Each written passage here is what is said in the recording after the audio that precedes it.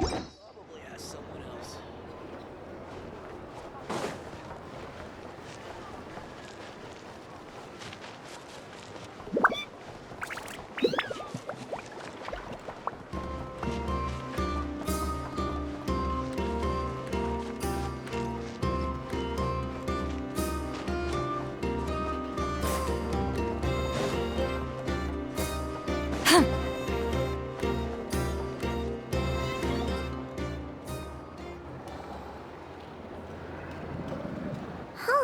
It's been a few days since we said bye to the others in Nasha Town.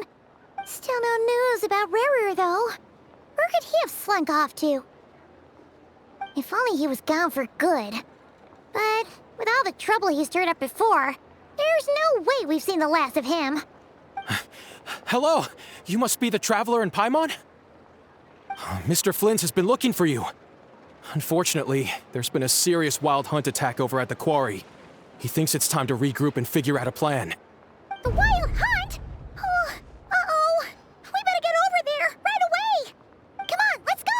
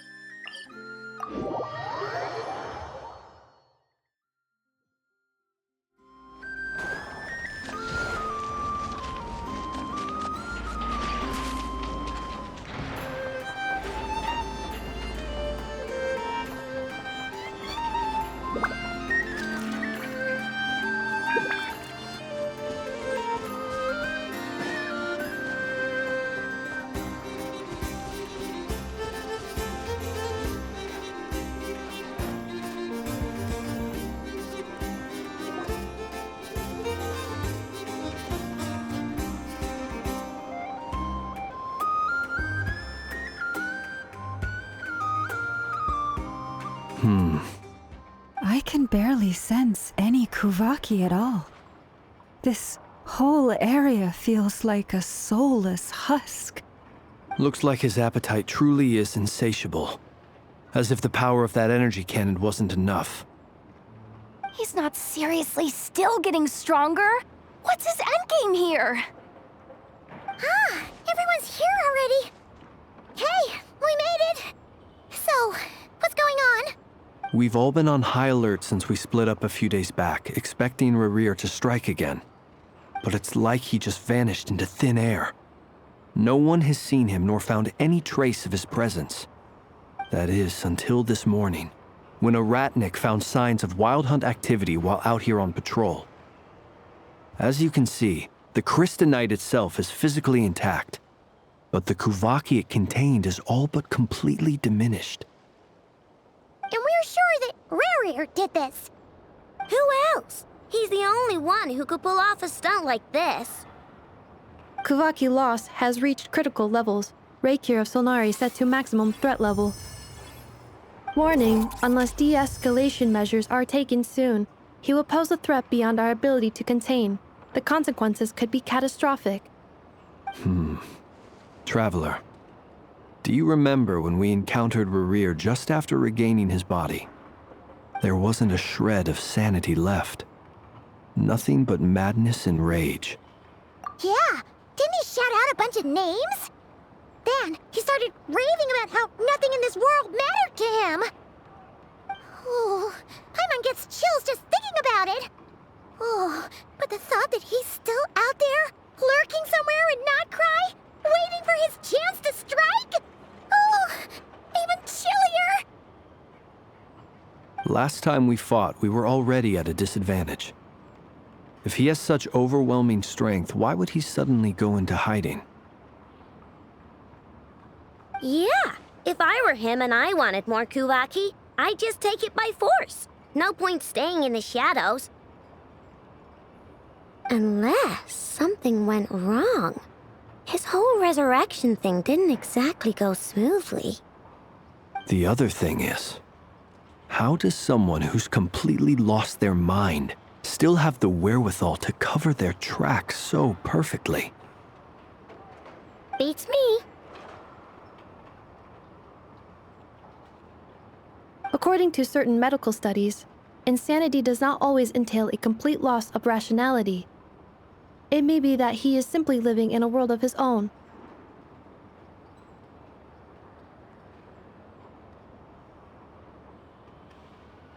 That actually sounds about right. He was ranting away to himself the whole time, like he had zero interest in talking to us. There are many unanswered questions here. He could be right under our noses, and we'd still be in the dark. Besides his name and title, we know little about him. Certainly nothing about his past, or what he might be hoping to achieve. Exactly. And we wouldn't even know where to begin looking. Even Boss hadn't heard of the Rahir of Solnari before all this.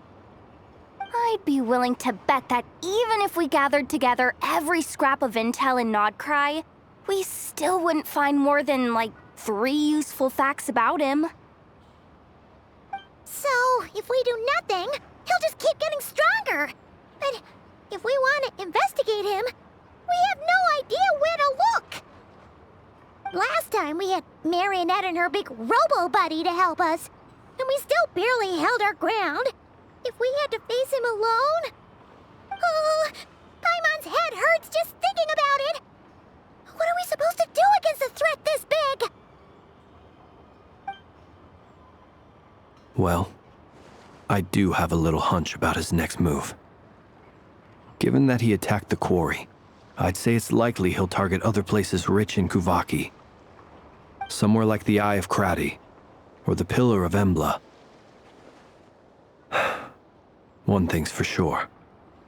If we just sit back and let him keep absorbing Kuvaki, we really won't stand a chance against him. A perfectly reasonable hypothesis. However, it is worth noting that these two locations are quite far apart. To investigate them both, we'll need to split up. I agree, we should split up. Right now, Rarir's goal seems to be gathering Kuvaki, not fighting us directly. Once we're done, let's regroup on Hisi Island. Wait, why Hisi Island? If I recall correctly, your largest goddess statue was carved from Kuvaki-rich ore, was it not? That's right. Yes, it could well be a potential target of his. I should head back and start evacuating the pilgrims.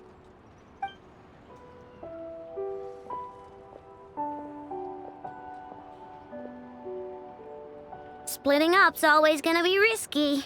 But I guess we don't have much choice, right? We're in a race against time here. And if we do run into Rear, what then? That's when you follow the 3rd rule of treasure hunting. Run like the wind. Didn't you say the 3rd rule was go with the flow? I don't know. Did I? Anyway, whatever. In this situation, go with the flow means go find backup. Agreed. If anyone finds so much as a trace of Rarir, do not pursue him. Get out of the area and alert the rest of us as soon as possible. We need to put safety first. All right, we'd better get moving. Come on, Anefa, let's go.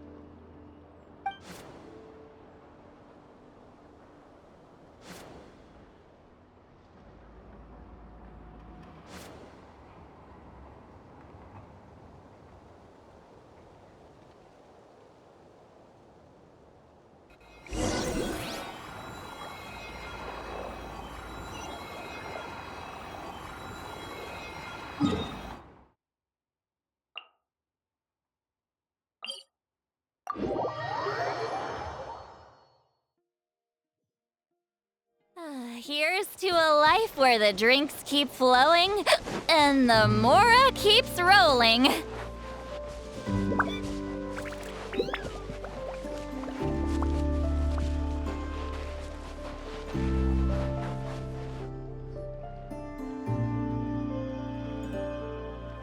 Any leads? Nope. Diddly squat. No clues to where he might be hiding. It's like he's a ghost.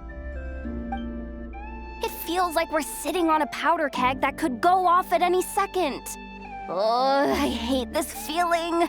I'd rather face him head on than be left hanging like this. So, you guys didn't find anything either? Not loving the word either. How about you, Flints?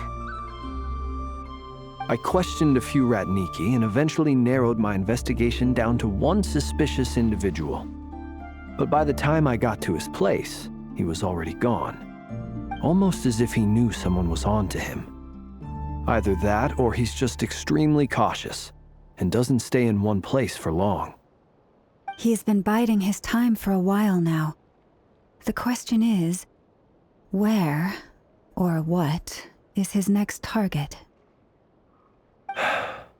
No idea. Since regaining his body, he seems to have lost all interest in the fragment in my possession. If he did still want it, he's had plenty of chances to take it. All we can do now is hope that Ino and Anefa turn up some leads. Darn it, Rerir. If you've got the guts, come face me one-on-one! Wait, he's actually here? I didn't mean it! I swear! No, it's coming from Silver Moon Hall. The Lady Kutar might be in danger. Let's get over there, quick!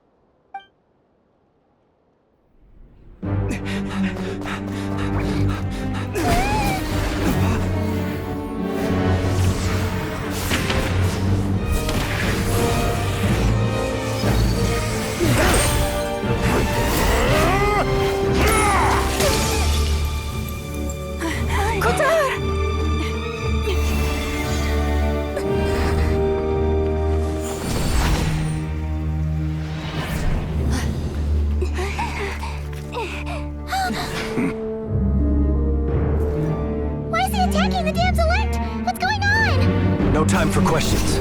Stop him!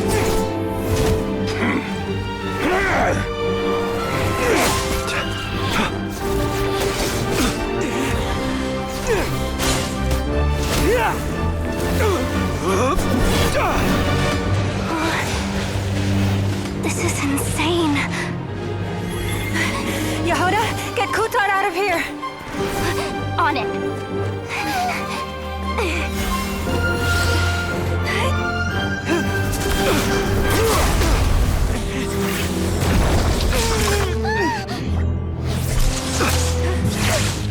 Look where your feeble light has gotten you. Now you shall plunge into darkness. Felindus, soon I will find a way. Watch out!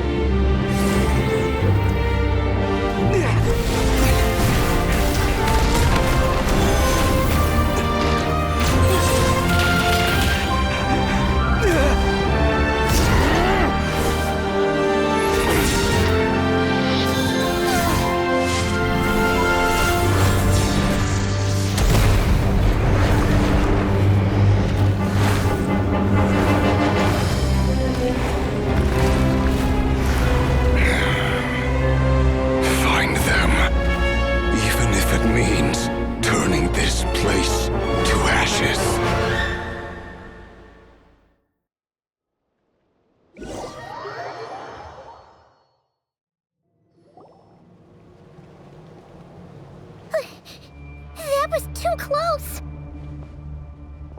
We barely made it out of there alive! What's that guy's deal? How'd he get so crazy strong? He's a threat to this entire nation. I doubt his strength could even be measured by conventional standards. I have a question. When me and Anefa showed up, we saw him chasing after this lady like he wanted her dead. What was that all about? We weren't there for the whole thing either. They were already duking it out by the time we arrived. Yeah, we didn't see how it all started. It all escalated so quickly, we had no choice but to step in. Kutar, can you shed any light on the situation? Kutar. Cross-checking database. I see. So you're the one that the Frost Moon Scions refer to as the Moon Goddess? Wait, she's the moon goddess? Oh, no wonder she looks just like all those statues. There are many reasons why people might worship the moon, and just as many why they might despise it. I've never met that person before, but there was no mistaking his deep-seated hostility towards me. Why he holds me in such contempt, I cannot say. But since he hunts the power of the moon, it's no surprise that I am a target. Kutar. There are many potential motives. For instance, you help the traveler escape his grasp. This could be his way of taking revenge. It is also possible that he covets the Kuvaki inside you and seeks to take it for his own. The list goes on. But right now, devising a counter-strategy should be our #1 priority. The likelihood of this location being discovered is close to 100%. A counter-strategy? But we don't stand a chance against an enemy like this. Surely our only option is to run. He's not gonna chase us to the end of the world, right? So as long as we can sneak out of Nodcry undetected. No, I can't say that. Come on, Yehoda, this is serious stuff. You can't suggest we all just chicken out. Running is our only option. Huh? You seem surprised, but what other choice do we have? We are facing an enemy we cannot possibly defeat in battle. Well, I mean, yeah, but still. It's not too late. I can distract him, so you have plenty of time to make your escape. Wait, what? You're gonna act as bait? Doesn't that make sense? I'm the one he's after. There's no need for you to risk your necks on my behalf. A coyote doesn't stop for bypassers while it's howling at the moon. What is it, Loma? The Frost Moon Scions have already grown accustomed to life without their goddess. My presence here is no longer essential, and this is not my home, so you needn't ask me to stay. We can't just roll over and let him get away with this. That's not our style. Yeah, we can't just call it quits after everything we've been through together. Besides, she'd pretty much saved my life back there. If I just ditched her now, I'd never forgive myself. We can't overlook that you have saved our lives multiple times now. To talk of returning the favor would be a little crass for my liking. But suffice to say that we are friends, and friends look out for one another. Riri's true objective remains unclear. Even if we were to sacrifice Miss Kutar, there's no guarantee he would stop.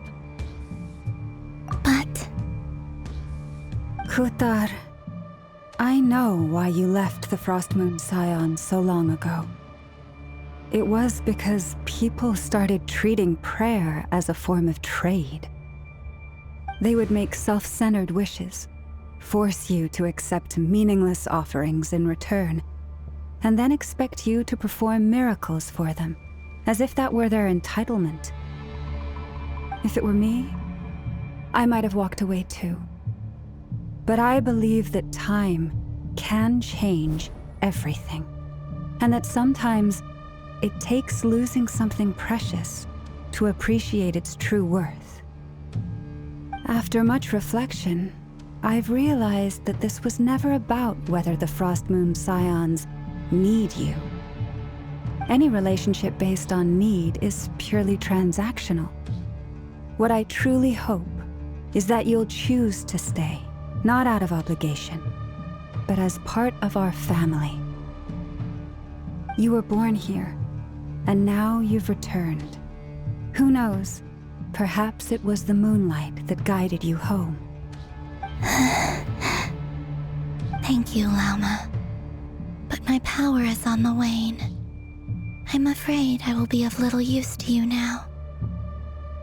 Very well then. I'll do as you say. Both times you saved us, we were transported across great distances in an instant.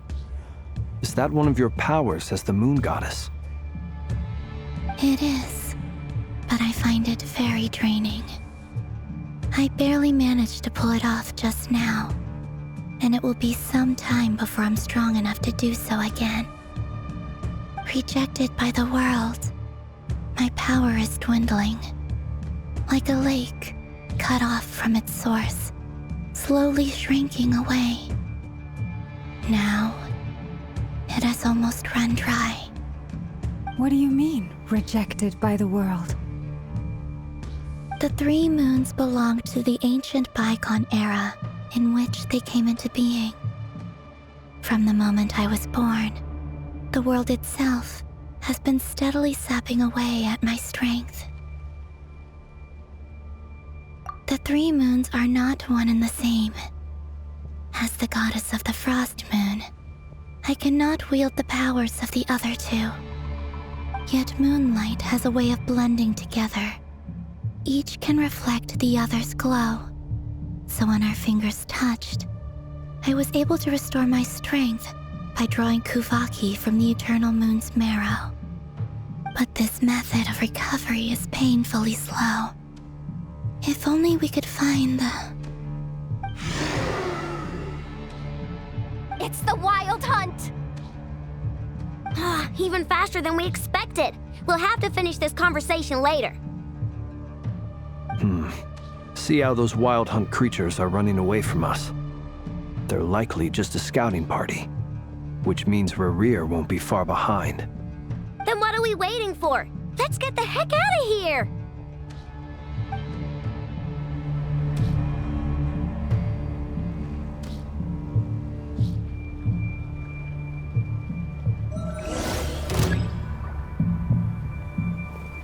You poor lost lamb, for the everlasting forth.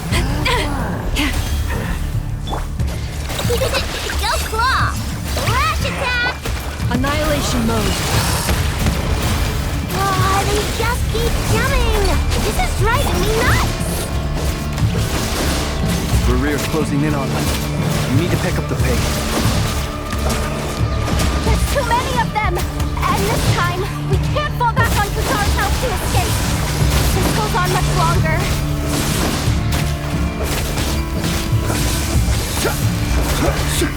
Beware the creatures of the night.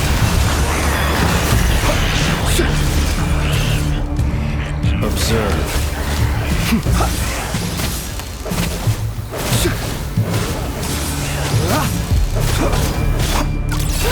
Rainbow!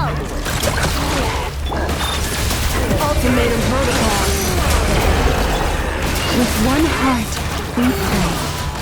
Forest, protector. Close your eyes.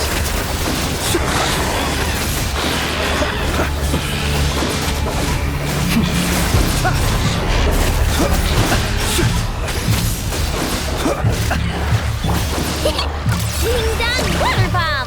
Reply! Annihilation mode. Cleanup sequence initiated. By the frost moon hell. You poor lost lamb.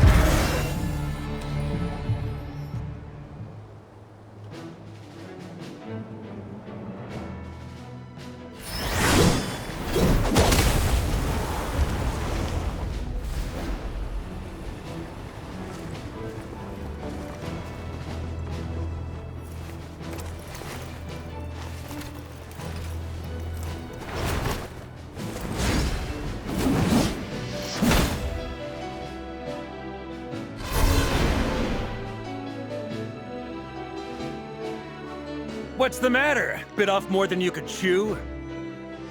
Who are you? Uncle Varka! You're back from Amsvartnir? Whoa! You're Varka? Grand Master of the Knights of Favonius? We could save the intros for later. Right now, let's get you all out of this hellhole. Follow me. I know somewhere you'll be safe. Oh, is that where I think it is? That's the one. Come on, move! There's no time to waste.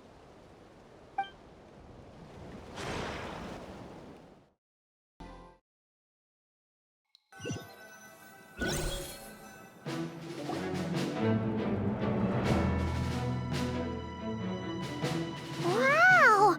Where are we? This is so well hidden. Well, that goes without saying. This is the Knights of Favonius' meeting place in Nodcry, and a contact hub for the Northern Intelligence Network, aka the Black Market of Intel.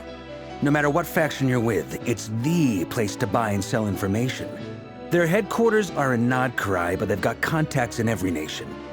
As an expeditionary force on foreign soil, working with them has offered us the most effective way of getting our hands on reliable local intel. This is where we meet, so naturally, it's secure. Anyway, where were we? Folks from Nodcry should be pretty familiar with me by now, but I believe this is the first time we've met. Allow me to introduce myself. I am Varka, Knight of Boreas, and Grand Master of the Knights of Favonius. We've heard all about you. This meeting's been a long time coming. You look way younger than Paimon expected, but you definitely have that Grand Master vibe. Well, I'm no spring chicken. Just not showing my age yet. Definitely feeling some of that back pain today, though.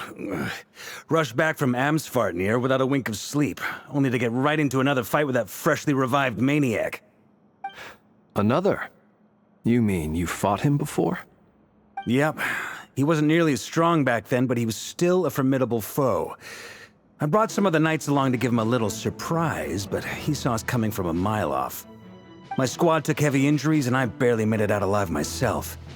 We knew it might have been our last chance, so we staked everything on it. But still, it wasn't enough to stop him. I tried tracking him down afterwards, but he didn't leave a trace. Even in his unhinged mental state, he's as cautious as any trained operative. So, I decided to come find you. And as luck would have it, turned up to find you being ambushed by the Wild Hunt. The rest, you already know. Is that why he's been frantically absorbing Kuvaki these past few days? Because he sees you as a threat? Maybe I'm part of the equation, but even if I weren't, I'm sure he'd still be gathering power. He's clearly working up towards something. Note to self, Uncle Varka's strength rating officially upgraded. Guess it's my turn to ask questions now. So, what exactly has been happening in Nodcry? Why is the Wild Hunt returned in humanoid form?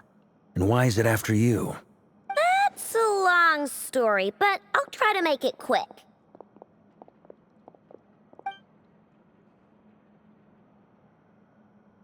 Wow, I had no idea so much had happened.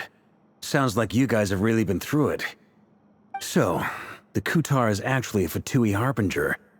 And all this Wild Hunt activity in Nodcry is the work of the Raker of Solnari, one of the 5 sinners. That's a lot to take in. Need some time to wrap my head around it all. I'm truly sorry, Mr. Varka. You stood with us against the Wild Hunt, and did everything you could to stop it from escalating into a full-blown catastrophe.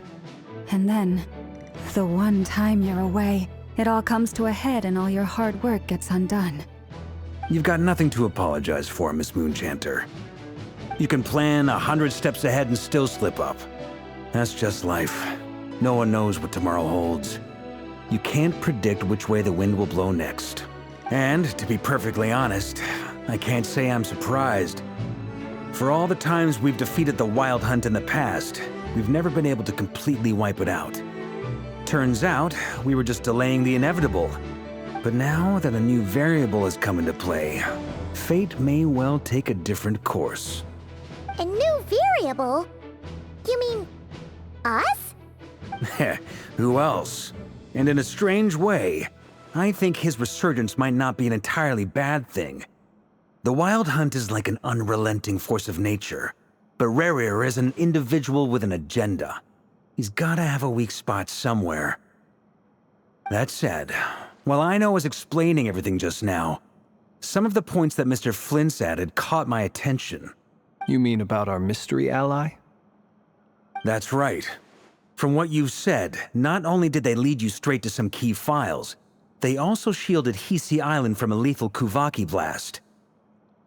I don't know who or what could pull something like that off. Heck, even Miss Columbina doesn't have a clue. I hadn't heard the story about those files. Would you mind repeating their titles for me? Wild Hunt Phenomena Log, a Nodcrian Ratnik's Field Journal, and Kuvaki Survey Log. Oh. No. Still doesn't ring a bell. Another dead end. Guess all we can do now is hope that our mystery ally keeps showing up when we most need them. Still, it's safest to assume they won't be intervening again. From here on out, we'll have to resolve this crisis by ourselves. Your intel also explains something else I've been wondering about. The reason I led my team to Amsfarnir was because we'd had reports about a possible source of the Wild Hunt showing up there. But once we looked into it, it turned out to be a red herring.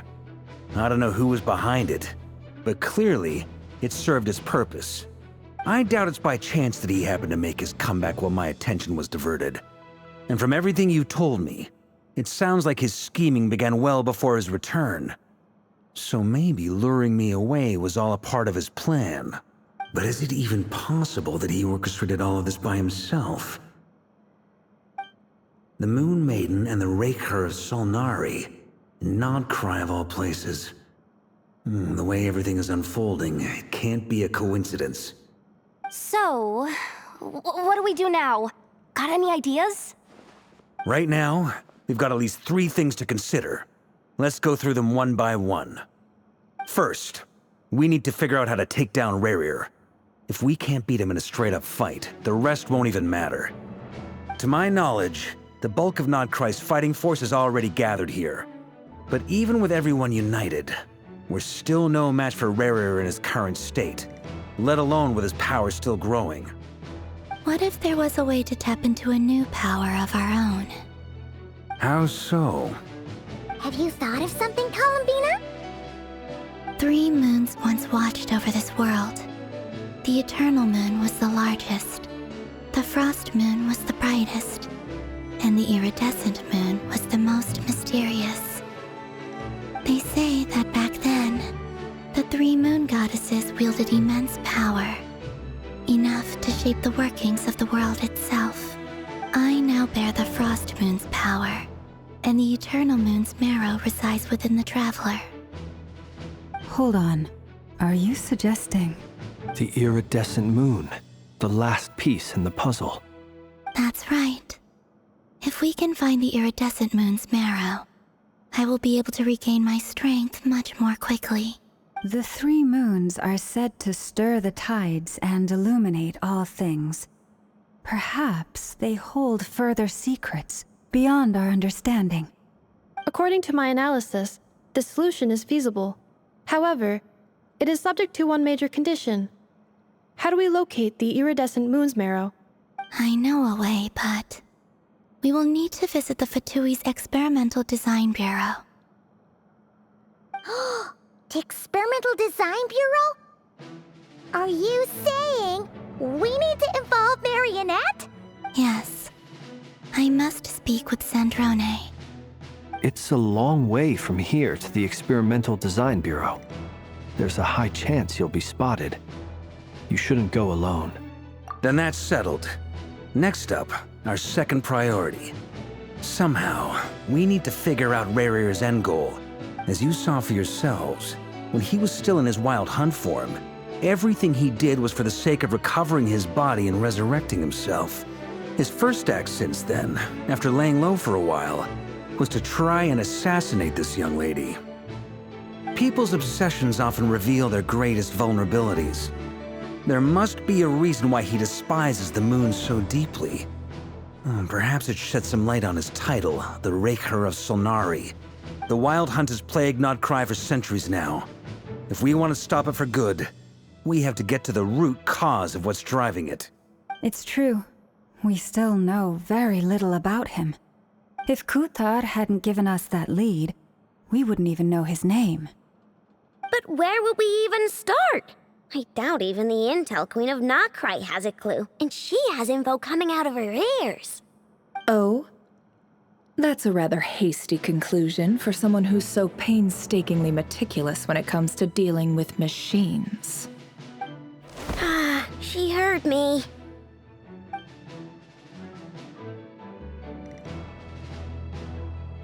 Boss! What are you doing here? I'm now asking myself the same question. I received a letter from a humble knight of Favonius, requesting a meeting to discuss a major business deal. But it looks like this humble knight had something else in mind. Details. Miss Nefer, the important thing is that you've arrived at the perfect time. Since his failed ambush, I've been racking my brains trying to come up with a plan to fight Rerir. Given the severity of the situation, I think it's fair to say that our only chance lies in uniting as one. And I'm talking all the factions in Nodcry. We can't do this without the Curatorium. But I knew it'd be a tough job to win you over. So, I took the liberty of reaching out for a little chat. Wait a sec. How did you even hear about this place, Nefer? Didn't you say this is meant to be the Knights of Favonius' meeting spot? And a contact hub for the Northern Intelligence Network? And isn't it supposed to be super hidden? You really think he could have gotten settled in Nodcry without my help? Besides, I'm the one running this gig. Of course I know where the meeting place is. Allow me to introduce the current head of the Northern Intelligence Network. If it's intel you're after, she's your woman. Pretty much seen and heard it all. Please spare me the flattery. Let's cut to the chase. Seems like you've run into some trouble, huh?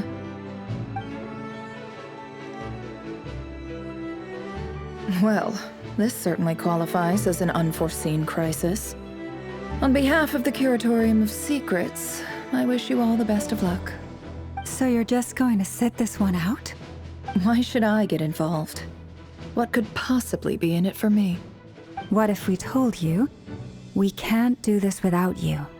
Oh? Then I'd say, you'd better make it worth my while. I don't work for free. I can't put a price on something like this. It's just not in my nature. But then again, you and I have always been polar opposites in this regard. So I can't exactly say I didn't see this coming. If you insist on compensation, I will pay you. Consider this a formal commission. Sound fair? You just don't give up, do you? Too bad. I know you well enough to know you can't afford my prices. The riskier the job, the more it'll cost. And a Moonchanter's stipend isn't exactly generous. Unless you're planning to start passing the donation box around among the faithful. Boss, just a thought. If they come up short, maybe you can take the difference out of my next few paychecks. Things got really dangerous during the fight with Rerir. If this girl hadn't saved me, I'd be ley line fodder by now. I'd be gone for good, boss. If there's any way we can make this work, I'd really like to help her. Please? I'm begging you. This is why I'm always telling you never accept favors. They are the hardest debts to repay. You have to be careful who you get involved with, or you invite all kinds of misfortune. Very well, Yehoda, I will help. But just this once. Don't count on this happening again. Flynn's, that fragment that Rerir was after, do you still have it on you? Of course. Let me borrow it. I need it to follow up on some leads. Wait, you actually have some leads? Shh. This is top secret information. I get it. We all have things we'd rather keep to ourselves. Plus, I know we can count on you, so we'll leave the intel gathering in your hands. And that brings me to the third and final item. We need to find a way to distract him. We need time to make our move, so someone will have to stall him. I'm in for this part, no matter what. Anyone coming with? Count me in too. Come off it, you two. Quit playing heroes. I'm way ahead of you here. Nefa did a scan of the Moon Goddess's Kuvaki signature, and we're gonna use it to make some decoys over at the Krumkake craft shop. Anyone who's in, follow me. Once they're ready, we'll deploy the decoys across Nogcry. So as long as the rest of you keep moving, he won't catch on to your scent and won't be able to track you down. I like it. Genius idea. No biggie. All right then, we'll split into 3 teams. Once your team has finished their mission, return here and wait for the others. Dismissed!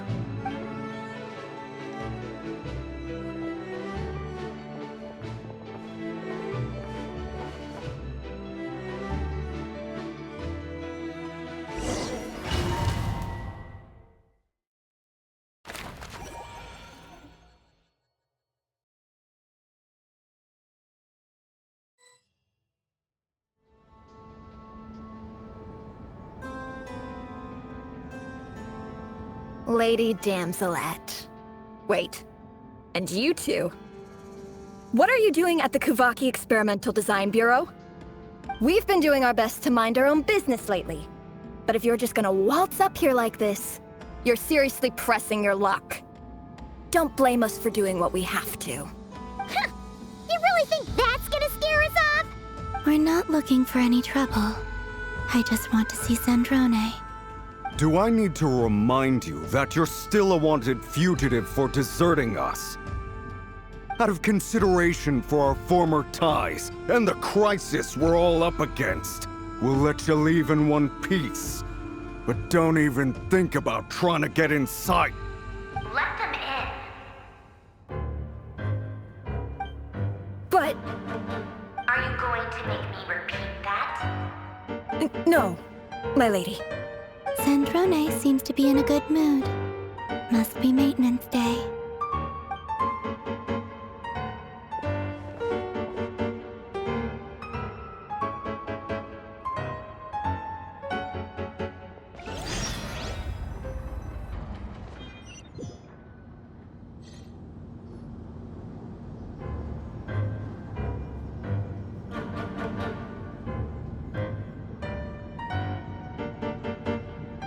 So tell me, to what do I owe the honor this time? Actually, before you answer that, just so we're clear, we're not colleagues anymore, Columbina. I don't owe you anything. I promise it's nothing big. It seems like you've gotten the wrong idea here. The only reason I let you in was because I was bored. It seemed like a way to kill some time and satisfy my own curiosity. Whatever miscalculations I may or may not have made in the past, I haven't lost the plot enough to even consider sticking my neck out for your sakes. I'd like to speak with Arlecchino. What? Huh? You mean the knave? I'd like to speak with Arlecchino. Is she in Nodcry? No, she's not. Once the work on this facility was completed, she went back with the Rooster and Regrator. The only ones in Nodcry are me and... What is it you need to speak to her about anyway? Rerir is hunting me. If I'm going to face him, I must first retrieve the lost moon.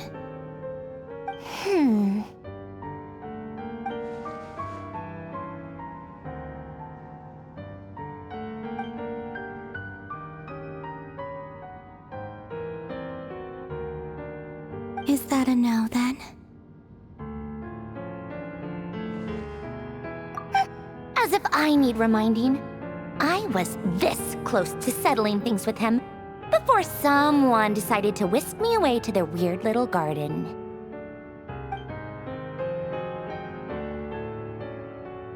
Have you held any tea parties lately? Tea parties? Yeah, obviously. You don't seriously think we'd pack it all in just because you aren't here.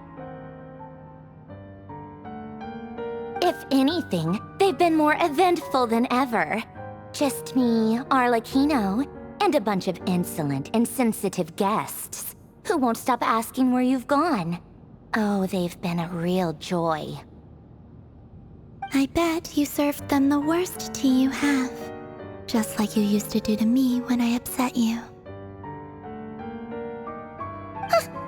Who cares about how good the tea is when there's no one around to drink it? I keep losing people. First Rosaline, now you. I'm running out of people who can make me laugh.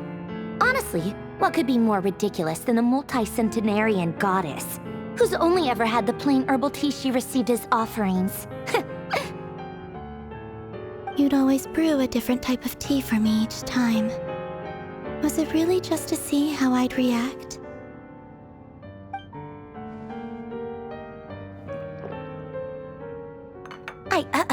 Well, duh. Why else? Watching you squirm was practically my only form of entertainment.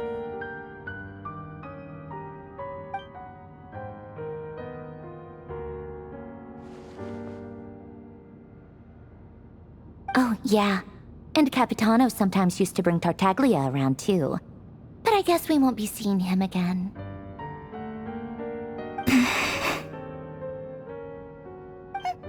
Well, I guess we are overdue for a get-together. Polonia! Have Fevronia pass a message to Arlecchino for me. It's time for tea. Will suffice. Pass along a message for me, too, if you would. My body cannot contain the marrow of 2 moons, so I'll be leaving one of them in her care. Excuse me? Who said you were on the guest list? If my tea meant that much to you, maybe quitting the Fatui wasn't your brightest move. Back when you were under the Tsaritsa's protection, no one would have dared come at you so openly. But that protection didn't come for free. In fact, I paid dearly for it. At the end of the day, it was just another transaction. I just got tired, that's all. I never wanted any part in their grand ambitions, and I've had enough of being treated like a bottomless supply of power. It brings back memories from the old days, when I was still worshipped as the moon goddess.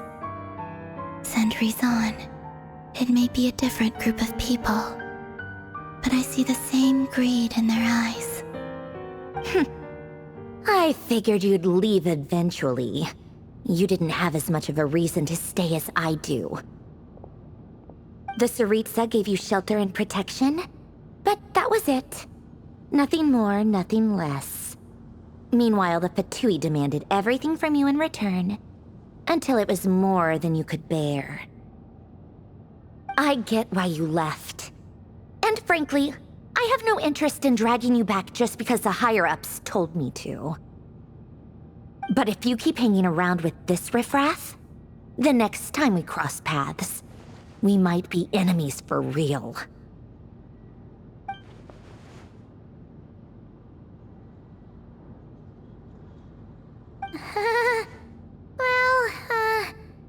Guess that's our cue to leave?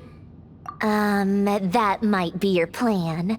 But it sounds like someone else wants you to stay a little longer. Huh? What do you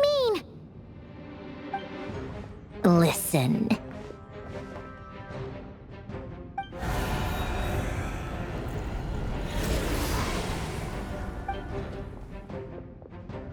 My lady, it's the Wild Hunt. A horde of monsters is headed straight for the facility. Another uninvited guest trying to crash my tea party. Clear the area. I'll handle this. Wait, what? You want us to leave you here by yourself? You'll be lucky to make it out of this alive. You really think you can afford to worry about me? Go on, get out of here. You may have stopped Polonia from crushing him last time, but I've made sure that won't happen again. The entire Experimental Design Bureau is rigged for war.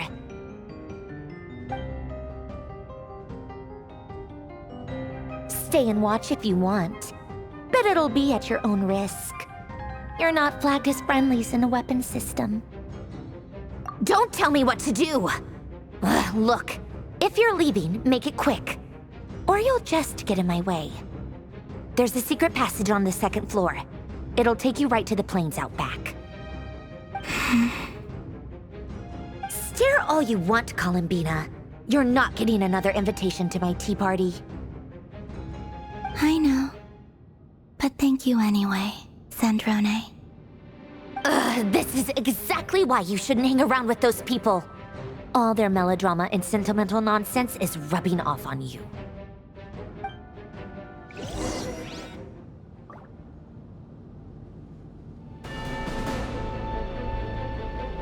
Come on then, Mr. Ray here. Let's pick up where we left off. It's your Wild Hunt monstrosities versus my beautiful creations. Let's see who comes out on top.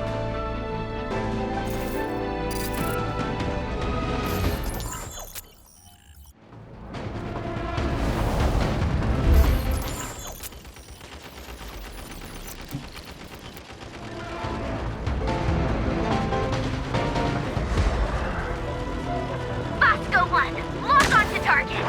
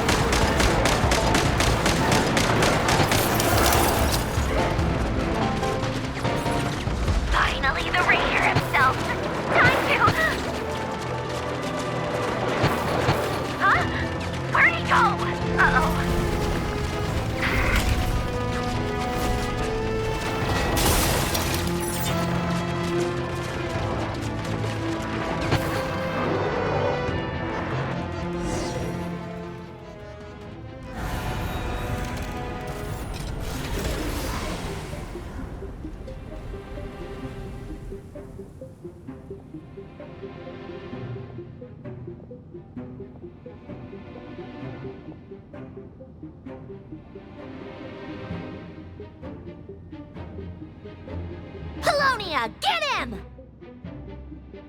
I've upgraded Polonia again since our last encounter, and uploaded every last scrap of your data. So let's finish this, once and for... She's not here. Where did she go? Hey, over here, you big...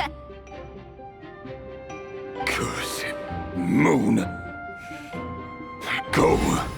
Keep searching. She cannot have gotten far.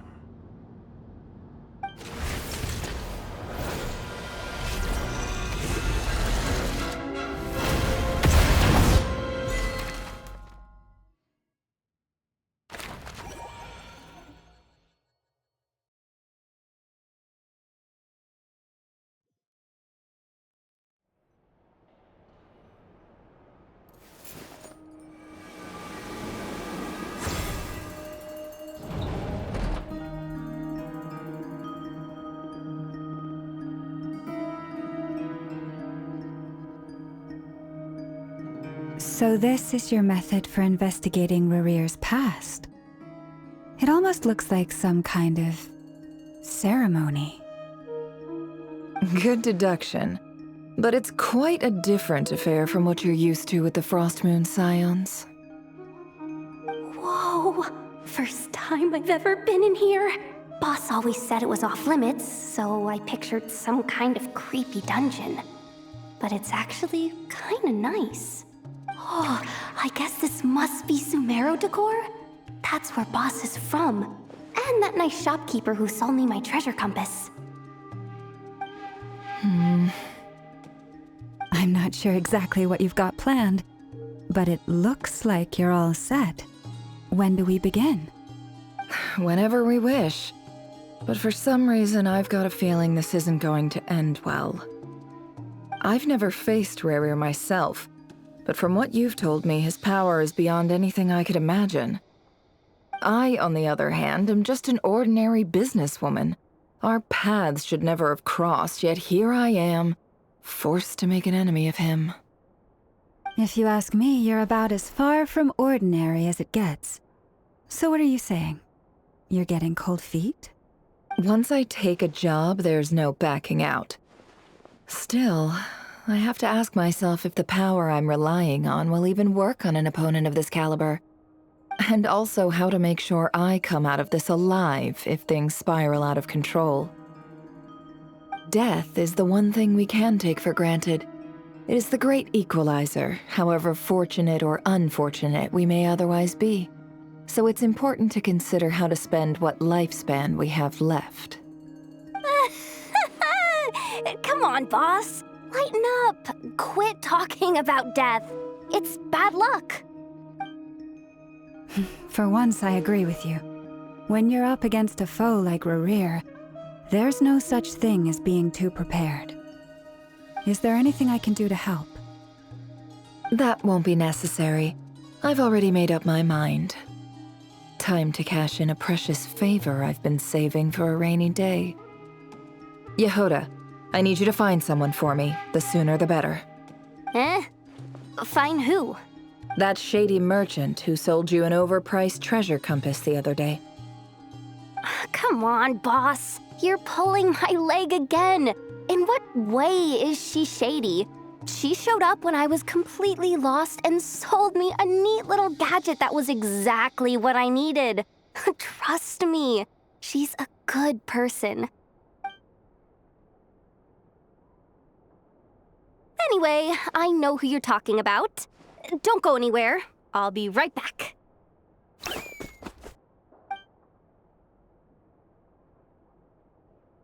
Quit dragging me. I genuinely can't run any further.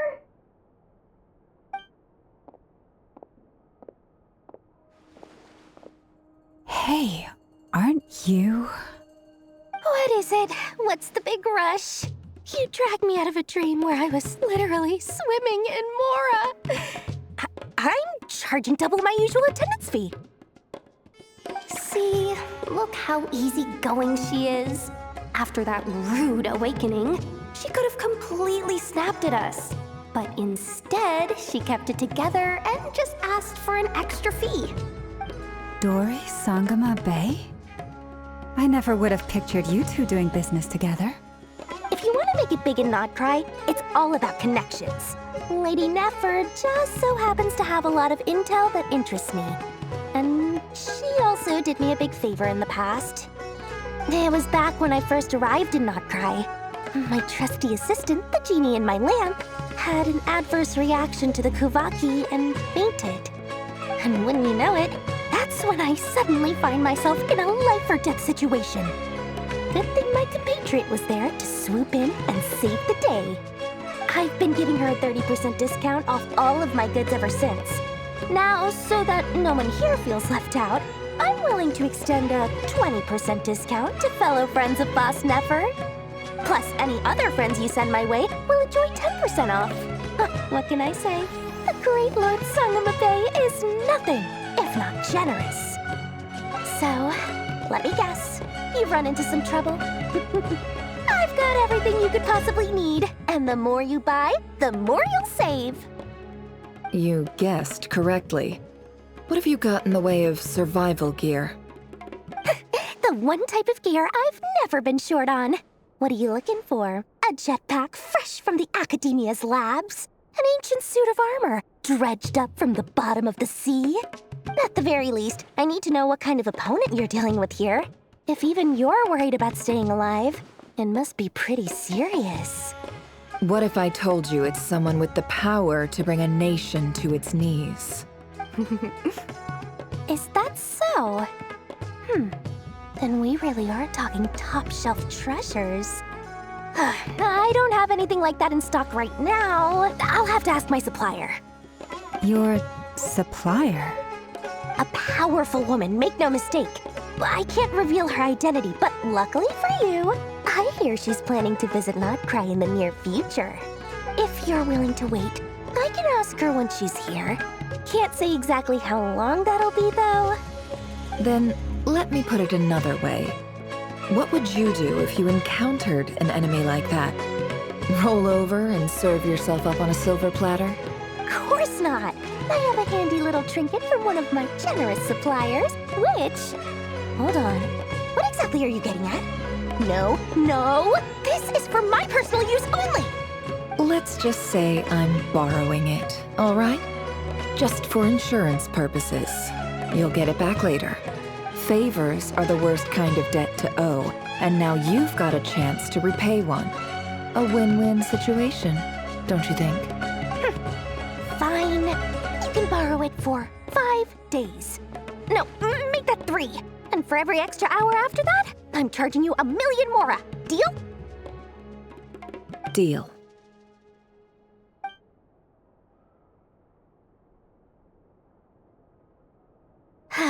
What a way to start the day. Now, was there anything else you wanted? Or can I go back to bed now?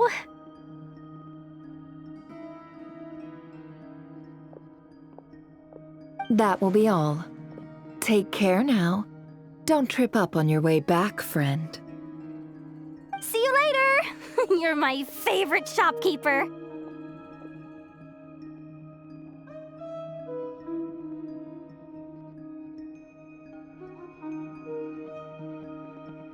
Excellent. Everything is well and truly ready. The ceremony can now begin. After initiating the ceremony, your minds will follow me wherever I go. You will see many strange things in your mind's eye. So remember, don't be frightened, and don't make a sound. Now then, let us peer into the Reicher of Solnari's past.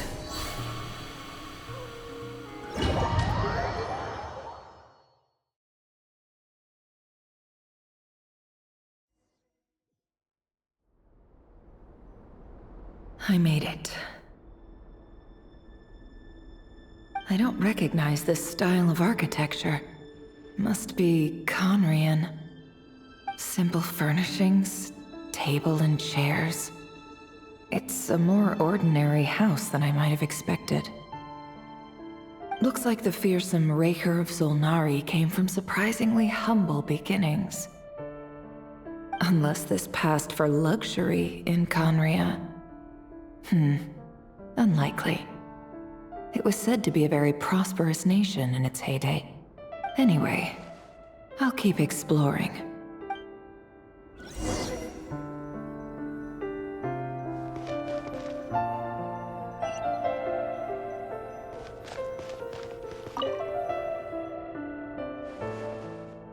Hi, Rivier. Since you're working extra hours tonight, I thought I'd keep myself busy by checking out that new kebab shop. I've heard good things about their menu. I'll test it out, and if it's as good as everyone's saying, let's go back together sometime. P.S. New stash from the Universitas Magistrorum. I brought some goodies home. A few teacups and a pin rack. Hope you like them. They didn't sign their name. But they must have been close. Sounds like they were living together.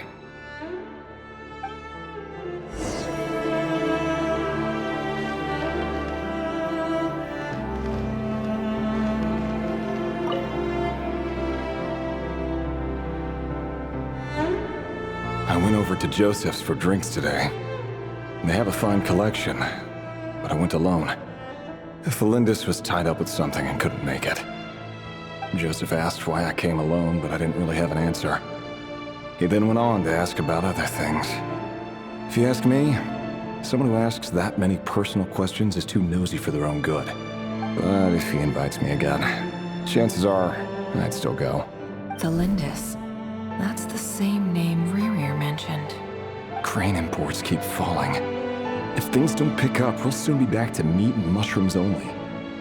Honestly, I'm not a huge fan of that new type of mushroom everyone's been into lately. Didn't it start out as a lab-grown variety? I heard it's even mildly corrosive.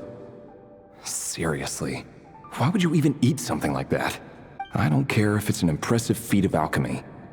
That just isn't the kind of thing I like to eat.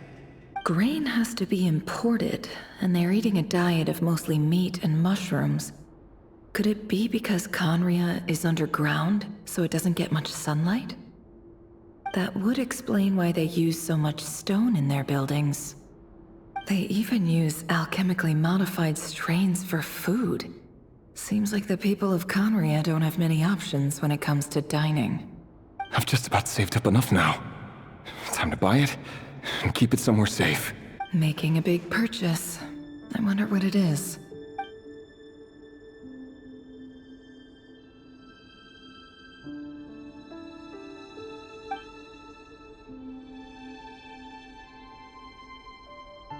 He really is a professional.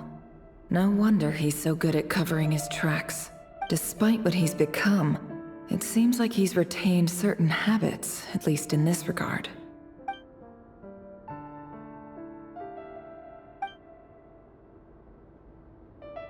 Did Rary rip it out himself?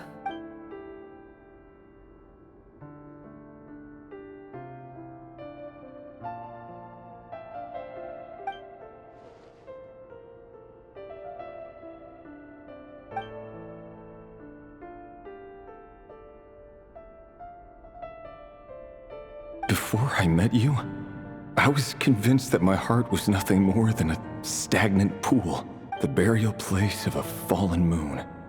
A withered, windless grove where the waters rested forever unrippled. It was you who helped me see that my heart hadn't entirely withered away. That it could still beat to the rhythm of love. This is just trivial sentimentality from the looks of it. Why would he go to the trouble of hiding that?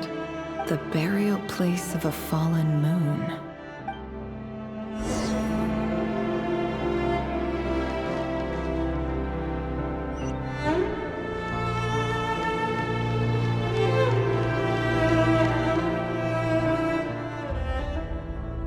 Revier, over here.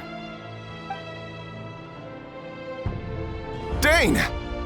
Oh, and, Vedelfin here? What a surprise to see you here, sir. Hello there, Revier. You need not address me so formally outside of court. He doesn't get that much free time, so I invited him over for a drink. Even the court prophet deserves a break every now and then, right? Well, I'm flattered. So, what are we discussing today? Hey, don't look at me. As far as I see it, we don't need an excuse to have a few drinks. Come on, don't give us that. Didn't you say you were about to pop the big question? How's that coming along? Who'd have thought the great Twilight Sword was an even greater gossip? I just didn't expect you to be the first one to settle down and get married, that's all.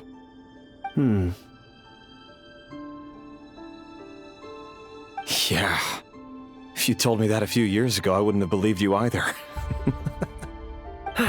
So, are you planning to come clean about your job then? I'm guessing you still haven't told her. Sure, I'll have to tell her at some point. But I'll need to pick the right time and place. To be honest, I have no idea how she'll take it. Come on, stop being such a pessimist. For all you know, she could be thrilled.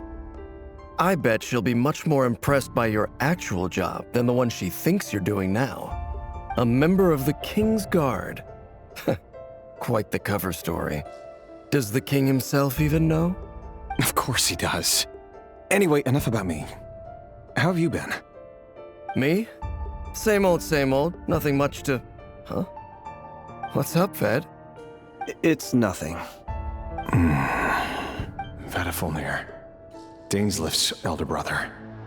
Renowned throughout the court of Conria as the Visionary, and said to possess a wisdom far beyond the reach of any ordinary man. And yet, despite the gulf between us, he seems to have something to say about me. Does he even know me?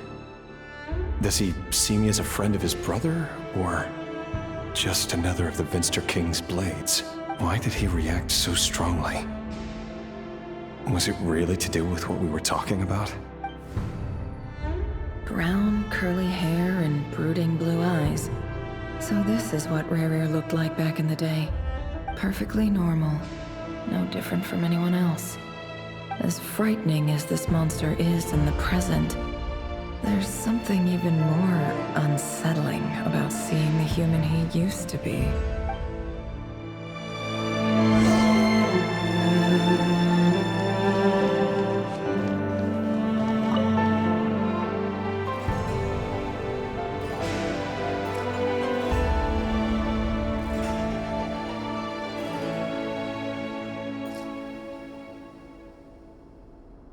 Felindis? You're back early? Our equipment's being serviced today, so I got off earlier than usual. How's your day been? Aw, why the long face?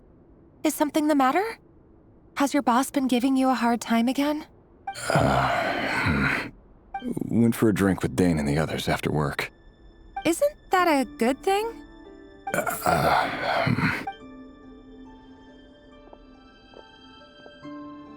Ver.Luna showed up today, too. You know, Dainslif's older brother. Ah, Mr. Ver.Luna. Yes, I've heard of him. They say that everything he says ends up coming true. He overheard Dainslif mention that I'd recently proposed, and seemed to have an issue with it. But when I asked what it was, he kept it to himself. So, you're worried? You can be such a child sometimes, Ver.Luna. We're nobodies. Why would the Visionary be concerned about us? I'm sure someone in his position has much bigger fish to fry. Maybe you're right. You worry too much, Ver.Luna. We've been together for ages now, and everything's been going so well, has it not? You've even proposed to me. So, you do remember. Tell me then. What's your answer? Like I said, I need some time to decide. You can't just rush into things like this. We may be nobodies in the grand scheme of things, but if we want things to work out, we've still got to plan ahead. All right. Take your time. Just don't keep me waiting forever. Nobodies. Sounds about right. In the eyes of people like Ver.Luna and Dainslif, what do we matter? Can someone whose gaze is so fixed on a far-flung future even see the present clearly? Besides, the dynasty's fate rests with the king and his inner circle. Whatever I do, it won't make much difference. Meanwhile, every idea they come up with, every decision they make, it affects everything. These days, the king is lost in his research, and the purge of the Crimson Moon bloodline grows ever more intense. The opposition tried to speak out, but nothing came of it. And I'm under no illusions as to why. Because we eliminated them and got rid of their bodies. A man can have 1,000 reasons to carry a sword, but there are few good excuses to use it. Yet the king has never even considered a gentler approach, and he never will. What becomes of someone who kills on another's behalf? Can he ever find true peace?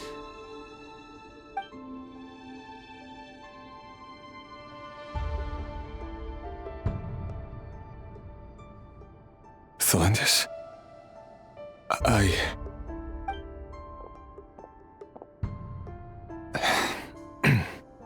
It's nothing. You were right. Fate has never smiled upon nobodies like us. But by the same token, it's unlikely to bear a grudge against us either. There's no reason we can't keep living happily together, cherishing the simple joys of each day as they come. See? You just need to stay positive, Revere. I can feel your warmth, your breath. You're right there, right by my side.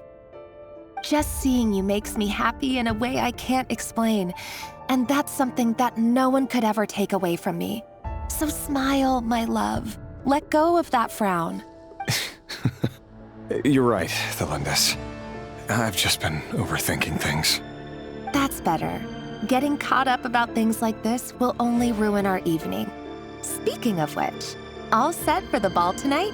I need to go get ready. You go ahead. I just have a few things to take care of, then I'll come join you. Even busier than the big shots, huh? Fine, I'll go get started. But don't be late. If you keep me waiting too long, I won't be a happy bunny. Relax. I'll be there. Seriously, though, you drive a hard bargain. You're really gonna leave my proposal hanging and still expect me to take you to the ball? Well, that goes without saying. I already told everyone I'd be coming with a dance partner. Besides, they're two completely different things. Let's take it one thing at a time, all right? All right. White outfit it is. It seems like Rerir was deliberately hiding his ties to the intelligence services by giving the impression that he was just an ordinary member of the Venster King's Guard. He clearly doesn't want his would-be fiancée to know about his other life. Then again, that's hardly surprising. People in the intelligence trade rarely do. Who'd have thought we were in the same line of work? Let's dig a little deeper.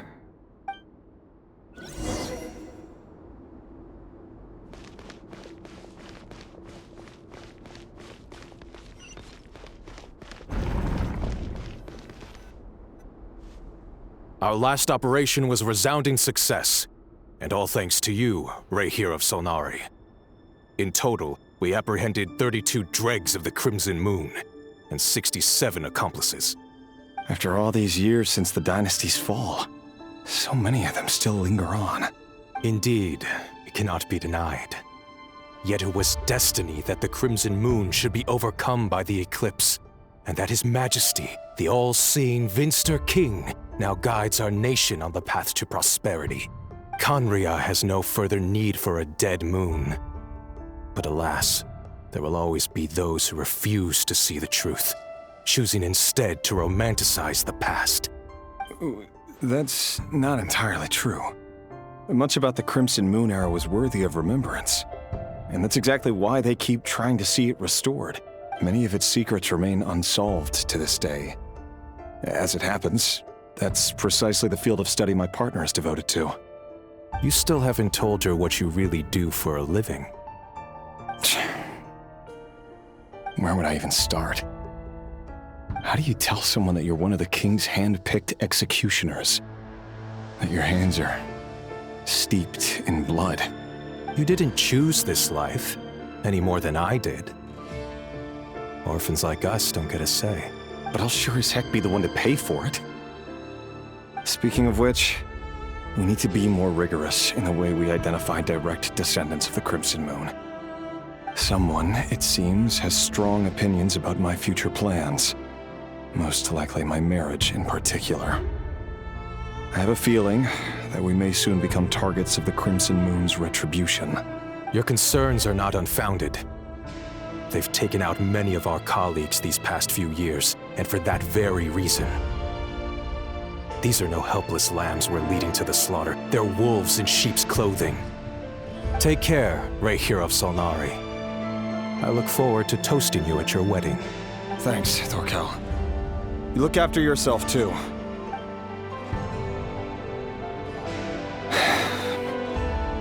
Felindis, I never wanted to keep this from you.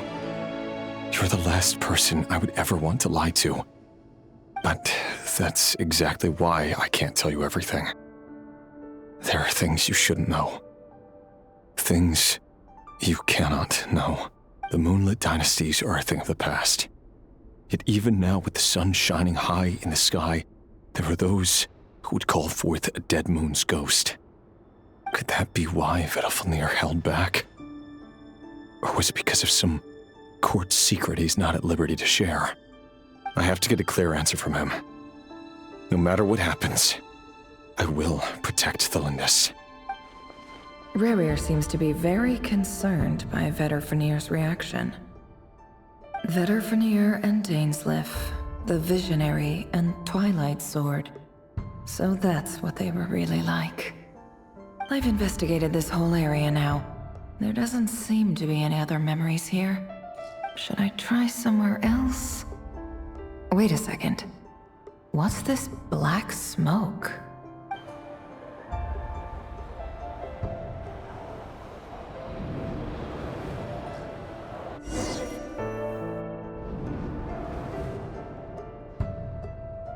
So, he's late after all. Just you wait, Rerir. You're in for it. Big time. Are you waiting for someone, ma'am? Could I tempt you into buying some flowers? Oh, sure. Pick me out a pretty bunch if you would. Thank you. But I'm afraid none of them are as pretty as you. For someone so young, you sure have a way with words, don't you? I'm only telling the truth. Look me in the eyes. You'll see I'm not lying. May we have a word in private? Who are you? And what do you want? It doesn't matter who I am. Too many of our kind have fallen lately, so I decided to take the risk of reaching out. Not long ago, the Reihir of Solnari led an assault on one of our strongholds. We suffered many casualties, and many who came to our aid lost their lives as well. Sorry, I don't know why you're telling me this. And I don't want to get involved. Wait, hear me out. This time we finally got a clear look at his face and learned his true identity. His name is Rerir, and he claims to be one of the King's guards. What did you say? A cruel irony, isn't it? The man you're set to marry leads a double life as a brutal executioner. But surely, you must have caught a whiff of the blood on his hands. Why are you telling me all of this now? Simple. It's because... How strange. Rerir was nowhere to be seen in that memory.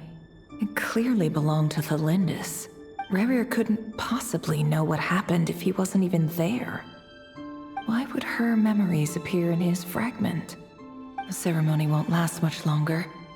I think it's time to call it a day.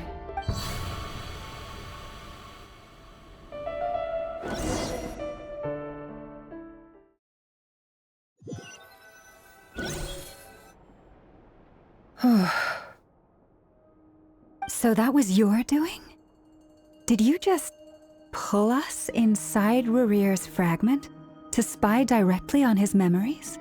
Any more questions, and I'll have to start charging. I had no idea you could do that, boss! Seriously, that was amazing! We're not worthy. We're not worthy! I gotta admit, though, I'm itching to see what happens next. Feels like we barely scratched the surface. I'm just as curious as you are. But the ceremony only allows for limited time inside. That's all we can see for now.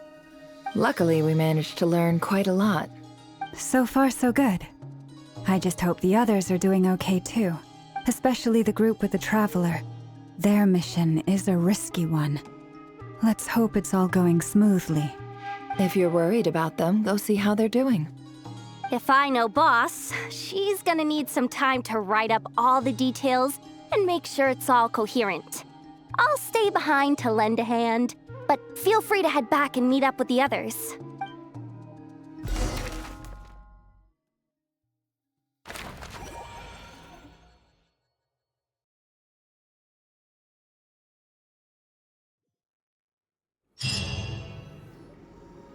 Oh, they've been prowling around for nearly 2 days now. These things just won't quit. Oh, they might not have seen us yet, but them constantly sweeping the area, our way out is completely blocked. Oh, that's never gonna work. One little slip up and it's game over. If they spot us, they'll run straight back to Rear. And once he knows we're here, it won't be long before he's breathing down our necks again. Oh, guess you're right. All right, time to zip it.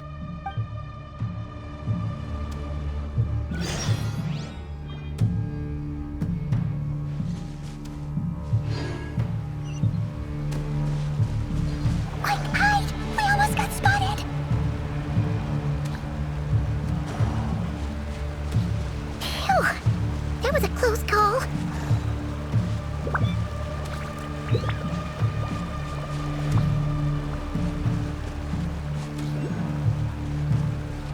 Watch out! He's coming this way!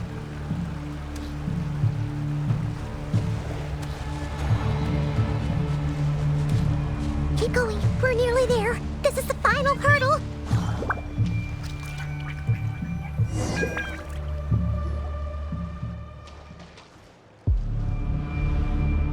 Oh, there's no end to these things.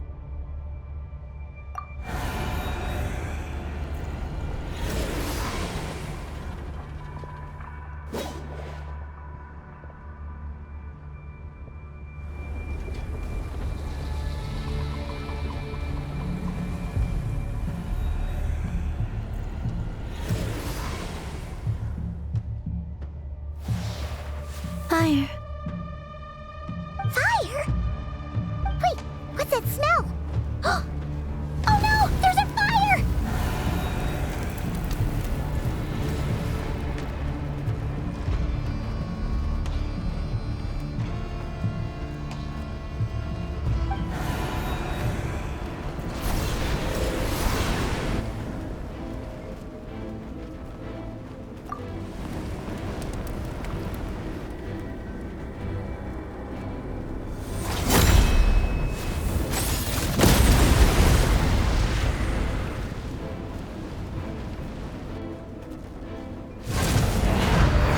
Sandrone was right. You look weak, Columbina.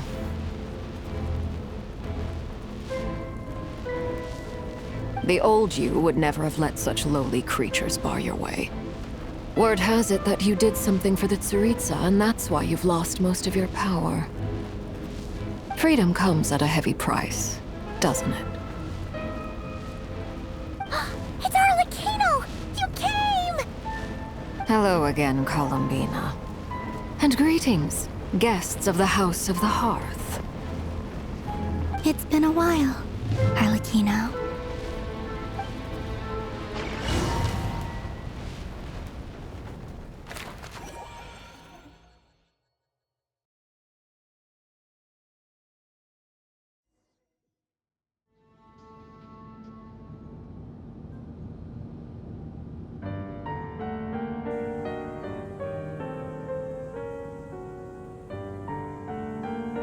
Stupid right here of stupid Solnari. Ugh, whatever. I've got all the data I need. Next time we meet, you're finished.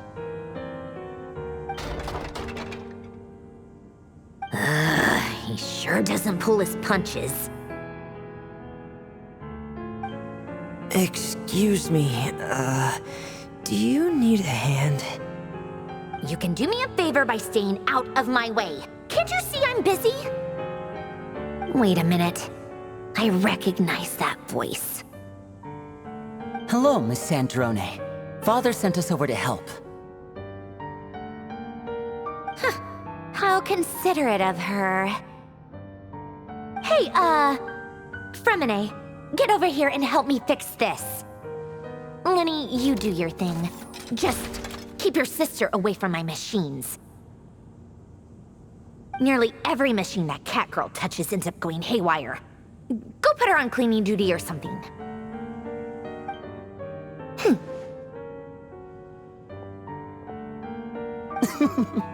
Then let's start downstairs. Fremine, we'll leave this place to you. You've got it. Wait a second. Pretty sure there's still some tea in the cupboard. If you want some, you'll have to make it yourselves.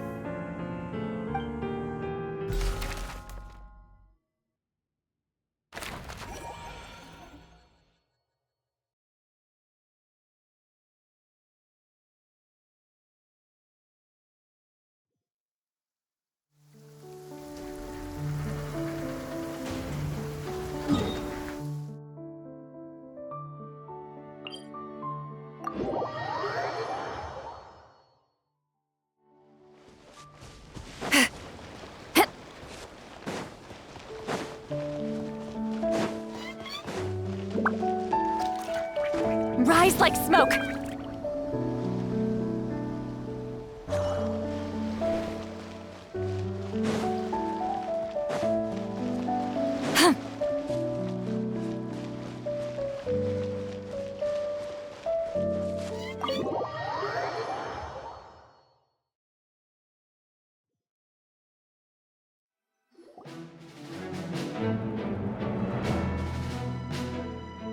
It's a relief to see you all made it back in one piece. Huh? Feels like there's quite a few people missing. Where's Flint's and the others? And what about Nefer? I returned ahead of them. Flint is helping Aino and Anefa to set up the decoys and buy us some time. As for Miss Nefer... Boss is still wrapping things up on her end. She sent us back to fill you all in on the top secret intel we've been gathering. I see. Then let's get right into it. But first, who do we have here? You brought someone else in to help? Greetings. I was invited here to help as a longtime Tea Party companion of Columbina's. You may call me Arlecchino. Surely it can't be. Those eyes.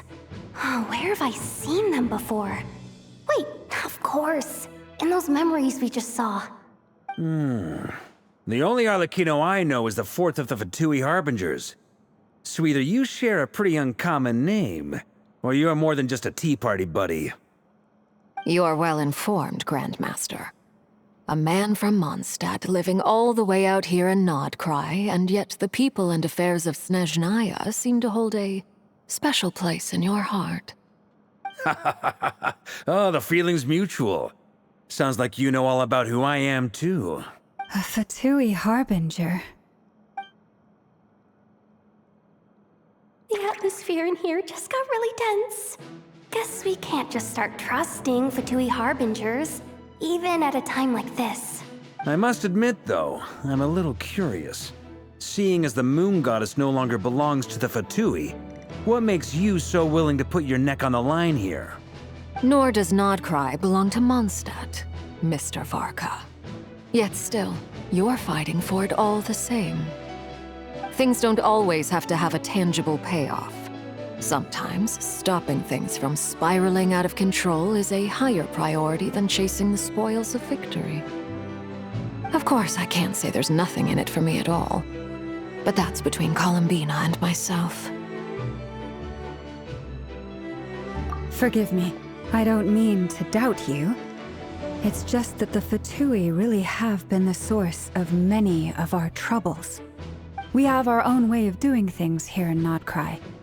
But ever since they arrived, The Fatui have treated us with nothing but hostility. I know there's been a lot of bad blood between us in the past. I've done my utmost to avoid friction whenever I could. But sometimes fundamental conflicts of interest simply can't be settled amicably. That's why I'm here solely in a personal capacity. This has nothing to do with the Fatui. As a gesture of good faith, I'll be frank. I can help Columbina track down the iridescent moon's marrow, which will help her restore more of her power. Anyway, what else is on the agenda? Let's begin. She says she'll be frank, then completely skips over the details. Looks like she doesn't want to give away too many secrets after all. But she clearly wants to change the subject. It'd be awkward if I tried to bring it up again now. I guess we'll just have to go along with it. She's the fourth of the Fatui Harbingers after all. One look and you can tell she's not someone you'd want to mess with.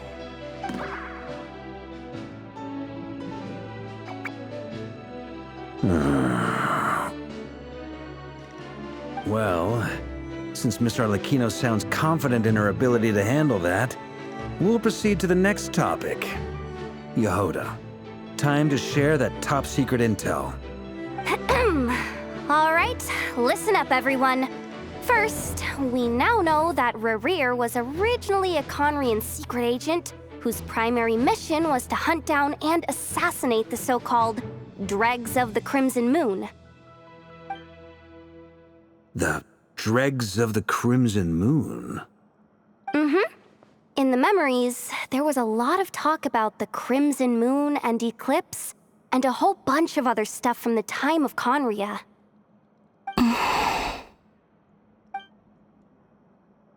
To my knowledge, those were the names of two different Conrian dynasties. Long, long ago, it is said that the people of Conria worshipped the Crimson Moon, drawing a mysterious power from its reflection. But one day, a coup saw the Crimson Moon eclipsed, hence the name of the new dynasty that replaced it, and how it became the new emblem of Conria. Still, long after the Crimson Moon dynasty had fallen, the last ruler of the Eclipse dynasty, the Vinster King, still coveted the secrets it left behind. So, he sent the Rehyr of Solnari to secretly hunt down the Crimson Moon's few remaining followers. In those days, Rehyr showed no signs of madness. In fact, he was as normal as any other person. Oh, and he had a fiancé, or at least a would-be fiancé, called Tholindis. What's the matter?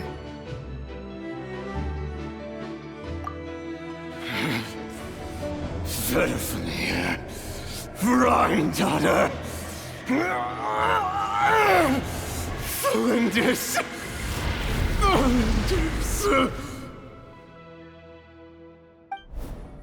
Interesting. Anything else? What about this would-be fiancé of his? Do we know anything about her? Well, she was a researcher at the Universitas Magistrorum, but it felt like she was hiding some kind of secret. Oh, and one more thing. For some reason, Rehyr's fragment also contains some of Tholindis' memories, though only a very small portion. Well, no shortage of potential leads, I'll give you that. In any case, it sounds like we can conclude that while Tholindis was still around, Rehyr appeared to be lucid and quite normal. Tholindis, it seems, must have been the one thing in this world that he couldn't let go of. Tell me, though, were these pure-blood Conrians we're talking about here? Why do you need to know that? Hold on. If she was a pure-blood Conrian... Oh yeah, just like how it was with the captain. If we could somehow find her, do you think there's any chance Rehyr might regain some of his sanity? It's possible, but it would take a miracle. We can't pin all our hopes on that. That merchant who never knows, Dori Sangama Bay. Maybe we could hire her to look into it. All right then. Let's keep working in our separate teams. Traveler, Paimon, Kutar, and Miss Arlecchino We'll go look for the iridescent moon's marrow. As for the others... On the way over here, I noticed that the wild hunt monsters had grown even more frenzied in their search for Kuthar. At this rate, the people living here will be in grave danger too. So I'm thinking of gathering together some of our followers to go wipe them out. I'll head back to the curatorium and meet up with the boss. Feels good knowing we've all got something to be getting on with. Given that the Wild Hunt has been a lot more active lately, the Lightkeepers have likely begun their own operations too. If that is the case, someone will need to pass the news on to Flint's. I'll hold the fort for now, then discuss our next move with Flint's, Aino, and Anefa when they get back. All right then. Well, the clock's ticking. If that's everything, we'll be on our way. We'd better get moving too. We'll try to buy you as much time as we can. Relax. Just do your thing. I decided to call in some backup since things are getting so hairy. Our reinforcements should be here any minute now. Stay safe, everyone. Dismissed.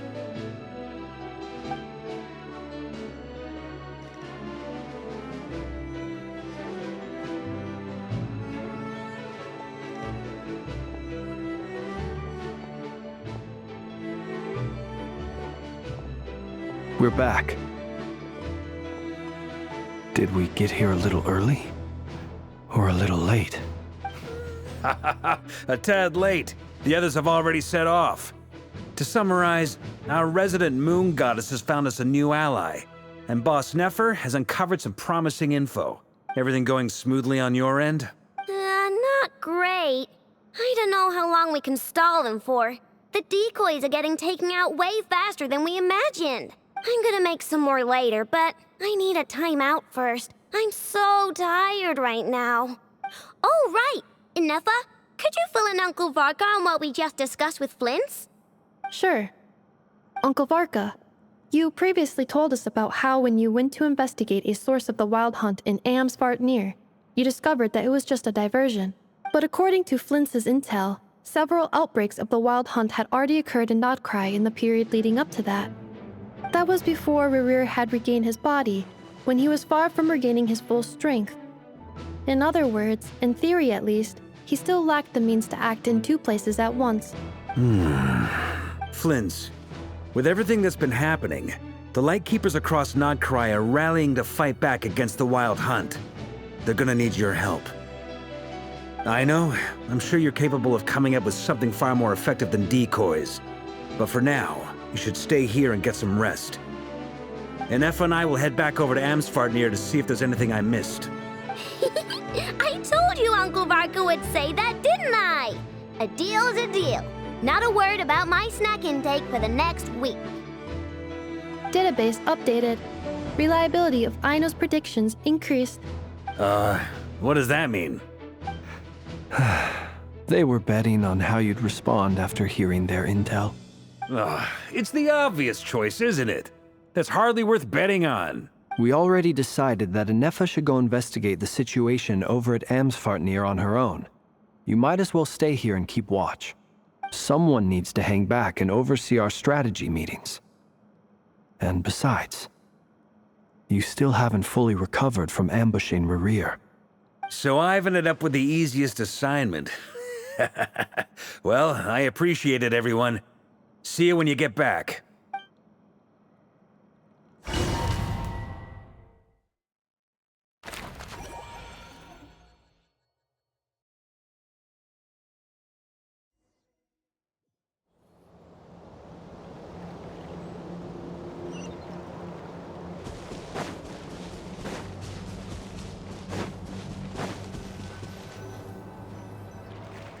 Here, this will serve as a good spot to cross over. Arlecchino, hold up a second. Since you brought us all this way, would you mind telling us what you've got planned? We still haven't got the slightest idea what's going on here. And if even Columbina doesn't know where the iridescent moon's marrow is, how do you? Simple. Because I am an inheritor of the royal bloodline of the Crimson Moon, and one of the last surviving embers of the Two Worlds' flames. Huh? serious? Isn't you're a descendant of that Crimson Moon dynasty we were just talking about? The one from ancient Conria? Your surprise is understandable. I was also taken aback when I first learned of it. But the more I thought about it, the more I realized the signs had been there all along. When I was young, I discovered I could wield a very special kind of fire. It coursed like blood through my veins and smoldered away inside my nerves. What's more, whenever I experienced strong bursts of emotion or drew too deeply on this power, it was like some kind of presence within the fire would begin to gnaw away at me, consuming me from the inside out. Exactly. That is why my hands are like this, too. At first, I saw it only as a curse, but once I became a harbinger, the jester apprised me of the truth. Together with my own investigations over the past few years, there are several things that I have gradually come to understand. For instance, take the so-called Crimson Moon. In truth, it is nothing more than the shattered remnants of the iridescent moon, fused with the abyss to prolong its lifespan.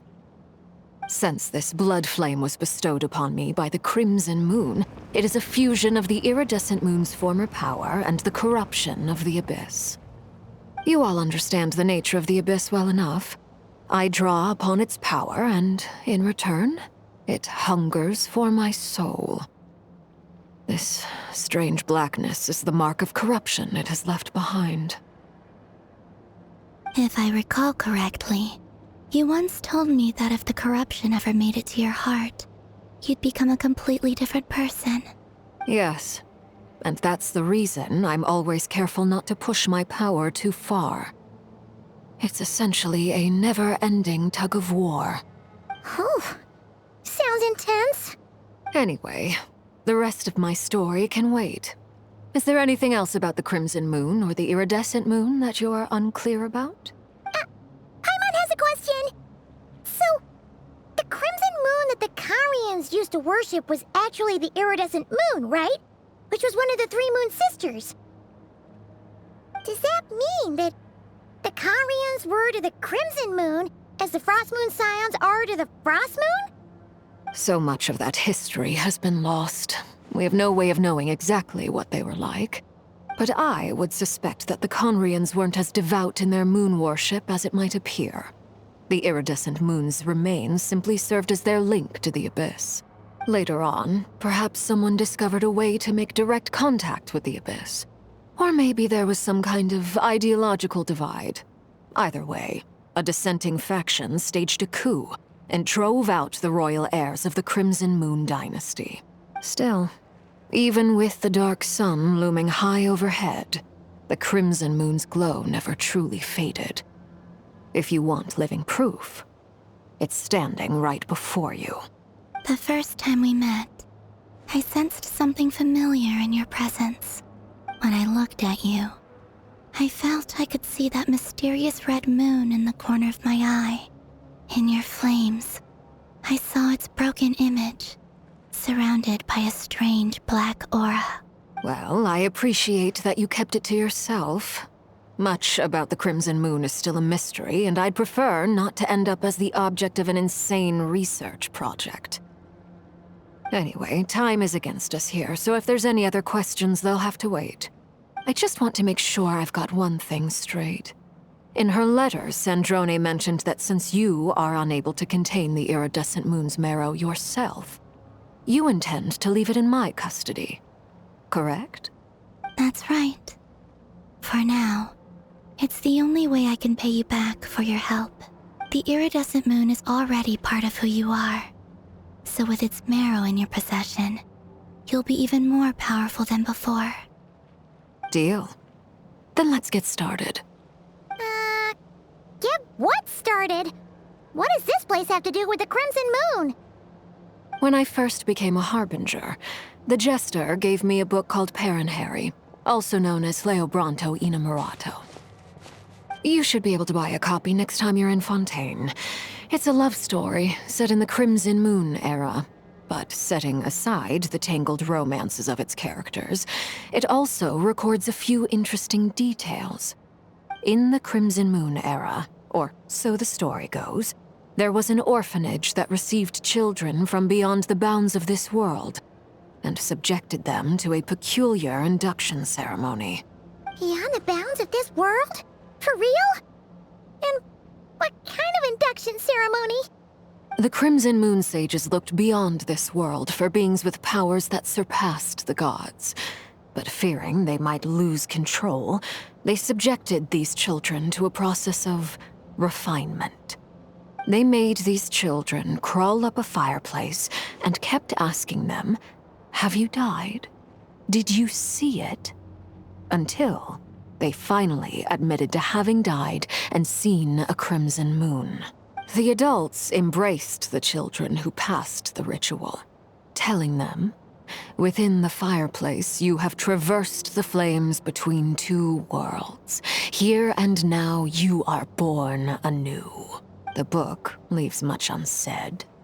But I suspect that this was their way of branding the children they had enrolled, leaving an indelible mark upon them so that they would forever live in the Crimson Moon's light.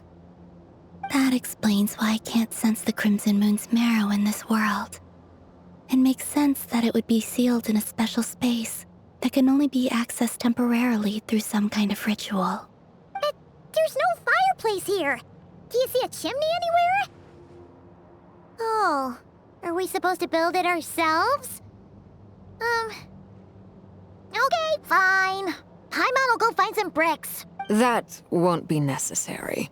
The fireplace is purely symbolic. The key to the ritual is crossing the flames between two worlds. In other words, the flames that burn within me. Those burned away by such flames leave behind a kind of ghostly afterimage in the world. In the days of Conria, people believed they could be used to bridge the gap between the two worlds of life and death. In short, I can open a passage to that space for you. That's the easy part. The catch is I'll need to stay on this side to keep the passage open, so I won't be able to come with you. Once you're inside, you'll have to find your own way. Very well. Then I'll open it up. Traveler, spare me a little more moonlight if you would. I may need it.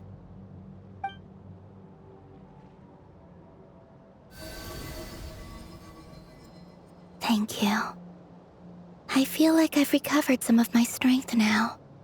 It should be enough to move us across short distances and confront whatever dangers might await.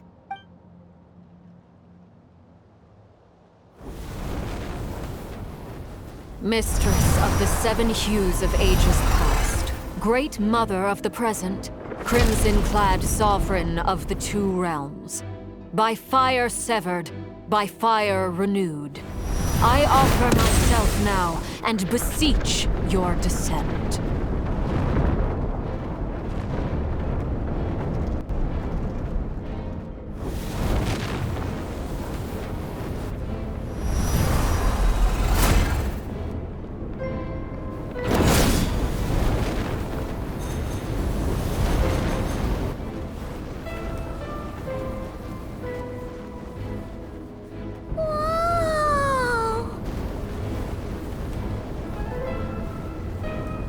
One word of advice. As you're crossing over, no matter what voices you hear, do not answer. Got it! I sense a sinister gloom inside, but also the familiar light of the moon. I feel that I am about to meet an old friend who has changed beyond all recognition. All right, let's go.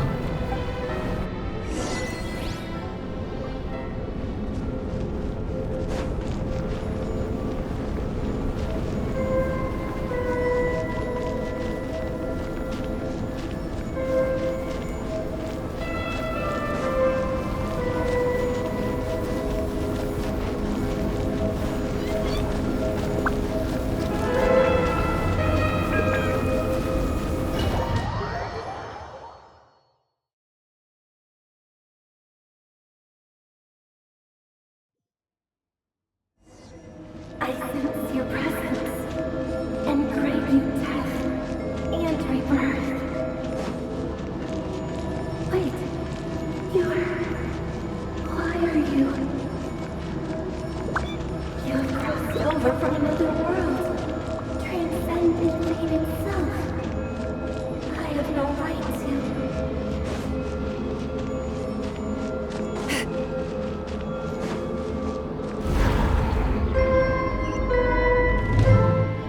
Hey! Look up at the sky! A red moon! This must be the spot, right? Is that the abyss? It's practically filled the entire place. What now? What a tragic sight. Fragments of your broken body, seized by the abyss and hung up aloft like mummified remains. Iridescent moon, was this truly what you wished for? Careful! There's something spooky about this place. Feels like something is lurking in the fog. Paimon's right behind you. Whatever you do, don't run off without her.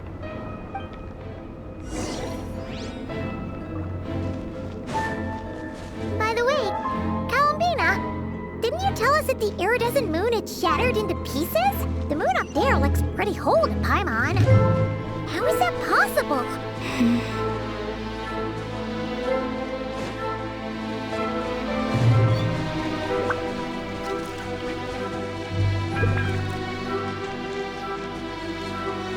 Fulfill our pact!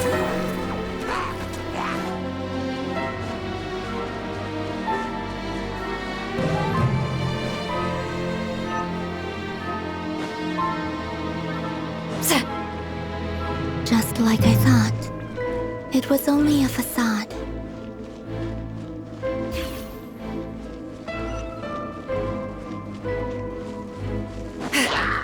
Show no mercy!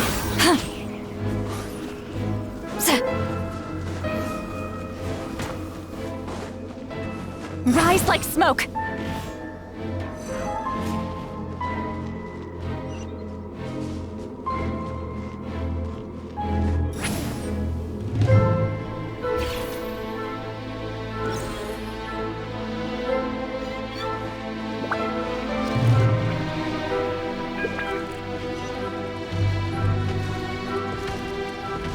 Fulfill our pact! Yoo-hoo! Committed to memory. Ready.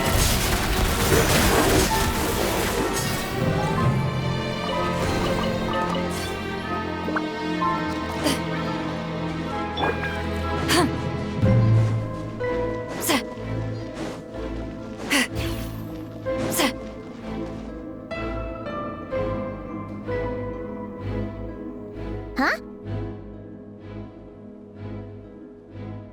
Huh? For real? That's way too high! There's no way we'll be able to reach it! No. I'm not sensing anything up there. It's coming from under the mountain. Let's see... Ah! There's some kind of weird shadow over the water! Wait, see that? Looks like a mechanism of some sort. Let's check it out!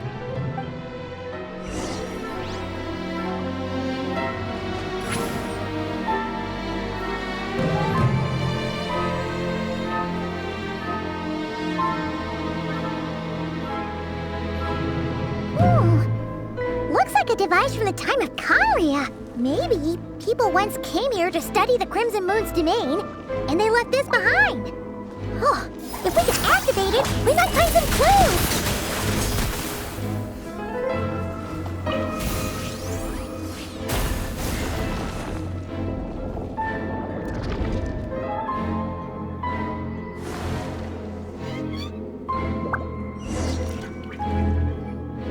Hey, look at that! Now that the mechanism's running, the shadow in the water looks different. Do you think these mechanisms might be the key to unlocking the secret?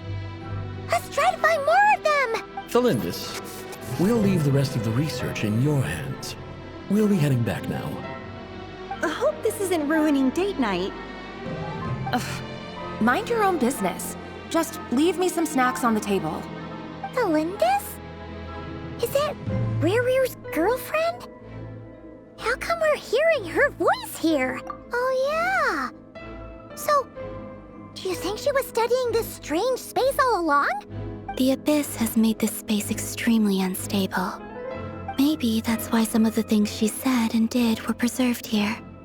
Like echoes. Or after images. Whenever I see this view, it takes me back to a poem from my childhood.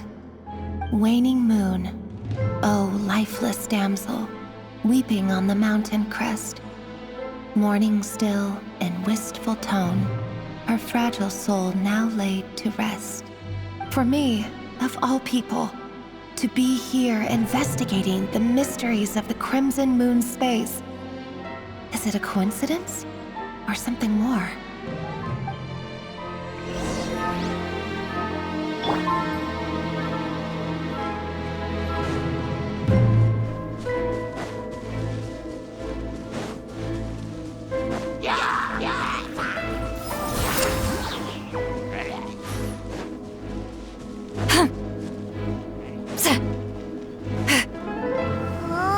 Looks like the Abyss has messed up this mechanism.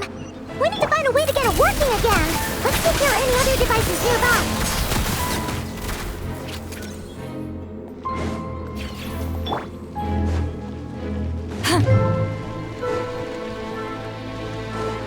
Get to work! Shower me with... Loaded.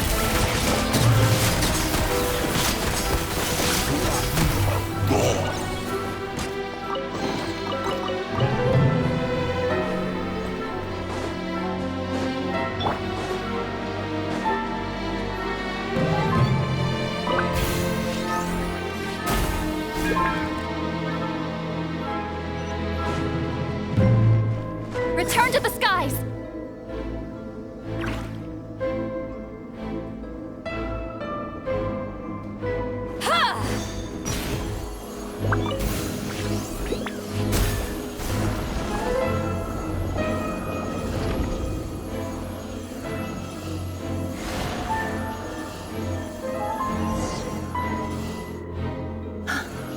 I see. So the moon marrow, or rather the power of the 3 moons, is the key to unlocking... If it really does exist, then maybe this madness can finally be put to an end.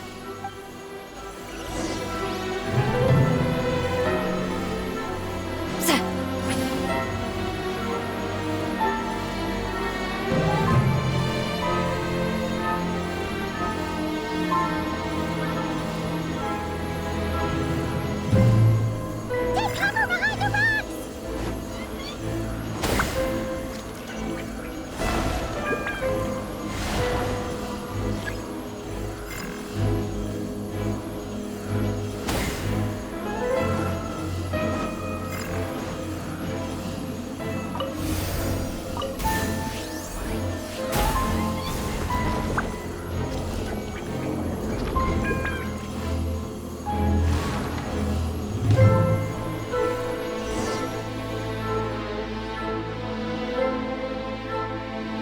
With the Abyss inhibitors in place, I should be able to access the chamber with the moon marrow.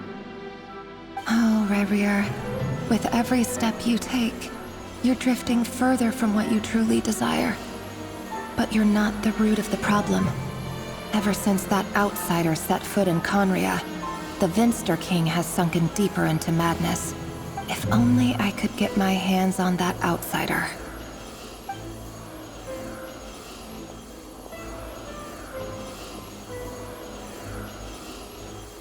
Hey look! The moon's reflection is back to normal!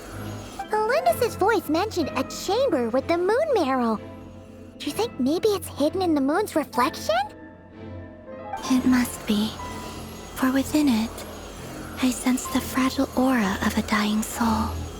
Then there's no time to lose! Let's go!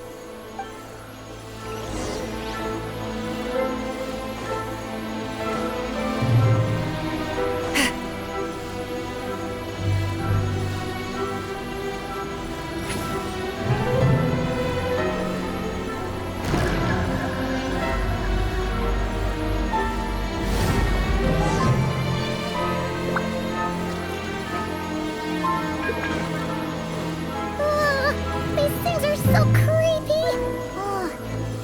Looks like we'll have to destroy them if we want to get to the iridescent moon's mirror.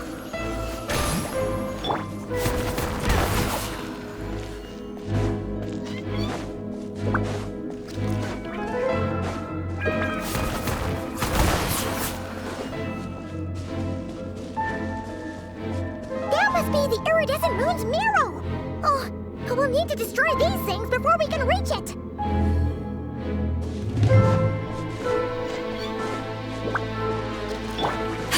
Show no mercy! Where evil lurks, shoot on sight! Strike a pop! This way through the loop.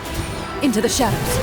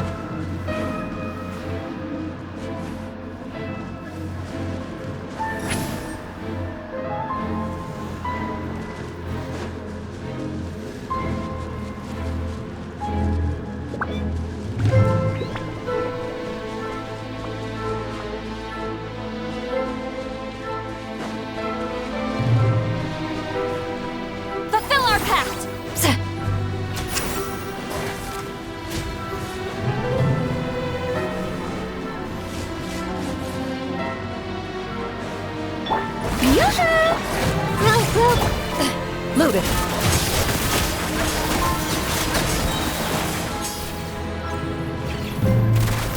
Hang in there! We're so close!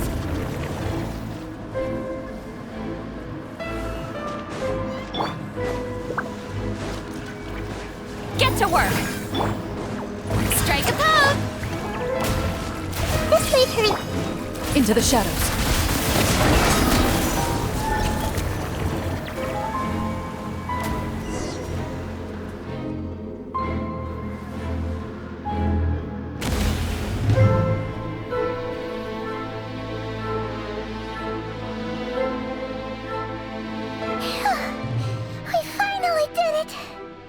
The iridescent moon's marrow, still burning away like an undying flame, yet now contaminated by the abyss. It has taken on a new form entirely. If we can purify the abyssal power within, we should be able to obtain its untainted essence.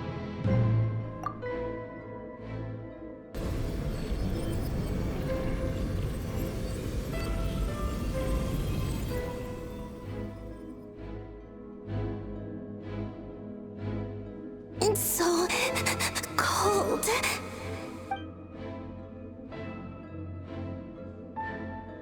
Is it you? Are you here? Huh? Are you talking to us? At long last, I can see you once more. Our fates have crossed, and I am finally free. I'm sorry, I lied to you. Even knowing what was to come, I still couldn't let go of the fear in my heart as death drew near. The moment the moon shattered, my body began to split apart piece by piece. Like I was being cut into pieces by 1,000 blunt blades. My thoughts scattered as the cold crept in. But I could not bear to fade away like that. Tell me, what was it that brought you to us all that time ago? If only I had possessed your courage, then I might have been spared this torment more painful than death. You look so puzzled. That's how I felt too when I first saw you. But trust me when I say that everything happens for a reason. Farewell, Hypo.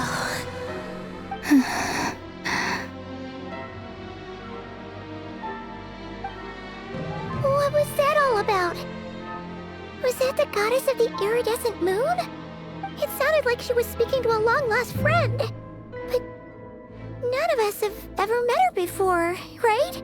Perhaps. She took me for the goddess of the frost moon she once knew. For a fading soul like hers, our auras must be too similar to tell apart. But anyway, we've got the iridescent moon's marrow now. That should help you regain your strength, right? All right. Time to leave this place and meet back up with Arlecchino.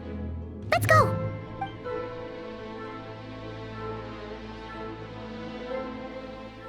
That's odd. This place looks different than when we came in. Waning moon, oh lifeless damsel. Oh.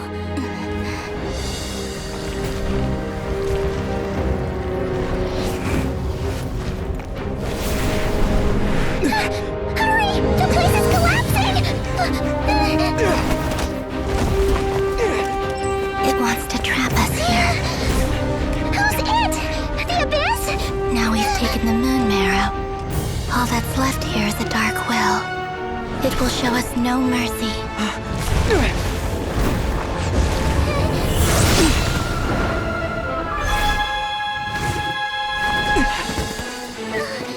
Give it back! The crimson moons! My marrow! My heart!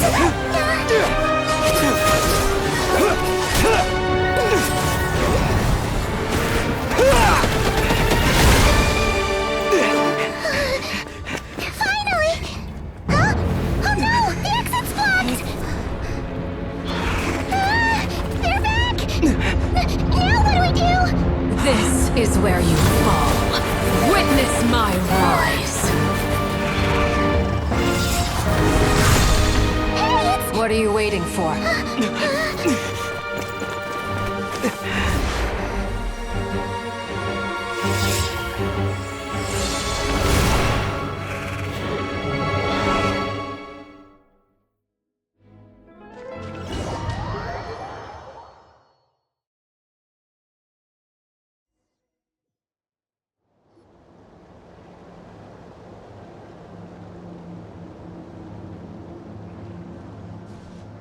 Oh, we made it!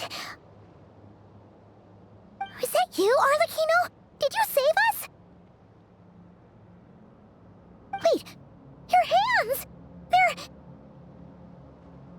Oh, this? Don't worry. It's a small price to pay. The Abyss wanted to trap you inside, and I defied its will by bringing you out. No wonder it's a little angry.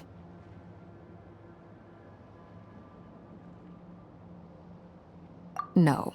I have paid the price, albeit a small one, and it cannot be undone. My hands have already fused with the Abyss. Purification would simply destroy whatever's left of them. But surely... Oh, we're so sorry, Arlecchino. Paimon can't believe you'd make a sacrifice like this for us. As much as I'd like to call it a favor, the truth is I was simply holding up my end of the deal. Well, Columbina. Yes, you did your part. And as promised, I will leave the iridescent moon's marrow in your care. From this day forth, may the two worlds' flames burn ever more brightly.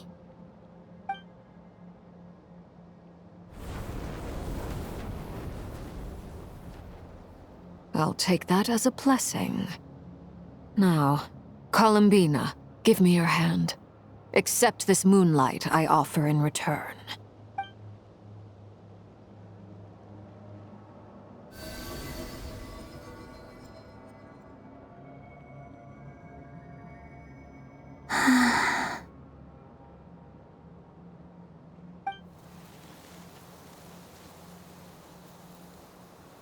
Feeling stronger?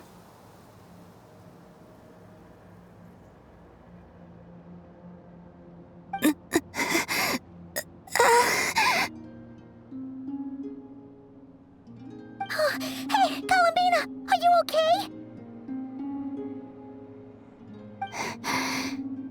I'm fine. Our powers are a little at odds, that's all. By the Frost Moon's authority alone, wielding the power of the other moons was always going to be a stretch. Still, I think it's fair to say that your strength has returned, at least to the level it was at as Third Harbinger. It's still not enough.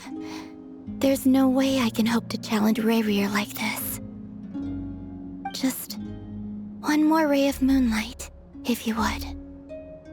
It's okay. I can take it.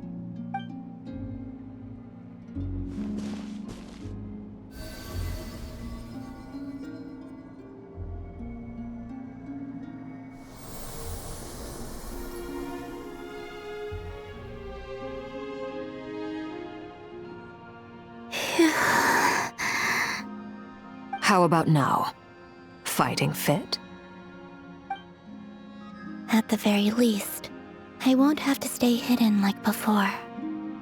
I want to see him gone from Nodcry. The Rayheir of Solnari and his wild hunt must be sent back where they belong. Well, it's good to have something to aim for. You certainly seem more alive now than you did earlier. When I first met you, you didn't strike me as a ray of moonlight. More like a wisp of fog drifting in from who knows where, ready to scatter at the first sign of a breeze. But now, you're full of vitality. Just like the Frost Moon, once the brightest of them all. May you keep shining, Columbina. This is who you are. Thank you. Look after yourself too, Arlecchino. I know you have plans of your own, and that's why you're always seeking to grow stronger. But whatever you're after, don't let the Abyss take a hold of you. I do not wish to see you go down the same path as Rayrir. I appreciate the concern, Columbina. Although perhaps it's time you took a new name. A new name? Kutar, the Moon Maiden, Columbina, they're nothing more than code names. They describe who she is and the roles she's played, but they're not her real name. We often use code names in the House of the Hearth, too. But it's knowing your real name that keeps you grounded. Up till now, you've been living a wandering life, so you've probably never really cared. All I'll say is this. Once you've defeated Rayrir, give it some thought. All right, that's it from me. I'll get you back safely first, then go meet up with Sandrone. You're the best! I appreciate the gesture. It speaks to your good character. Anyway, let's get going. There are more urgent things to do right now than trade compliments.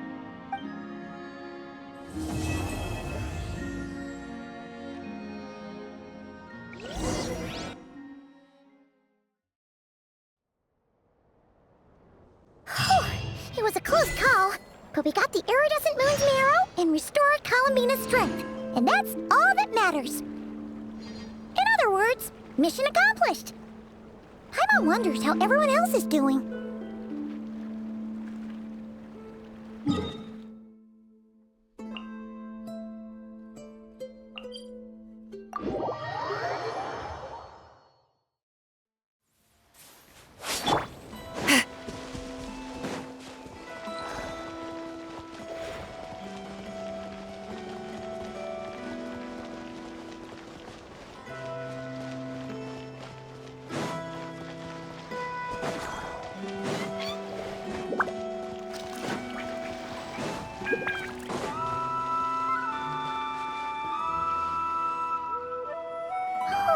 Do you think the others are making good progress?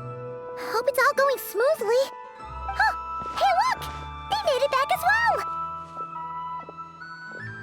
Flintz! Lama! How did it all go? All is well, thank you. Nefer and Yehoda had to stay at the curatorium to wrap things up, so they won't be joining us for now. I ran into Miss Anefa and Miss Aino on the way back. Their work is still in progress, so I suspect they won't be back for a while either. You seem rather cheerful today, Mr. Flintz. I certainly am. I achieved what I set out to do and came away with more than I bargained for. Fighting alone can get quite tedious, but I had the good fortune to run into a pair of brave young warriors. We meet again. How have you been? Albedo! What are you doing here? That would be a natural assumption to make. It's also the correct one. These two courageously lent me a hand while I was fighting the wild hunt. When they told me they were Servarka's colleagues, it all made sense. And given how people of outstanding talent tend to cross paths, it's no wonder you're already acquainted. So, who's your travel buddy, Albedo? Why don't you come and introduce yourself?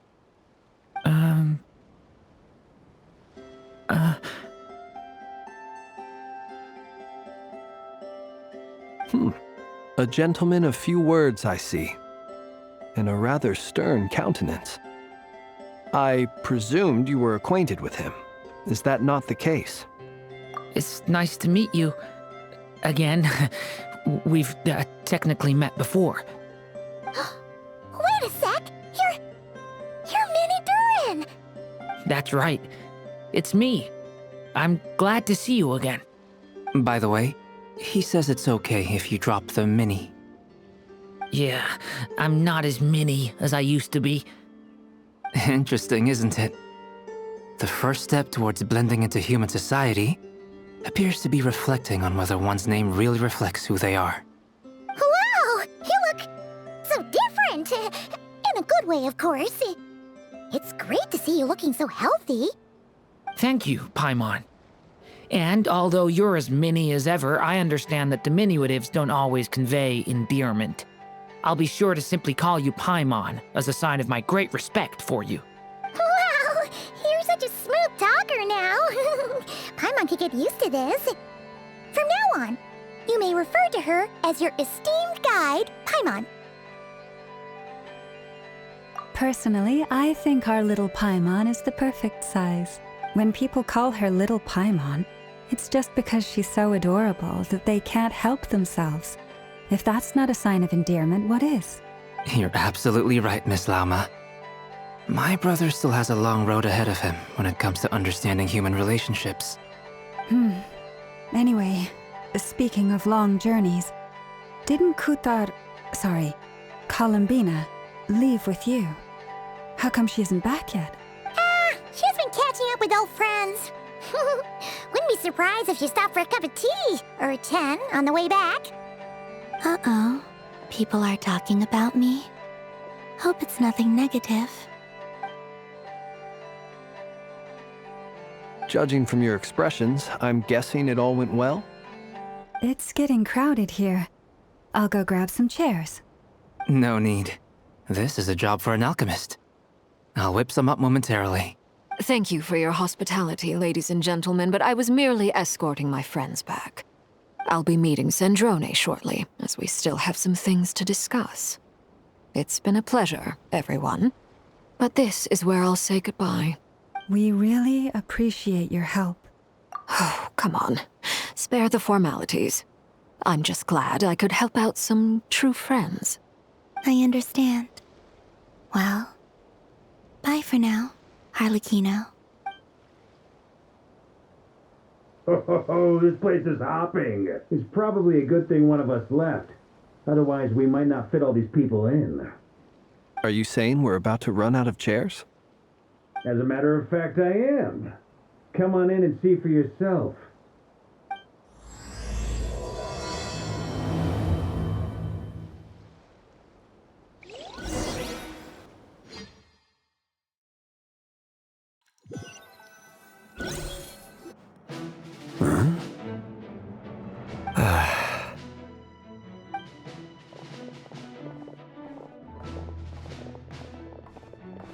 I overheard your little chit-chat outside, by the way. With Miss Columbina's colleague gone, we should be back to the original crew plus the other colleagues I brought in. Though, it looks like we have another new face. Someone else managed to rope in a colleague too?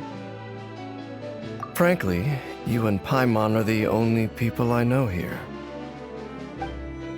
This here is Deanslip, colleague of Tibet's greatest guide, Paimon, and greatest adventurer, the Traveler. Well, not exactly colleagues, more sort of friends. When someone else jumps in to do the announcing, you know you're speaking to someone important. Let's hear what he has to say. Note to self. Once Paimon knows your name, the rest of the world will soon follow. When he comes looking for us, it's usually something important. Paimon's guessing you've heard about the Wild Hunt, then. From the looks of it, you're about to hold a meeting. If I were to say that the Wild Hunt is our mutual enemy, would that earn me a seat at the table? As the saying goes, the enemy of my enemy is my friend. Mr. Dainsleif, there's a seat with your name on it. Though, I can't promise the same for everyone else. Hey, Albedo, think you can rustle up a couple more chairs? After all this time apart, Grandmaster Varka's first order is to rustle up a couple more chairs. I've missed this. Is he being sarcastic? Hey, he's your brother. Why are you asking us? I've still got a lot to learn about the nuances of human conversation. Trying to decipher Albedo's way of speaking has been like jumping in at the deep end. Oh, good point. Paimon gets you now. Don't sweat it. There are people who go their whole lives without getting the hang of it. You're ahead of the game already.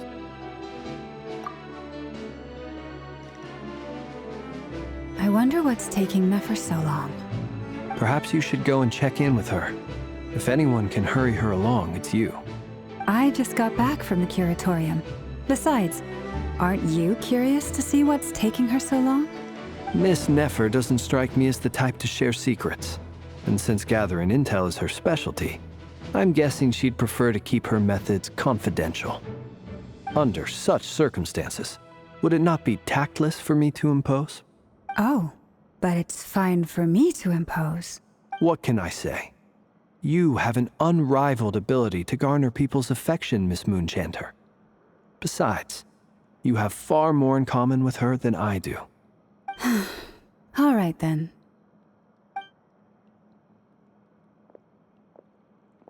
Impressive. She barely fought back at all. I admire your powers of persuasion, my friend. As I'm sure Miss Lauma will realize soon enough, the trick in life is to always pitch in with other people's responsibilities so that you can be selective with your own. Another trick is to simply hide in the background. Spoken like a true sage.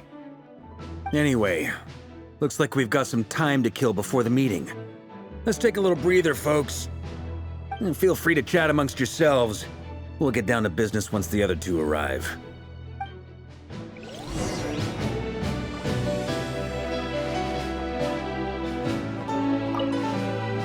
You're both awfully quiet.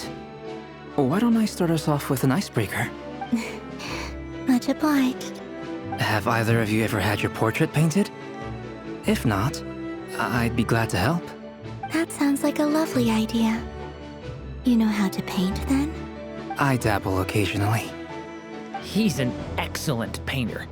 Tables, chairs, people, dragons, you name it. He'll paint it for you. I'm flattered. If I ever get the chance, I'd like to give it a try myself. I'll bear that in mind. Anyway, how about you, Durin? What sort of portrait would you prefer? Oh, I'd be fine with anything. Whatever style feels best to you. Very well. Then I'll play it by ear. You can replicate any style I want? I can try. If you show me a sample, I'll do my best to match it. Thank you. In that case, I'll dig up some reference material for you.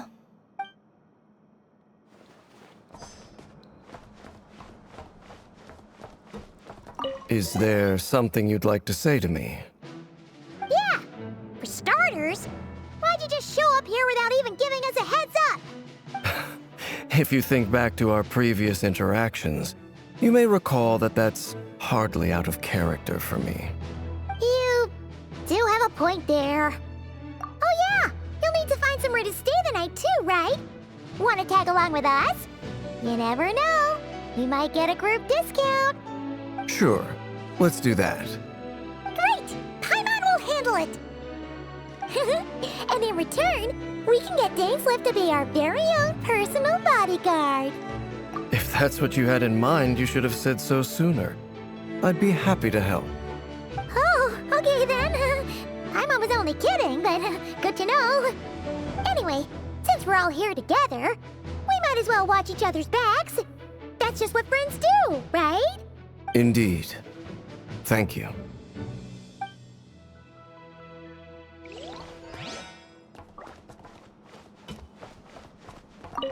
Truth be told, I can't remember the last time I was in a meeting with so many people. You're not alone there, my friend. The Lightkeepers also struggle to bring everyone together for a serious discussion. I don't doubt that. I've only ever met two Ratniki, one being you, and the other being that young guy, Ver.Luna. Ver.Luna is a good apple, I'll give him that. He's kind, honest, and regularly delivers supplies to my lighthouse. A true Ratnik to the core. In that sense, he puts me to shame. So you're what? A fake Ratnik? That's what it sounds like you're saying. But I get the feeling that's not quite what you meant. Come on, why the awkward silence? Sorry. I'm not even gonna bother trying to hide it. You've known all along, haven't you, my friend? Now that was an awkward silence. Let's just keep this between ourselves. Probably best if Ver.Luna doesn't know, huh? That goes without saying. Gotta be careful what you share with youngsters, after all. Anyone else in the know? Let me guess. The Traveler and Paimon? It's dangerous being too sharp for one's own good, you know. Then, in the name of the Animo Archon Barbatos himself, I swear, your secret's safe with me. When we went for drinks, you said that you and Barbatos were practically best buds. In the light of that claim, do you really expect me to take your oath seriously? Of course. Just as long as you don't go spreading around the fact that I'm close with Barbatos, all right? Fair enough, then. Nothing like a bit of mutual leverage to seal the bonds of friendship.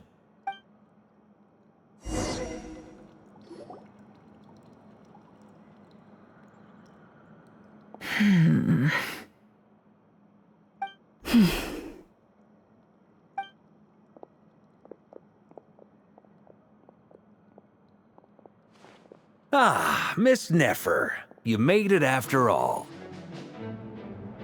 But what about Yehoda? I'm here to give you an update on how things are going on our end. Once this is over, I'll be heading straight back to continue my work. I left Yehoda back at the Curatorium to watch over things while I'm gone.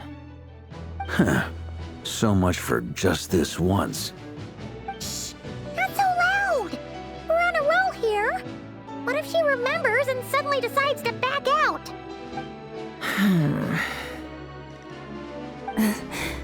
Did you say something, Mr. Varka? Huh? I didn't say anything. Right, Flints? Must have been a frog. They get so noisy around here at nighttime. It's like they're putting on a concert in the background. Anyway, before we begin, there's a few introductions to make. Let me start by saying that it's an honor to be speaking before so many distinguished colleagues and collaborators. First up, we have Miss Lauma. As Moon Chanter, she's the leader of the Frost Moon Scions, a local religious community in Nodcry. Then there's Miss Nefer, boss of the Curatorium of Secrets, an intel gatherer extraordinaire. Nefer is leading the investigation into Rerer's background, assisted by Yehoda and Lauma. From the little I've heard, they're making some great progress. Over here, we have Mr. Flints, a Ratnik and guardian of the abandoned lighthouse. In our last operation, he courageously distracted the wild hunt to buy time for the rest of us. For those of you who've never met, this is Mr. Albedo, a renowned alchemist and captain of the Knights of Favonius investigation team. By his side is a new face for us all, myself included, Mr. Durin, who has come to lend his aid. Next up, we have the Moon Maiden and former Fatui Harbinger, Miss Columbina. Then we have the Traveler, who's earned more titles than I could possibly hope to list out, so I'll spare you the rundown. And Paimon the ultimate travel companion and quite possibly the best guide in all of Teyvat. Wow! That's a lot of people! Great turnout! Miss Nefer, it looks like you might have another job coming your way. So, congratulations on the booming business, I guess. You think I haven't got enough on my hands as it is? Who's looking for me now? That would be me, Miss Nefer. I have a commission for you. And you are? Who I am doesn't matter right now. What does matter is that I'd like you to gather more intelligence about the Rehyr of Solnari. Well, it's not as if we never take on anonymous commissions, but in your case, I'll have to decline. I'm gonna take a wild guess and say your job's probably more hassle than it's worth. Something about you seems like bad news. It's my eyes, isn't it? Conrian, I assume. And what's with the mask? Are you trying to hide your identity?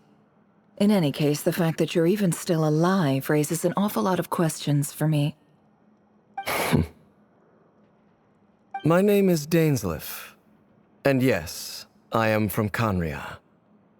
As I'm sure you're aware, the Rehyr of Solnari's real name is Rerir. He was once an acquaintance of mine. Really? Then you must have been quite an influential figure yourself. You flatter me, but none of that matters anymore. My point was simply to clarify why I have asked Miss Nefer to investigate Rerir's background. So you're both from Conria, and it sounds like you used to be friends? What am I missing here? Surely you already know how he became one of the Five Sinners. I'll tell you everything I know. The history of Conria, the names and identities of the Five Sinners. I remember it all like it was yesterday. I have never spoken openly of this before. But the truth was exactly as people say. The Five Sinners were each driven by their own desires, and it was by playing upon these that the Abyss tempted them to their fall, tearing Conria apart in the process. The visionary, Vedifenir, who wished to foretell the future. The wise, Haroptatir, who sought limitless knowledge. Gold, Rhindaughter, who desired to create life. The foul, Surtologi, who pursued supreme strength. And last, but not least, Rehyr of Solnari, Rerir, Ravager of the Moon. Of the five, Rerir is the only one who remains a mystery to me. He never harbored grand ambitions. So what changed in the space of a single night? How did he come to fall like the others? In other words, you're saying that his change came as a shock to you, and you have no idea what actually happened? That's right. You mentioned how the Abyss tempted them, which led to their fall. But what did that look like in practice? And what other context can you give me about the events of that time? The more detail you can give me, the better. Strangely, now that it comes to it, I hardly know where to begin. The fateful night took place during the era of the Eclipse Dynasty. One day, my elder brother, the visionary, Vedifenir, was summoned to the palace by the Vinster King, only for the king to gouge out his eyes and cast him into the dungeons.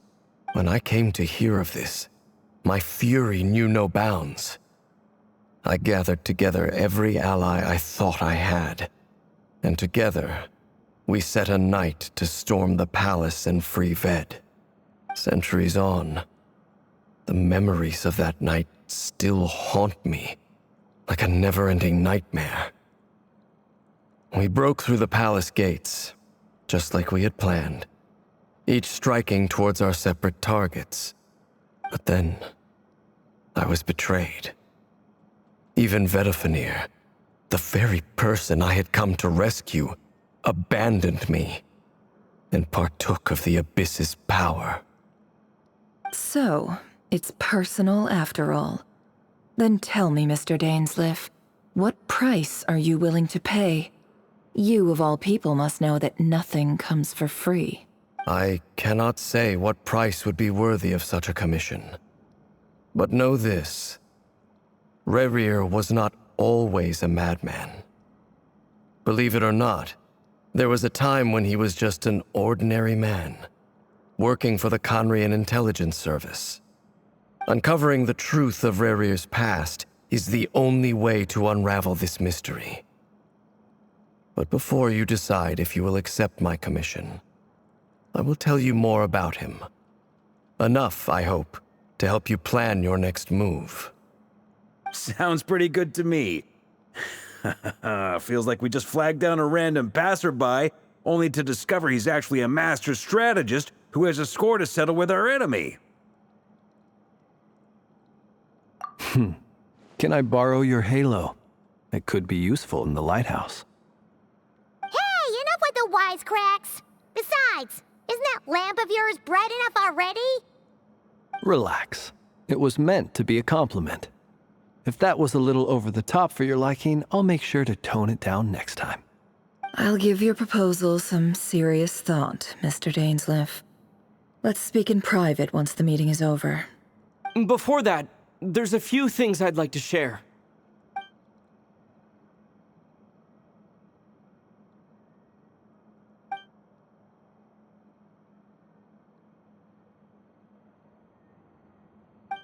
Now that we've united the hearts of the three moons, your power should be greatly enhanced. But it seems like that hasn't happened yet? I believe it will take a little longer. You've done so much for me, so I want to be completely honest with you all. Even though I'm doing a lot better now, the truth is, my recovery will likely be an ongoing process. From the moment I was born, my power has been slowly ebbing away. And that is because Tevat has never accepted me. Even with the moons united as one, it seems my rejection cannot be undone. So far, I have yet to find a solution.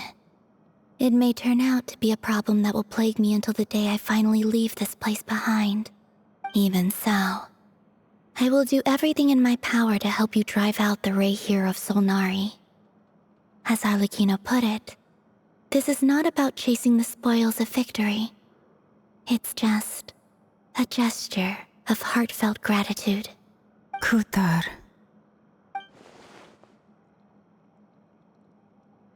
Defeating the Reihir of Solnari will be no easy task. While my strength slowly recovers, we'll also need to gather more intel. Naturally. We should take all the help we can get if we hope to defeat him. We've considered several viable plans now, but our choice hinges on the answers to a few key questions. Is it even possible to kill Rerir? What experiences shaped the person or monster he became? And what's he really after? Given Albedo's expertise in alchemy, I think we should leave him to try and answer the first of these questions. Understood. As for the other two, I'm afraid we'll have to count on you again, Miss Nefer. Believe me when I say it's not my wish to burden you. But right now, relying on your skills is our only option. So you're placing all your hopes on me, huh? We can't thank you enough for agreeing to help us. Honestly, I can hardly believe how lucky we are. You sure have a talent for changing your tune, Miss Moonchanter. Timid like Yehoda one moment, then flinches insincere flattery the next. Ladies, please. I must object to your portrayal of me. That's all. Feel free to keep bickering. Just pretend I'm not here. I almost don't want to leave this room. I'm curious to see how this plays out. I have faith in you, Miss Nefer. Something tells me you'll stand by us until the very end. Oh? And what makes you so sure of that? What if I suddenly decide that my compensation is insufficient? This isn't about the money. I can sense that you've got a deep-seated distaste for Rerir. And knowing you, that alone is motive enough. Look at them getting along so well. Like two peas in a pod. And I'm the one they accuse of insincere flattery. There is no justice. Miss Lauma, you have to understand something. Unlike you, I don't actually enjoy having everyone's hopes on my shoulders. Is that right? Well, maybe the fact that I'm willing to put my hopes in other people says more about me than you. But the fact is, I also trust you. And that's because I know that you're someone we can count on. Anyway, we've got our plan, so let's get moving. Mr. Dainsleif, let's talk. And Traveler, once we're finished, if you've nothing else planned, I'd like you to come with me. This whole experience is teaching me a lot. For instance, I now know that when other issues come up in the future, I'll have far more luck getting Lauma to convince Miss Nefer than trying to do it myself. Hate to say it, friend, but that's one of the funniest things I've heard in a while. Why? You think I've got it wrong? Quite the opposite. But what makes it so hilarious is how long it's taken you to realize.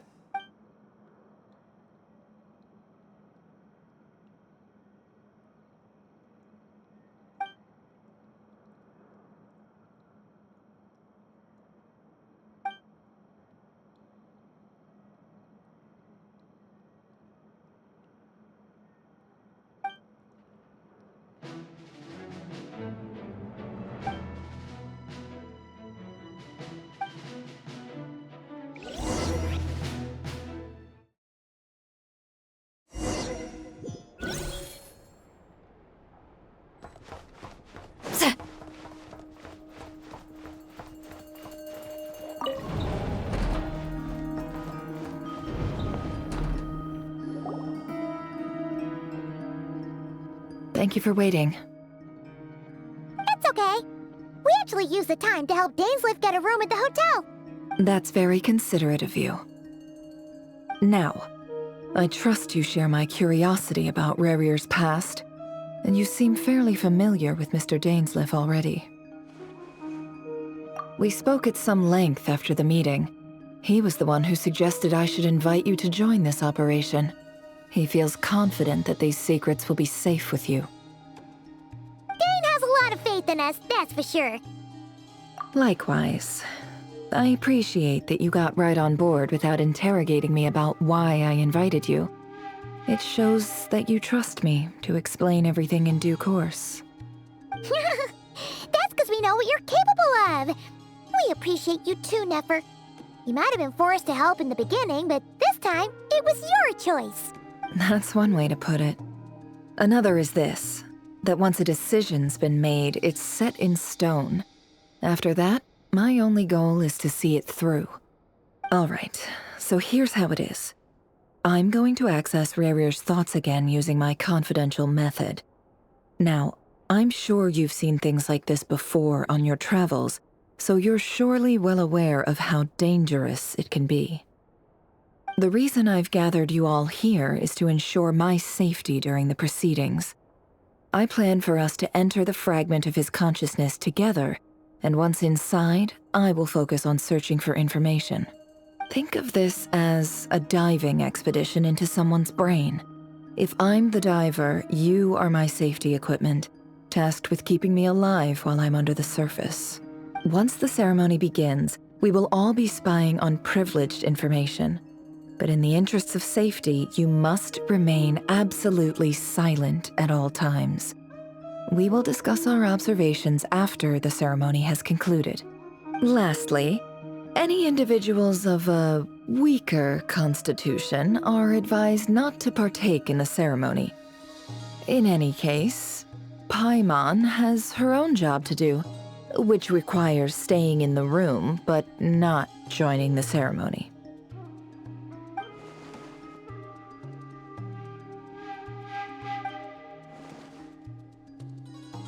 Well, good luck, everyone. Sounds like all Paimon can do is cross her fingers and root for you guys. There's a little more to it than that. I was being serious when I said you have a job to do.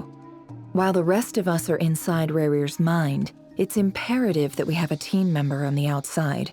In the event that something goes wrong, you will be our first responder. I don't anticipate any issues, but the extra level of safety will be greatly appreciated. I second that. This is a dangerous operation here, and you're our whole rescue team. That's pretty much the most important job in the crew. So, Paimon's like the lifeguard? Yeah, that makes sense. All right, got it. Good. Please, take a seat. We'll get started momentarily.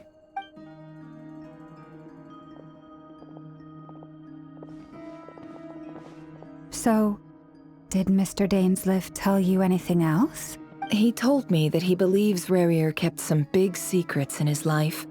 He's not sure that they were the cause of his eventual downfall, but he's asked me to uncover what those secrets were all the same. But surely you're not planning to go through with this, no matter the cost. If you think that, you'd be overestimating me. I'm a businesswoman, not a mercenary. But I do have my own professional reasons for taking this job. You think I'd turn down the opportunity to get a first-hand glimpse into Conrian history? No chance. Well, as long as you don't let morbid curiosity get in the way of safety concerns, we're good. We'll do whatever we can to help you. You're such a killjoy.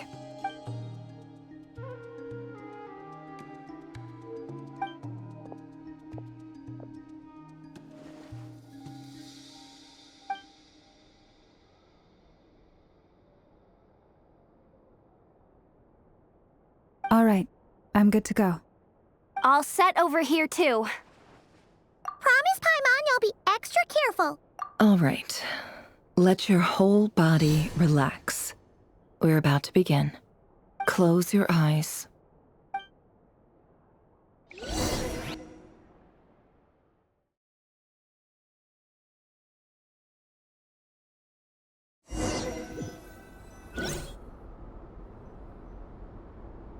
Phew. Could this be his office? Pretty standard setup. Bookshelves, paperwork, files. According to Dainsliff, Rarier used to be an intelligence operative. Chances are there's plenty of top-secret intel stashed away in this room.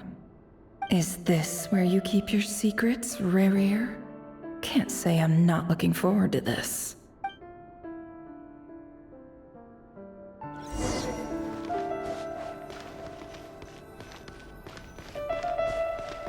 He looks even gloomier than last time.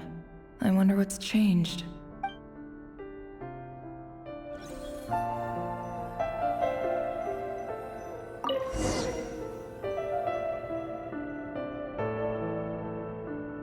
Today's files are in. Time to wade through them just like usual. Male, 51. Occupation, cook. Confirmed Crimson Moon descendant. Has maintained frequent contact with other descendants over the past year. Poses a threat to the dynasty. Neutralized on...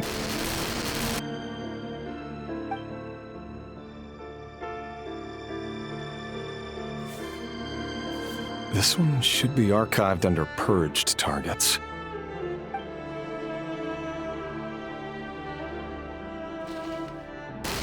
Female, 23. Occupation, office clerk. Confirmed Crimson Moon descendant. Has maintained frequent contact with other descendants over the past year. Poses a threat to the dynasty. Neutralized on...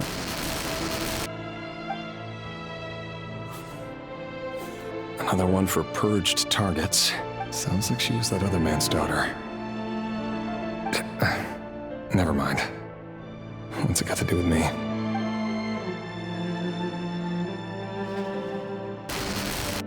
Male, 40. Occupation, teacher. Confirmed Crimson Moon descendant. Has been observed making contact with other descendants during the past year. Poses a threat to the dynasty. Neutralized on...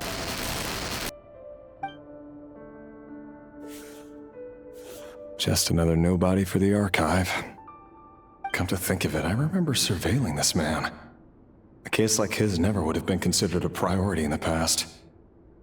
Huh. He barely even interacted with other Crimson Moon descendants.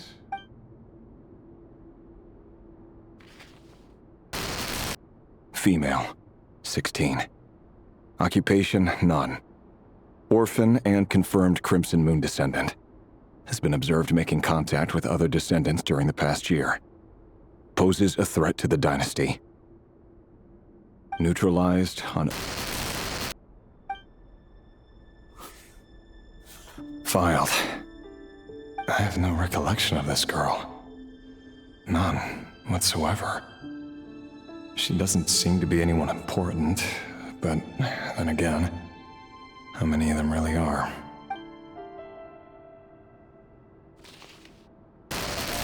Female, 13. Occupation, none. Orphan and confirmed Crimson Moon descendant. Has been observed making contact with other descendants during the past year. Poses a threat to the dynasty. Neutralized on... Filed.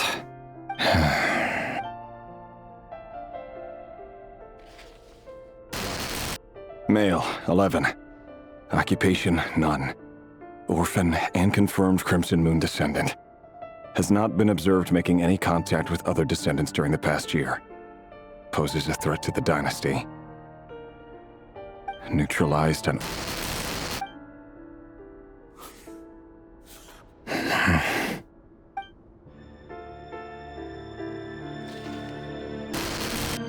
Male. 6. Occupation, none. Orphan and confirmed Crimson Moon descendant. Poses a threat to the dynasty.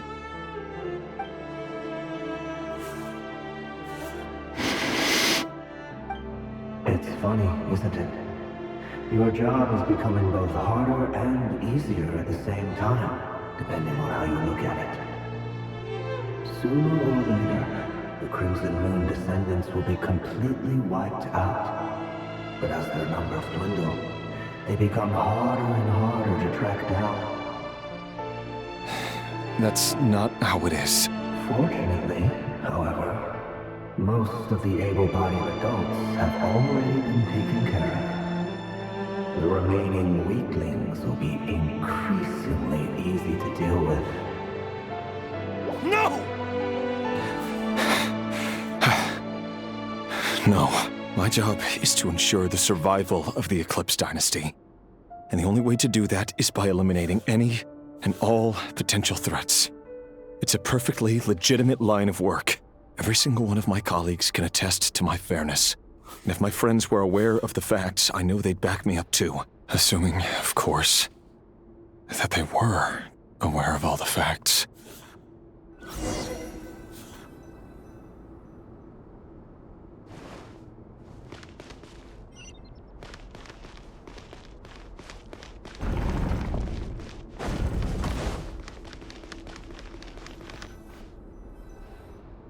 Mr. Ver.Luna? It's been quite some time since we last met. Revier, I trust you're here because you have something important to discuss. Forgive me. I wasn't tuning out, it's just, I noticed you didn't even phrase that as a question. As if you knew I was coming. Tell me, does someone in your position ever feel the need to ask questions at all? It is indeed within my power to foresee certain things. Things like your arrival. I was just thinking. It won't be long before I'll be inviting both you and Dane to my wedding. That isn't a lie, but nor is it a fact as such. It's a wish, isn't it? No fooling a prophet, is there? Ever since that day we met for drinks, I knew it was only a matter of time before you came looking for me. Does it feel good? Knowing how the future will unfold. I'm afraid the notions of good and bad fail to capture the complexity of what such a power entails. Once you've seen what will come to pass, it can be all too easy to succumb to fear and melancholy. Unless, of course, you learn to abandon these feelings. You fear my silence, and long to hear the words I left unspoken that day. That's right. You must have noticed my reluctance to broach the subject, and the reason is simple. because the truth could never have lived up to your hopes. For both our sakes, such words are better left unsaid. The burden of prophecy was never meant for your shoulders. So who exactly do you deem worthy to hear your prophecies? None but our exalted king? Or rather, our king as he once was. You're closer to his majesty than I am. You must know better than anyone how much he's changed. You say that as though it is to my benefit. Yet precisely because of that, I dare not speak rashly. A king can turn out to be the most virtuous of rulers, or a tyrant more terrible than the most vicious of dragons. You are so wise and far-sighted, yet still you would have me live in fear of the unknown? You make a fair point. Especially given my silence alone was all it took to send you spiraling downwards. Very well then. Let me offer you some advice. And I say this not as a prophet or a visionary, but simply as the brother of your friend. For many reasons, there is very little chance of your marriage ending in happiness. If happiness is what you seek, you should find another fiancé.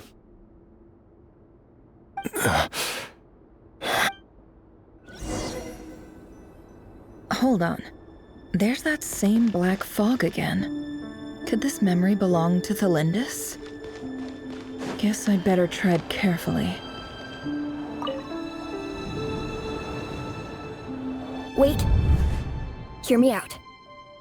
This time we finally got a clear look at his face and learned his true identity. His name is Rayrir, and he claims to be one of the king's guards. What did you say?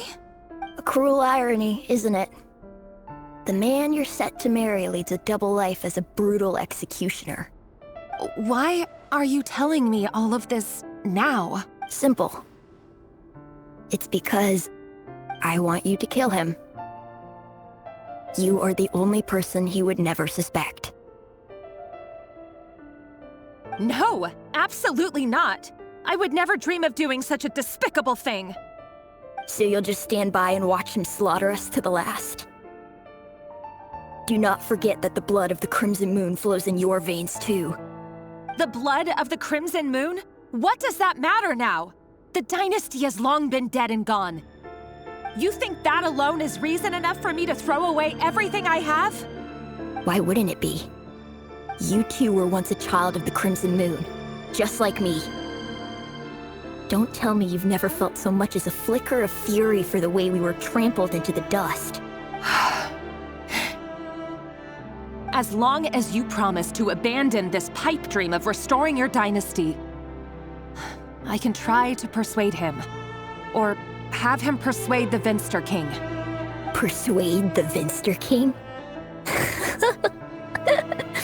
Do you even know why he's so obsessed with hunting us down? Why he keeps trying to force us to hand over our secrets over and over again? Or why we refuse to give up on restoring the dynasty? The Vinster King.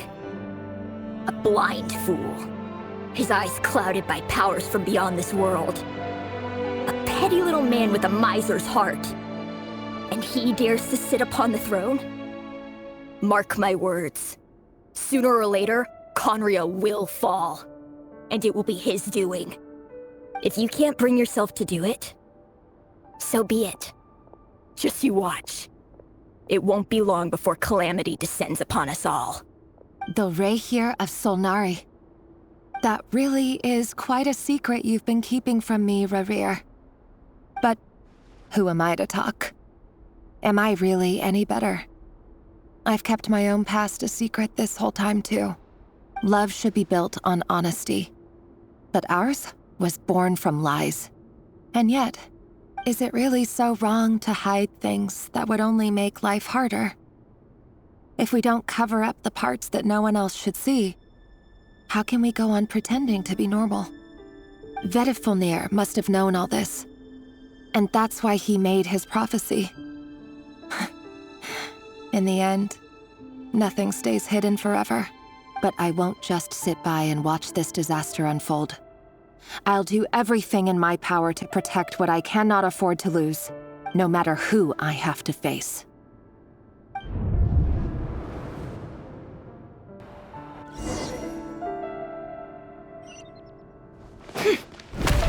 Huh? Was that Rerir who just walked past the window? Doesn't it give you the chills that he still takes the same road to work every day? As if nothing ever happened. Those people at the deli. Enough already. They're clearly pretty taken by their own disguises, so just smile and play along. Pull the rug from under beasts like that, and you'll risk having your throat torn out. Deli? Oh. They're talking about those people from the opposition. Right. I'd almost forgotten they used to run a deli. People of no consequence always vanish so easily. And no one even remembers them.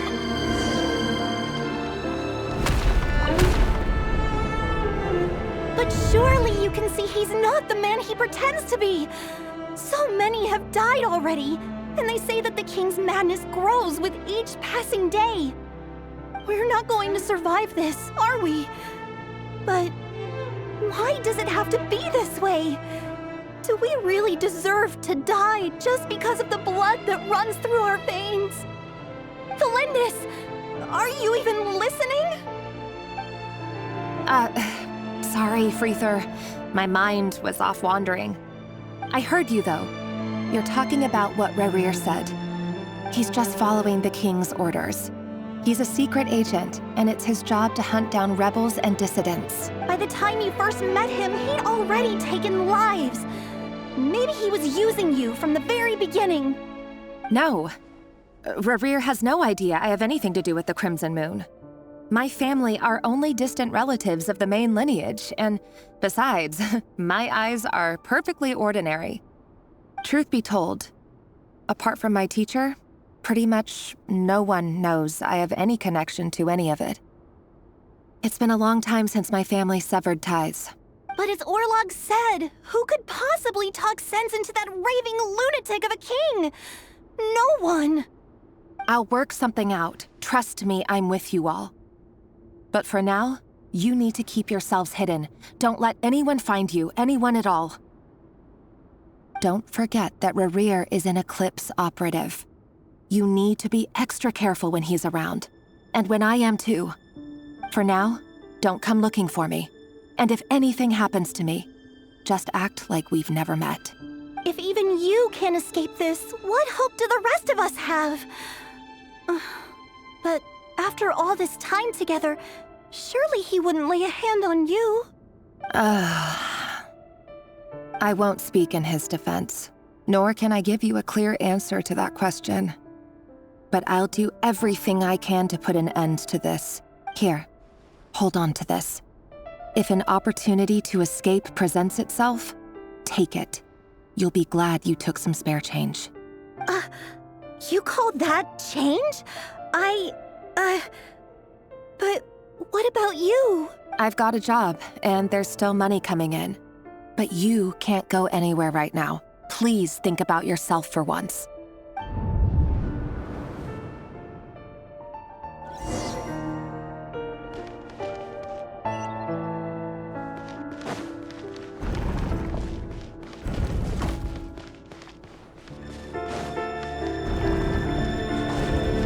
Another day, another round of assassination training. Training ground is just beyond this hidden passageway. When you kill a person, doesn't it bother you when you end up covered in their blood? Why would it?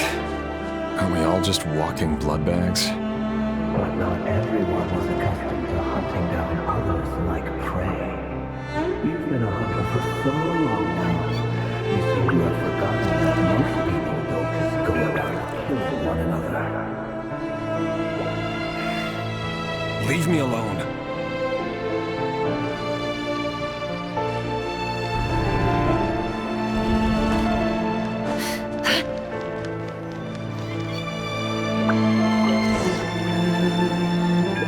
Make sure you have a firm grip on the handle. Then choose your angle well. Keep your movements light and brisk. And the pregnant sense of thing. I'll bet no one's ever died a quiet death at your hands. I work clean. No traces.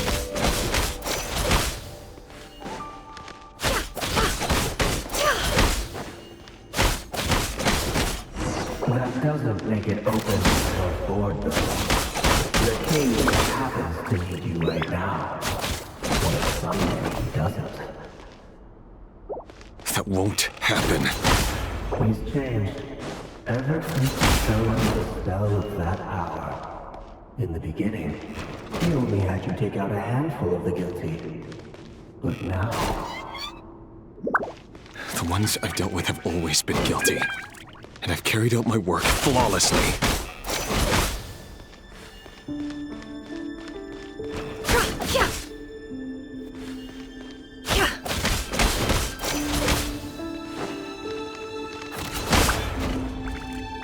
Can't hide the truth.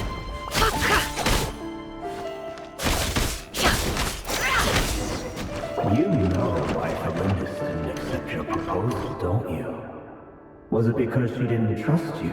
Or something else? No!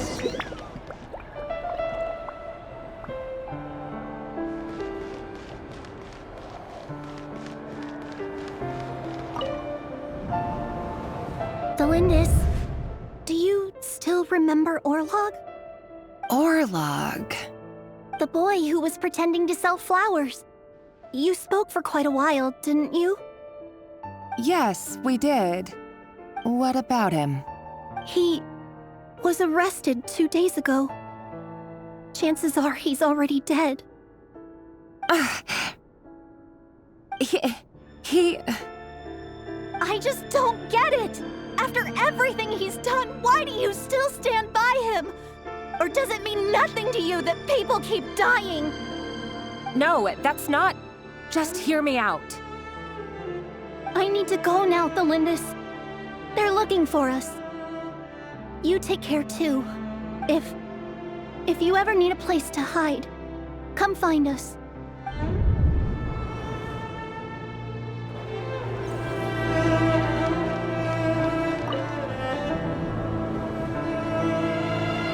Author, Ver.Luna.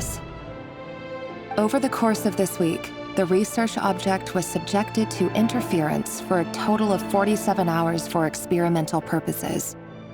The results are as follows. All subjects of observation that were sent inside have now... The situation within is proving more problematic than anticipated. No progress whatsoever. What now? Won't you give me even a glimmer of hope? Things are getting worse by the day. I have to find a way or we'll all be in danger. But I... If all this research comes to nothing, what then? Sooner or later, it'll be my neck on the line. But could he really bring himself to kill me? No. Surely he wouldn't have the heart.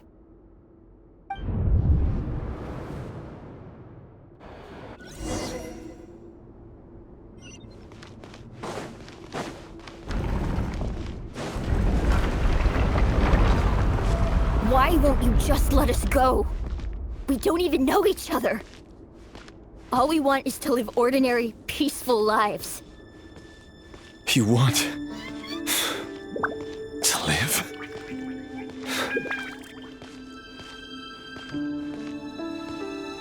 Yes. I just want to go on living.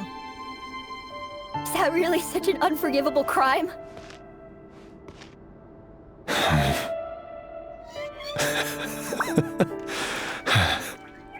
You want to go on living. I want to keep living too. To keep living forever. That's why I have no choice but to continue on the path I'm on. If only some savior would suddenly swoop down and change the way the world is. Too bad that's not going to happen.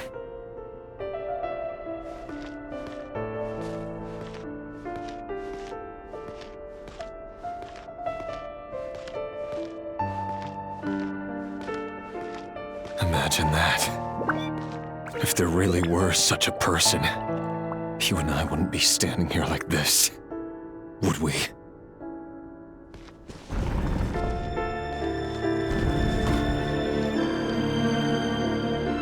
Today's files are in. Time to wade through them just like usual. No, I don't get tired of it. It's my job. And not only am I lucky to have it, I'm good at it too.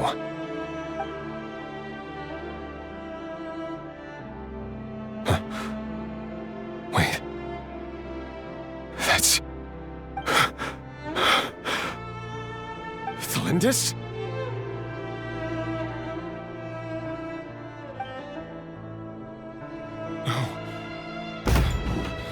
No! No! Why? But you bear no mark of the Crimson Moon. How could you possibly have anything to do with them? It cannot be! A diluted bloodline. Carefully concealed. I see it now. You've been living in the shadows just like me. What a fool I've been. Numbing myself with talk of justice. Even imagining my friends would back me up. But in the end,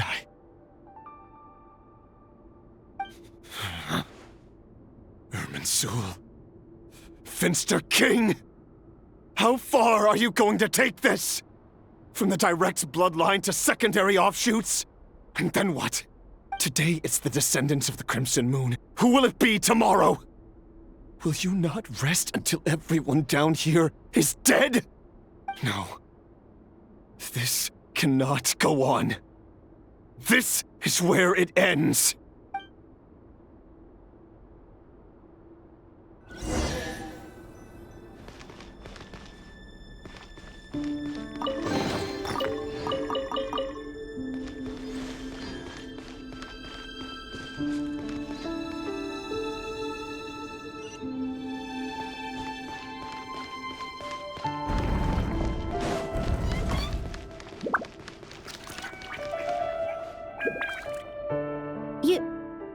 You're really letting me go? I am. As long as you can guarantee that no one will find you. Don't worry, I'll be extra careful. No one will know I was here. But what about you? Me? If you let me go, you won't be able to complete your mission, will you? Good point. In that case, maybe you should stay. No, please! I just want to see the outside world again. To... Go on living? Yes. I know you're a man of your word. So please, just let me go. If I let you leave, what will become of me? Just kidding. Go, now. But remember, don't let anyone know you were caught. We'll be seeing each other again very soon if you do. Even shadows in the dark must live by a code. But you can't save everyone. You've been whispering in my ear for days now, Ver.Luna. What are you trying to do? Break me down? I only say this because you long for an answer to your problems. Let her go, Ver.Luna, or you risk losing everything. I will not abandon Thalindis. Then you'll need a little more vigilance and a lot more power. The world is changing, Ver.Luna. Keep your eyes peeled for your moment of opportunity. That voice used to be so unclear, but now I know exactly whose it is. It's Ver.Luna. He won't tell me how to actually resolve any of this, but he keeps trying to manipulate me like a puppet. What's his game here? Tell me then. What will this moment of opportunity look like? And no answer. He's like a ghost. Always disturbing me when I'm on edge, but never answering when I need him most. So, the Eclipse dynasty was purging. Well, massacring the descendants of the Crimson Moon. And it seems like it was all connected to the Vinster King's research. The King's obsession with abyssal power left the future of Conria hanging in the balance. No wonder every aspect of Rarir's life was so unstable. And it looks like this Thelindis, Rarir's would-be fiancé, herself belonged to a sub-branch of the Crimson Moon dynasty's descendants. It almost defies belief that a couple like them could hide the truth from each other for so long. If the Vinster King hadn't intervened in such a drastic way, they might have gone on deceiving each other for the rest of their lives. And why does Ver.Luna, Daneslif's older brother, keep talking in Rarir's head? This guy kept more secrets than I ever imagined. The human mind is like a vast desert of shifting sands. When you follow the flow of someone's memories, you only ever see the parts they're willing to let surface. Time for something a bit more creative. We've been inside Rarir's mind this whole time, building up a picture of his psyche. There's already enough clues on the board to start reading between the lines and mapping out the rest. Now, we can finally begin to put the pieces together. Sure, it'll only be a reconstruction, part simulation, part reasoning, but it's usually pretty accurate. Once we've built up a cognitive profile, we just need to cross-check the logic behind his actions. And then we'll be able to take a sneak peek at whatever it is that Rarir has really been hiding.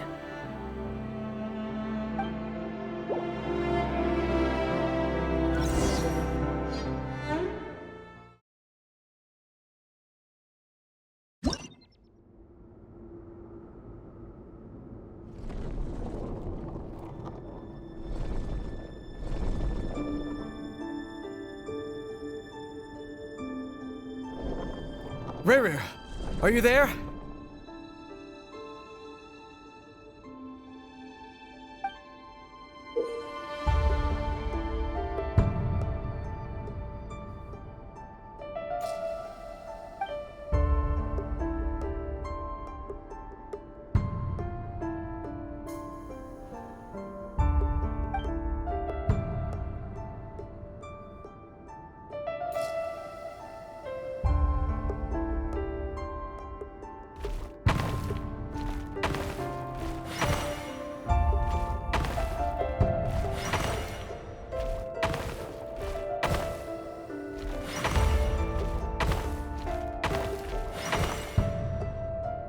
Hey, Rarir!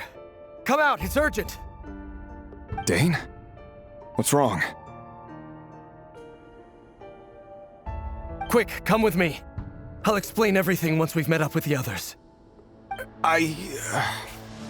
Okay. I'll come. But the Lindis is still over at the Universitas. I'll need to leave her a note. All right then, but make it quick.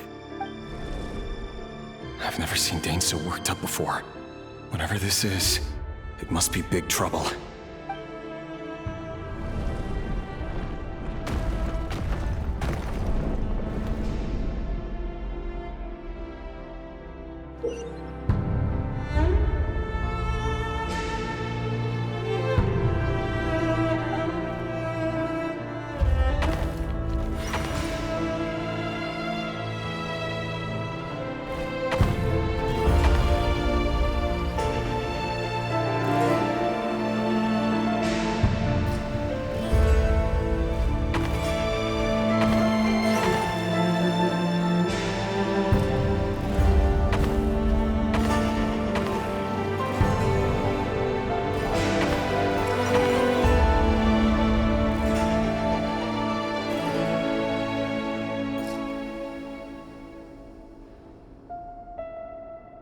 Well, this is a nice change, meeting you all at this hour. When men and women of ambition can speak face to face in broad daylight, I say that's a big step forward for our dear Conria. Don't be ridiculous. We do not fear the day. Why would we seek refuge in the night? You might ask your blade that same question. I'm told it prefers the cover of darkness. The word on the street is that Sertologi only strikes when he has an unfair advantage. But that is patently false. I see you're missing an arm and a leg. Surely only a fair fight could explain that. If this is your way of offering me replacement limbs, believe me, I'll take them. Oh, we can certainly discuss that. With bioalchemy, anything is possible. Assuming I have your full support in my research. Lunatic. Robtatir, what brings you here? Why, Dainsleif, of course. He invited me. Please, cast aside your apprehensions, Miss Rhine-daughter. Whatever the rumors may say, I am but a humble servant of the king, and I can assure you he affords me no greater convenience than he does you. Well, the Universitas Magistrorum won't stop fawning over you, so at least some of the rumors must be true. You're clearly doing well for yourself, so drop the humble servant act. It endears you to no one. You're president of the Universitas Magistrorum, the chief royal mage known as the Wise by royal appointment, and by far the most favored among the 4 pillars of Conria. Vice President Veit doesn't even try to hide his envy when he sees you. My success is the product of hard work and good luck. It's as simple as that. Were the king not such an extremist, I hardly think I would have received a senior post at my age. Of course, no job is without its gripes. Serving a king like ours can be a challenging task, as I'm sure you can imagine. And as for Efterveit, in missing out on the presidency, he's dodged a mountain of stress. Like everything else in life, it comes with pros and cons. You're all here. I apologize for the short notice, but it was an emergency.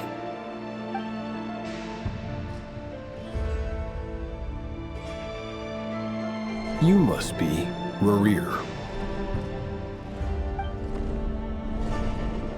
Mr. Sertologi. Yes, I handled your case file during your sentencing. Nothing personal, of course. I'm pleasantly surprised that you remember me. You're clearly a person of substance if you've been invited here. But Dainsleif, you'd better have a very good reason for convening this little gathering. It's my brother, Vedofenir. After he spoke at the court this morning, the king was so infuriated by his words that he had him blinded in both eyes and thrown in prison. Vedofenir in prison? Strange. I thought the king trusted him and Horoptatir more than anyone else in the world. Does this mean the king's circle of trust just got even smaller? It has nothing to do with trust. It's about what the king wants, which is as clear as day to anyone paying attention.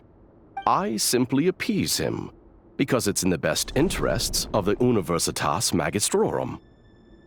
And also because you're slimy. Vedofenir, perhaps less so. But still, a visionless visionary?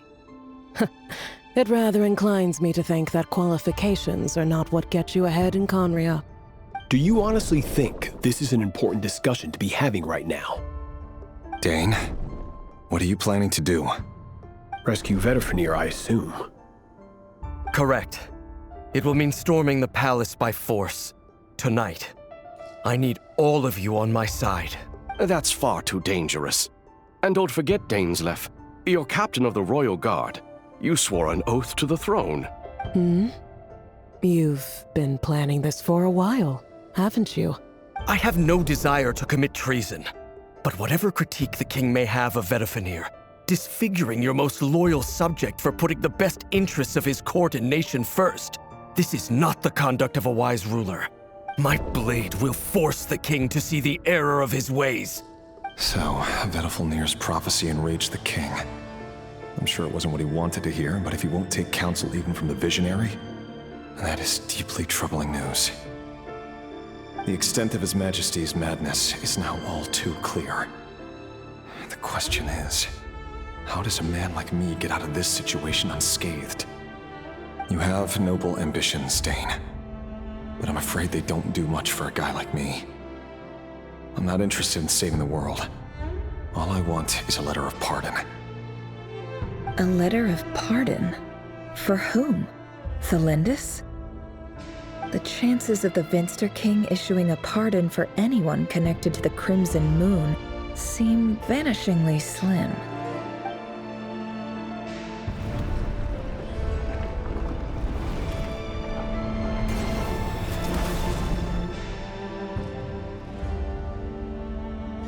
This black fog over the board must have some connection to Thalindus. But why is it taking this form? Does it have something to do with Rerir's past? Another mystery I'll need to unravel.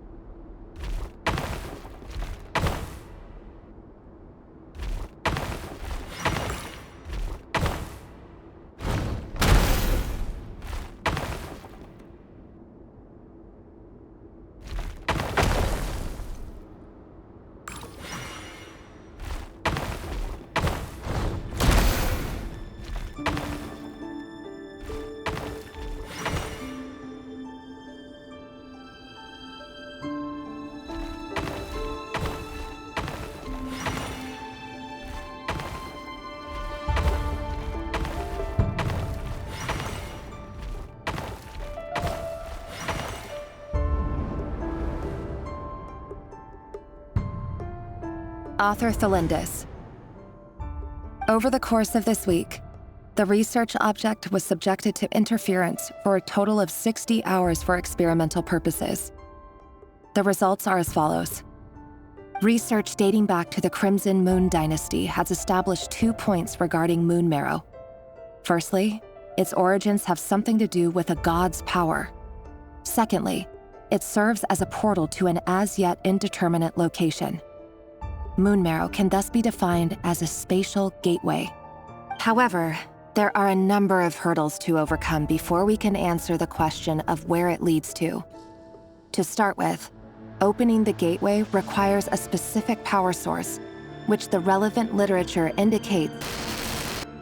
An enormous amount of power is then required to keep the gate open. Currently, the total power output of our instruments remains in the single digits. To make matters worse, I am now the only staff member remaining in the Moon Marrow Lab.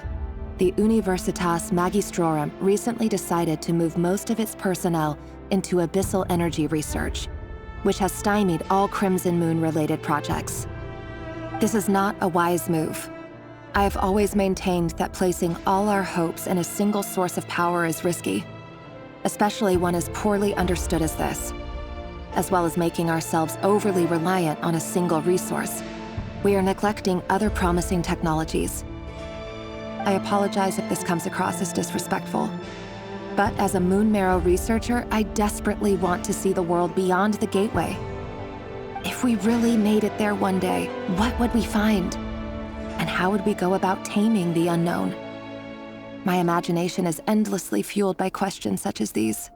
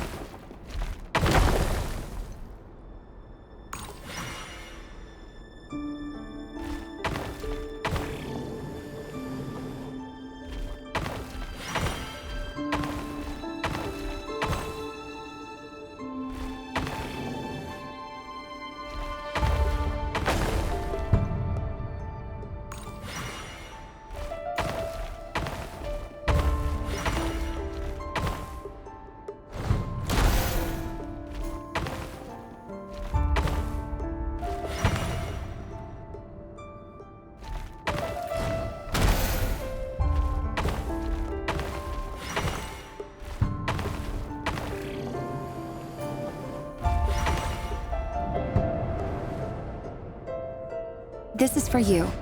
I heard you're gonna leave the city with your parents. The Lindis, did you hear about what happened? I've heard nothing. Rerir got back very late last Friday, and he was acting a little unusual, but he slept pretty well, so I'm guessing whatever he did was a good deed. You never saw him, and I don't know what he did. And this conversation never happened. You understand? What if he finds out that you pried into his secrets? Don't be silly. I don't know what secrets he does or doesn't have. All I know is he's just a normal guy who happens to run some errands for the king. Are you scared of him? I don't know. The Rerir I know doesn't match the person you all describe. Logically, I should be scared of him. And yet, I don't want to lose him. But enough about that. You should get going, and be careful with the package I gave you. Keep it secret. Keep it safe. What's in it? A piece of the moon. All you need to know is that as long as you keep it safe, then in the future, everyone will be able to see a red moon. A red moon? You mean our moon? That's right. Our moon. Promise me you'll look after it. I promise, the Lindis. The Crimson Moon bloodline will never die out. Its light, the color of blood, will become like a fire that flows in our veins, no matter how long it takes.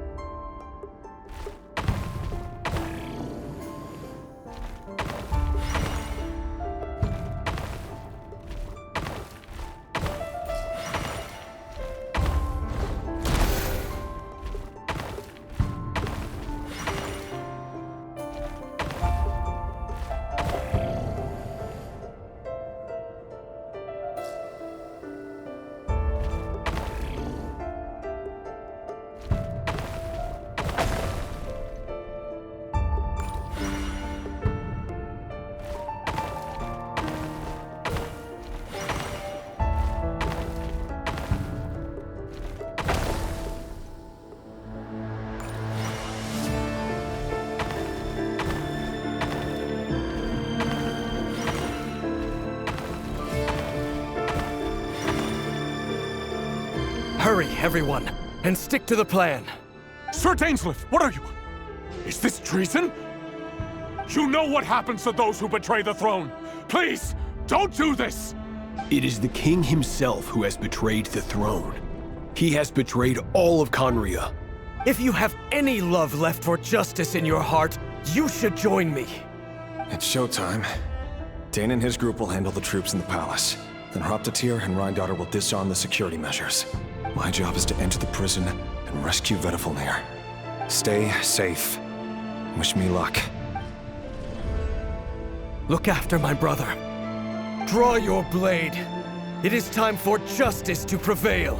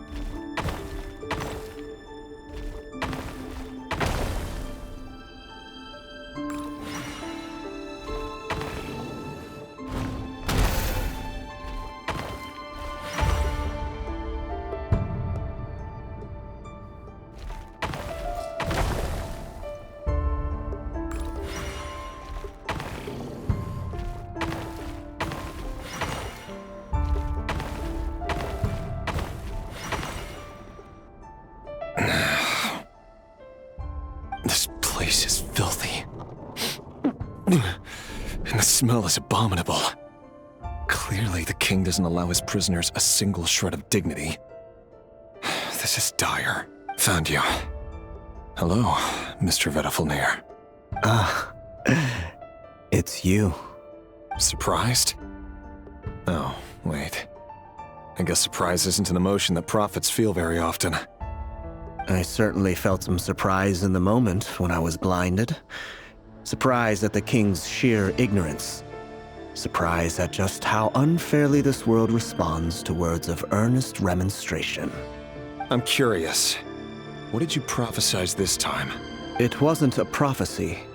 It was a word of warning. Someone had to say it. The king has forsaken all reason in pursuit of his obsessions. I simply told him that if he continues on this path, Khaenri'ah will surely fall. But he didn't listen. Worse still, he stabbed you in both eyes and locked you away. Dane asked for my help. The court is in complete chaos now, but I'm sure you predicted that. Everything is transpiring as I foresaw. Yet I am powerless to change it. Fate is an immutable force. I can but lament as the inevitable unfolds. I do wonder whether giving a man the power to see the future is nothing more for him than slowly crush his spirits. Forgive my curtness, Ver.Luna, but the king did not suddenly turn on you today. His suspicions have been brewing for a long time. You can't have wisdom beyond the reach of your fellow man without attracting his fear and suspicion. There are things the king does not want to see. So, he doesn't want you having visions of them either. He blinded you because he thought this would make the visions stop. He wasn't entirely wrong.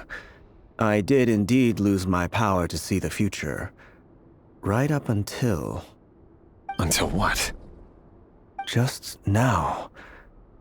I believe I saw something new. Well, tonight could go a lot of different ways. 5 of us banded together to storm the palace, also we could rescue you. This will go down as the most tumultuous day in Khaenri'ah history. I sense hatred in you. But also hope.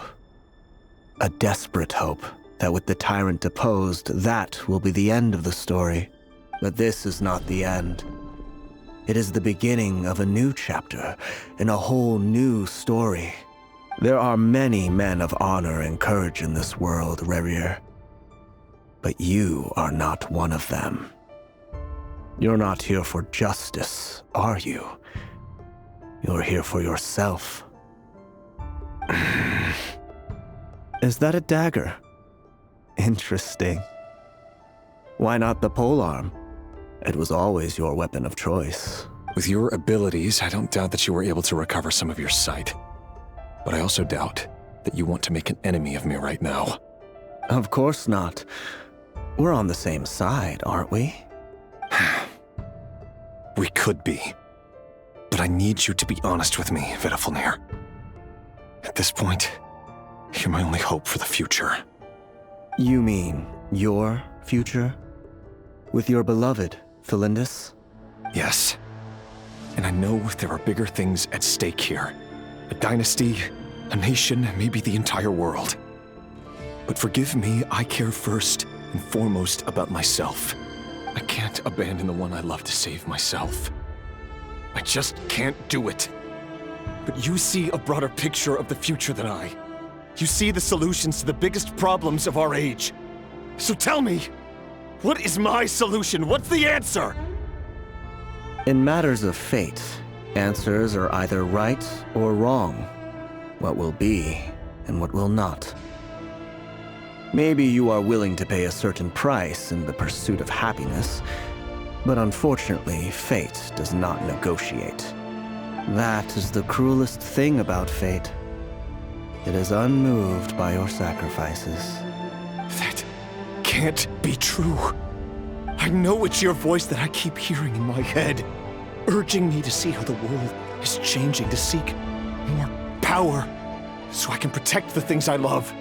You show me disaster, but you won't show me how to avoid it? Why? Why are you doing all this? My voice. In your head.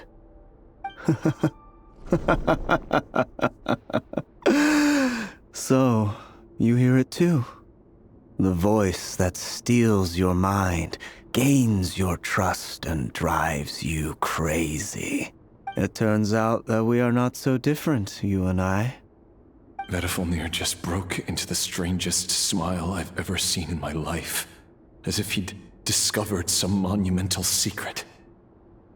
But then he suddenly switched to looking extremely weary. Very well then. My advice to you is as follows. You must persevere. Whatever trials and tribulations you may face, be steadfast in the belief that they are your path to the future. For as long as you live, your story with Thelindis shall not come to an end. That is the only chance you have of fighting back against fate. It is up to you whether you believe my words. Regardless, that is all I will say on the matter. I have no right to intervene any further. I will hold you to your word. Thank you for setting me free. In return, I will tell you one more thing that you cannot afford to ignore. Just then, a strange wave of energy rippled through the city. We had no idea what it could mean. If I were you, I would head to the Universitas Magistrorum. The Universitas? Oh no! I'm sure we'll be seeing each other again very soon, Rerir. Whatever Ver.Luna said, I didn't catch it. I didn't even help him out of the prison. There was no time to lose.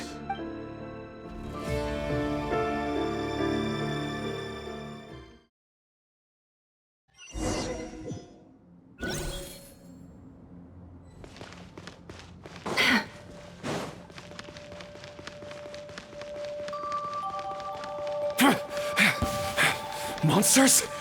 Is this Rhindaughter's doing? Or the Universitas Magistrorum? Out of my way!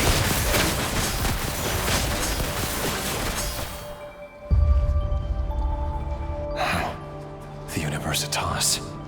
That reminds me of a rumor I once heard. Allegedly, the king installed secret mechanisms in the palace and around the city. No one knows where they are or what kind of power they hold. But if they were ever gonna activate, it would probably be on a night like tonight. Help! Help! Hold on! Don't let them anywhere near you! Save me! I can't! Ah! That sounded like an explosion. So, the rumor is true? The king really went through with it. What other means does the king have at his disposal? They must run on power from the Abyss. And given it's a major center of Abyss research, anyone over at the Universitas will be in grave danger. I have to hurry!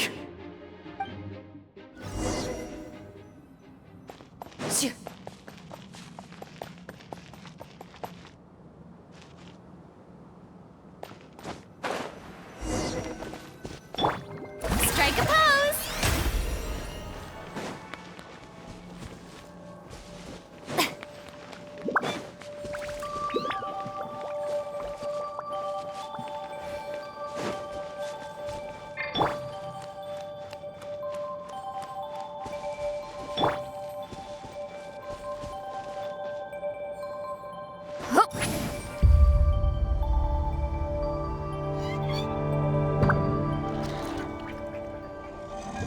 Incoming!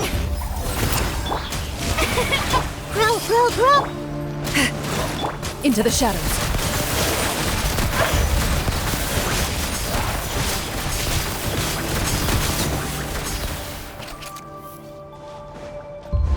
Time to testify.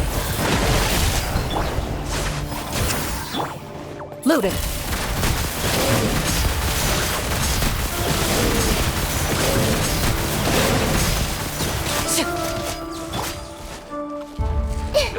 Committed to memory.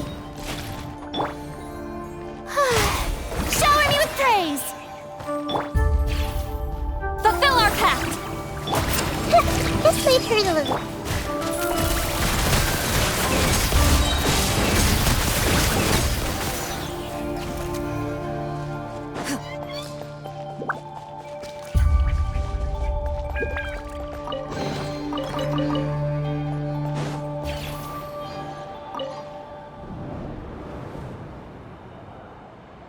Monsters! At the Universitas Magistrorum? Why now? Oh no! They're coming! It's no use. The table won't hold out much longer. The weapons. Where are the weapons? Of course.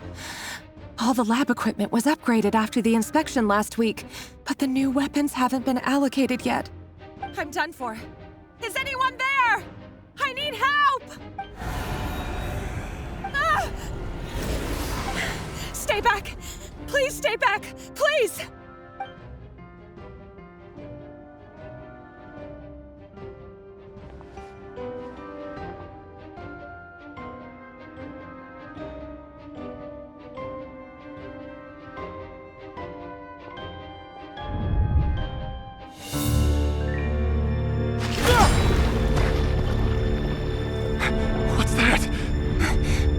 Rear. So the rumors about your work are true. What? No! Listen, something happened at the palace tonight. We have to leave! You don't need to lie to me anymore. What do you mean? I know why you're worried, and I will respect the decision you've made. But it's okay, because I found a solution. I know how to end all this. You can have it back. The normal life you so desire.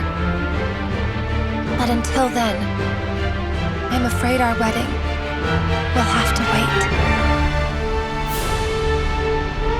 Cylindus? No, don't do it! Cylindus! Cylindus!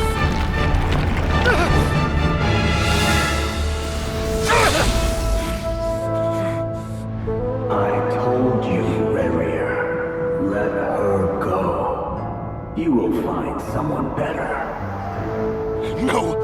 No, I won't do it! I have to save her! By what means exactly? A lowly pawn. You lack the power and the strength of will. Do you know a way? Tell me! Come to the palace. Join us.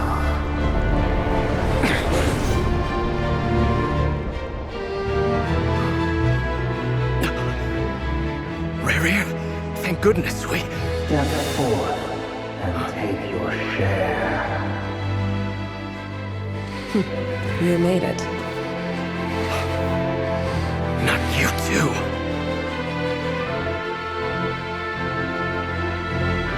Hatred or grief, despair or desire. We all have our own.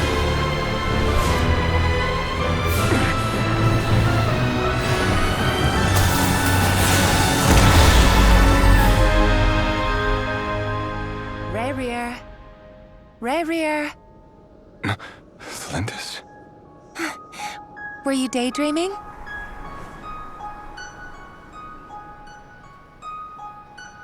You still remember, Rerir?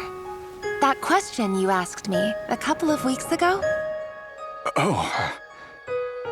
You mean the proposal? Yeah. I'm wondering, where do you think would be a good place to discuss it? Maybe in the garden? Or were you thinking a fancy restaurant? It's your choice.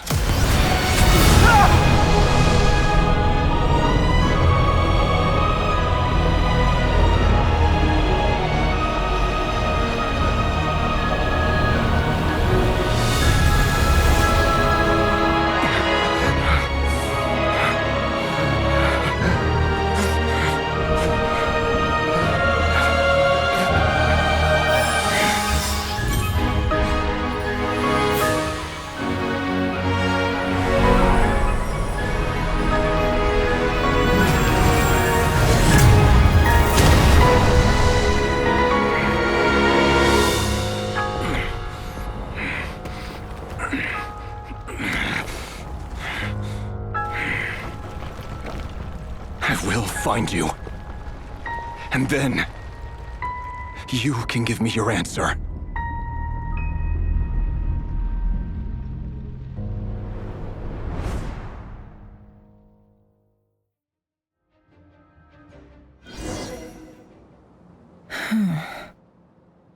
So that's how the Raker of Solnari was born. A monster created by circumstance is a monster all the same. Viewing other people's thoughts for too long can get uncomfortable. Right now, I'm feeling a strong sense of loathing. In a nutshell, the story of Conria is what happens when the truth falls by the wayside. Everyone tells little white lies, and before long, you have a huge pack of lies that destroys everything. Time to get back. His past is filled with sorrow, but the tale of any fallen civilization is one of endless tragedy. Cruel as it may be, that was Conria's fate.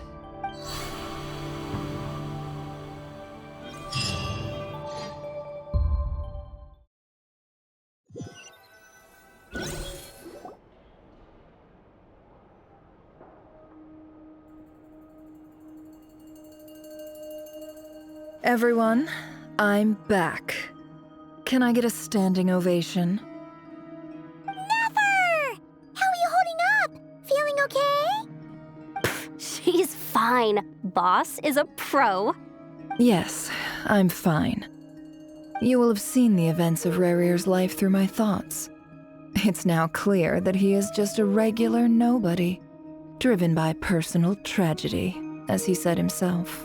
I mostly agree. There's only so much we can know about him from his memories alone, but they did give us a clear glimpse into his life in Conria. However, I would not consider Rerir to be a nobody. He was deeply involved in the events of that era. Yet, when the catastrophe of a generation strikes, nobody is safe. Sounds to me like you're speaking in riddles again. Is this you urging me not to abandon the people of Nodcry in their hour of need? That's not what I meant. Although I do hope you choose to remain a part of the plan. Without you, the mission ahead will be all but impossible. Then try to remember that I respond better to the carrot than the stick. And I don't appreciate being bossed around. Now, as for you, Missy, you were excellent. You stuck to the rules of the ceremony and kept your mouth shut the entire time. Bravo. Cool. So, can you fill me in on the deets now? Most of what I saw went right over my head. Patience. You'll hear the whole story, don't you worry. But let's meet up with the others first. It will save me narrating it twice. Yehoda? Yes, boss! Let me get that door for ya. That's more like it. For a moment there, I was worried you'd forgotten about the first clause of your employment contract. Forgive my curiosity, but what does the first clause say? It says I gotta do the annoying stuff that boss is too lazy to do for herself. Like opening the door, pouring the tea, yada yada. Is that right? If something is in the contract, it's because she willingly agreed to it. Rest assured that the Curatorium abides by the very strictest of labor policies. You don't seriously think I'm cruel enough to treat her like my slave. In any case, I've hardly shied away from my share of the work today. Hope I don't catch Flintz and Varka lounging about in their chairs, enjoying a leisurely cup of tea. There's nothing I dislike more than other people enjoying themselves while I'm hard at work.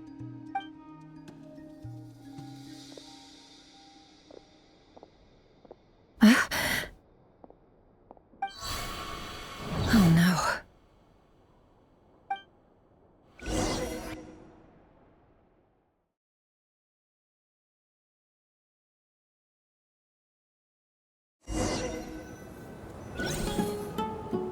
Sorry to disturb you, but we seem to have run into some trouble. Evidently so. Don't worry, I'm not about to leave you to fend for yourselves. I'm not that kind of boss. And it would go against the Curatorium's labor policy. I'm sorry? What did you hear me say? I wasn't talking about labor policy. Wait. How long have I been standing here? Not long. You just appeared by the door a moment ago.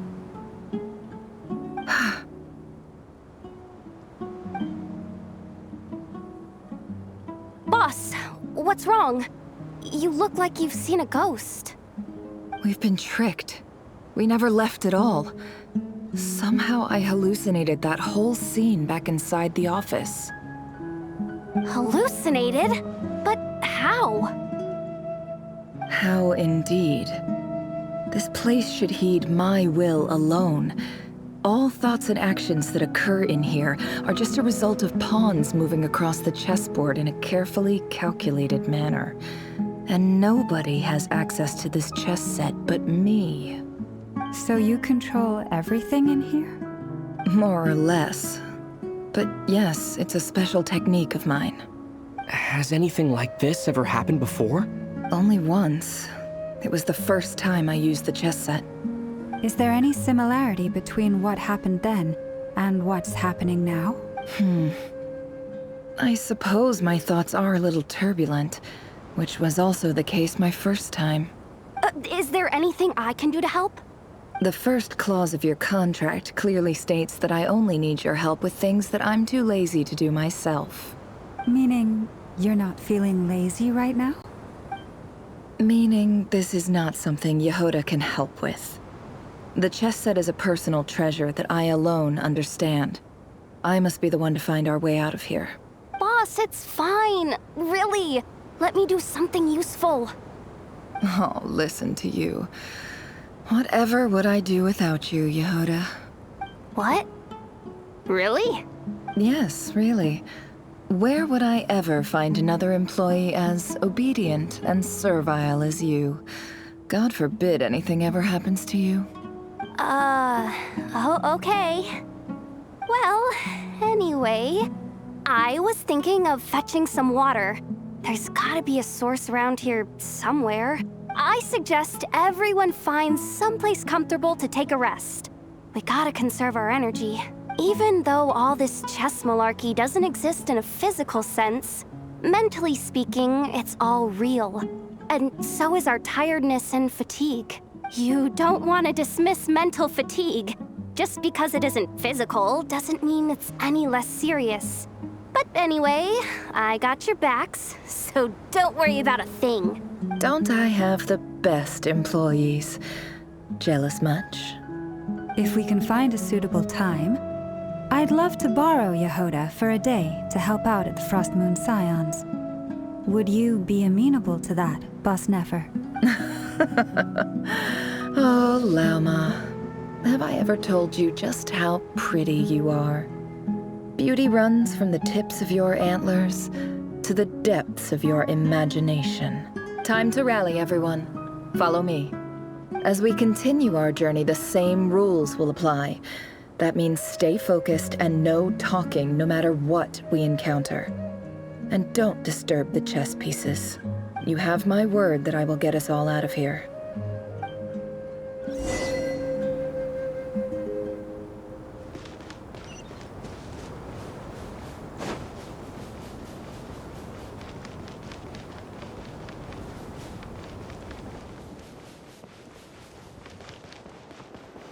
This place looks familiar. That's not a good sign. There's someone up. I wasn't expecting visitors at this hour. Wait, is that? Oh, it's him. There you are. Sinue's been looking for you all day. I think he has some news for you. Oh yeah? What were you doing just now, Uncle Retinue? Hiding away some more loose change? I know I saw some Mora. What do you mean loose change? Oh, come on, I'm too old for this. Just pretend you saw nothing.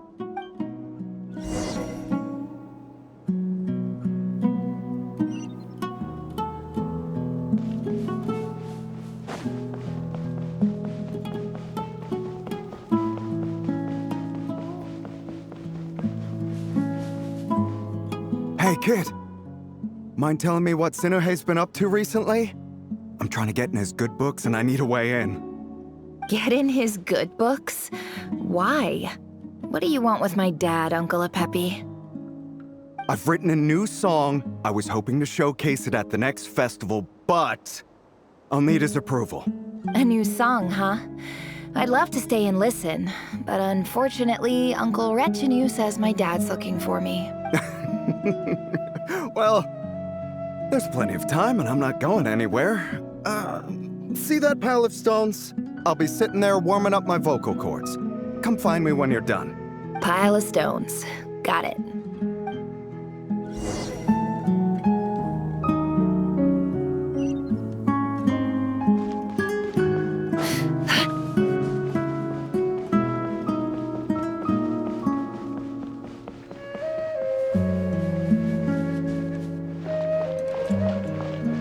Hi, Dad. Uncle Retinue said you were looking for me. Ah, there's my little princess. If you'd gotten back just a little sooner, you could have shared the spoils of war with me. Spoils of war? Who were you fighting against, Dad? It was just a figure of speech. The aftermath of a sandstorm is no time to be waging war. I was talking about our war against thirst. I went out to fix our water supply problem, and now I'm back. Which means... We have a well again! That's right. I found a new one and brought back as much water as I could carry. It should last us for a good while. If it wasn't for these blasted sandstorms, our wells wouldn't be caving in. You wouldn't be spending all your time out searching for new water sources. As the chief of our tribe, I'm supposed to be leading us out of hardship and poverty. Onto better things. You know how prosperous our ancestors were. I've told you all the stories. And look at us now. Squeezed into these hovels. No one would choose this, if it wasn't for the endless wars over the years. But things are looking up. I started working with some folks from the academia a few months back. They gave me some contacts in return for my assistance in the desert. So you're the academia's helper now? Special ambassador, they call it. Think of it as a partnership. It's nothing bad, okay? We've been isolated here in the desert for too long. Seeking opportunities elsewhere is the best thing for us, and the fastest way to progress. So, do you get anything good out of being a special ambassador? Of course. My luck's improving all the time. One day, I swear I'm gonna lead us out of this place. We'll find somewhere new. Somewhere better.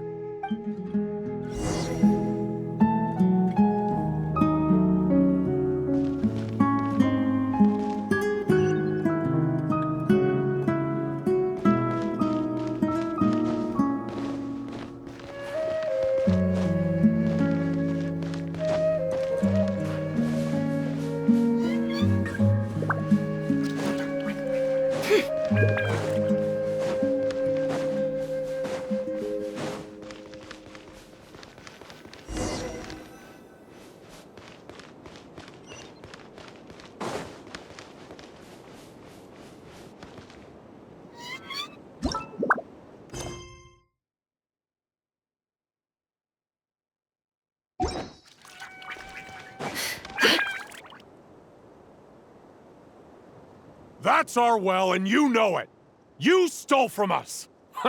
Well, you've gone from chief to thief, and now you have to face the consequences. Did you really think you could take our water without permission and get away with it?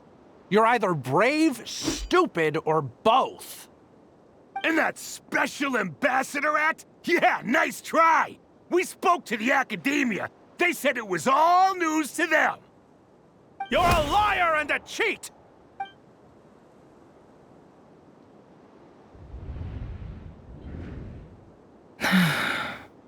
I heard Yehuda gasp, but I don't blame her. Most people are terrified by the sight of blood. Corpses strewn across the ground. The wounds are clearly from scimitars and daggers. The desert dwellers' weapons of choice.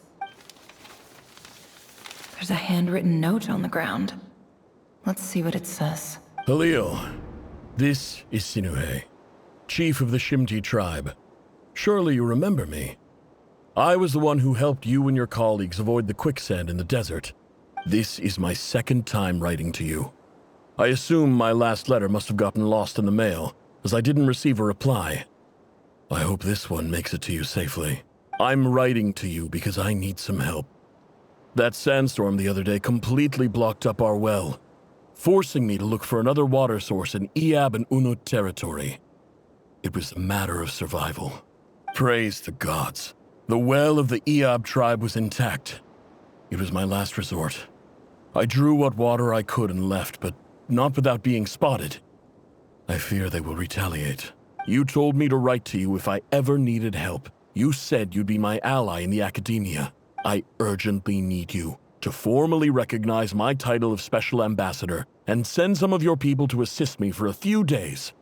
It's the only way I can convince them that this was the academia's decision and prevent them from retaliating.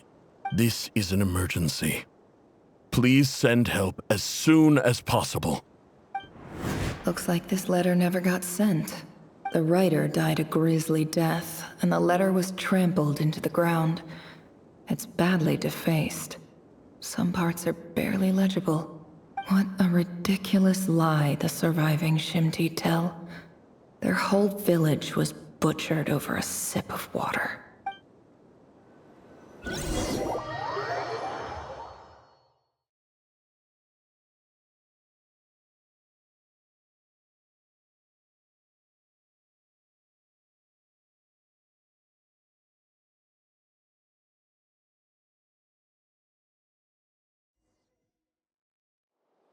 Ah, officer.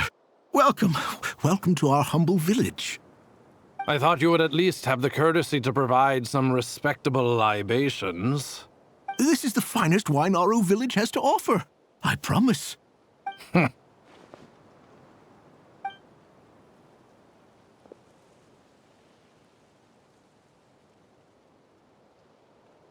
The Academia has agreed to reserve a single space for a candidate from your village. But I remain skeptical of this entire endeavor. I highly doubt anyone in this desert possesses serious academic potential. Please, have faith. If not in us, then in our god. The child we found shows great promise. I beg you, take her away from this place. Give her a chance. Don't let her talent go to waste. I don't recognize her. New arrival? She showed up here a few days ago and we took her in. She's a really bright kid. Please help. I'm begging you. So, where are you from? Nowhere special. Just a sand dune. What about the rest of your family? How many of you are there? Just the one. It's only you? Correct. So, no brothers, no sisters, no mother or father? Any who have slept on a bed of sand, I call my brothers and my sisters. Apart from that, I have no family. All right. Get over here. Sign your name on the form.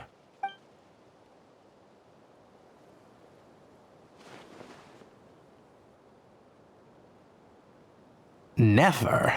You're rather fair-skinned for a desert dweller.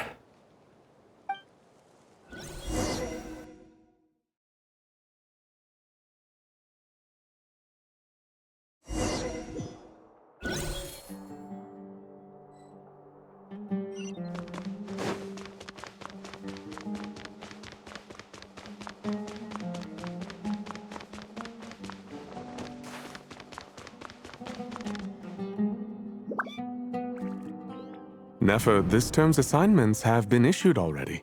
Please read through the materials thoroughly, conduct your own additional research, and then write an essay on the topic. Yes, Professor, I'm aware. I just had a couple more questions I wanted to get your perspective on. Oh? Please ask away. Well, I saw the other students' problem sheets, and I couldn't help but notice that my assignment is much easier than theirs. Do you really think I'm a weak student? A weak student? Goodness, no. Quite the opposite. You have a sharp mind. Almost too sharp. I think what you're saying is, a weak student wouldn't have noticed the discrepancy. And if they did, they certainly wouldn't complain about the lighter workload. You see, sharp as they come. You see things the way they are, and I'm sure you know why they're like that. Because of where I come from. Because I'm different. I'm sorry, Nefer. I don't like it any more than you do. It's just... Anyway, you said you had a couple of questions. What's the other one? I wanted to check. If someone sent me a letter to the academia, where do I go to collect it? Ah, your family wrote to you. Well, as long as they put your name on the envelope, someone should hand it right to you. Not exactly. It's not even a recent letter. I was just curious where the mail would end up if no one collects it. The House of Dana, I expect. I know there's a box for unclaimed mail somewhere in there, probably sitting on a shelf. Whatever you're looking for, that'd be the place to start. Okay, got it. Thank you, Professor. Oh, don't mention it. Honestly, I feel like I failed you. I'm supposed to be your teacher, but I haven't taught you anything. Hey, don't say that. You're a great teacher, and you do your best for all your students. But the rules are the rules. You're not allowed to teach students like me. It's not just the academia either. The whole world bends over backwards for the successful and leaves the losers to suffer and die. Oh, my dear child. Don't tell me you've given up on life already. I haven't. I just think that if you want to make it in this world, you have to find a way to become successful.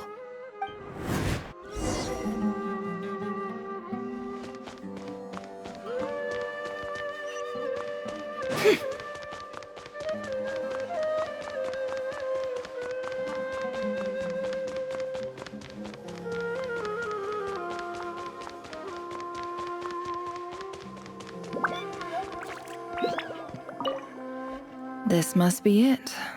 A big cardboard box full of unclaimed mail. And probably some letters that ended up here by mistake, too. Let's take a look.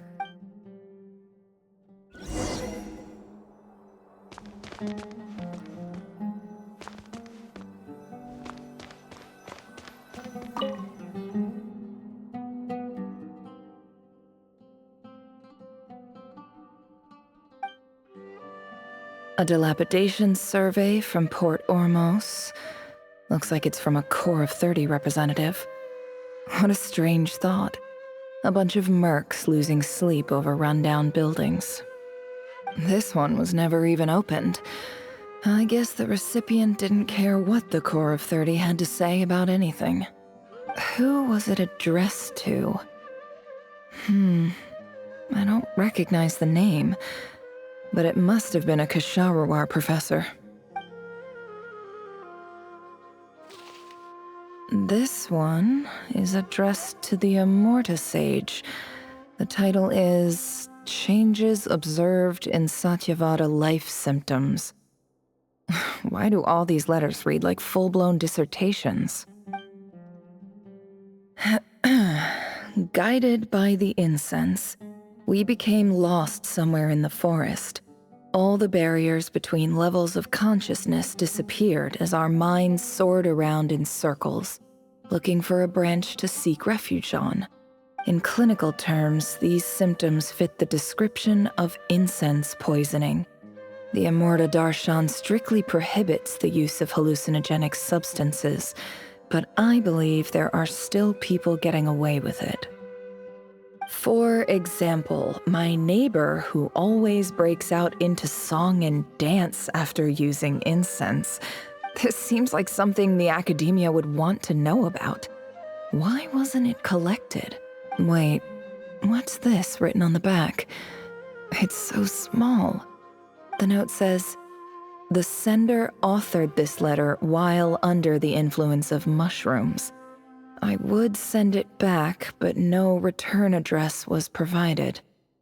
Stamped by the Grand Conservator of the House of Dana."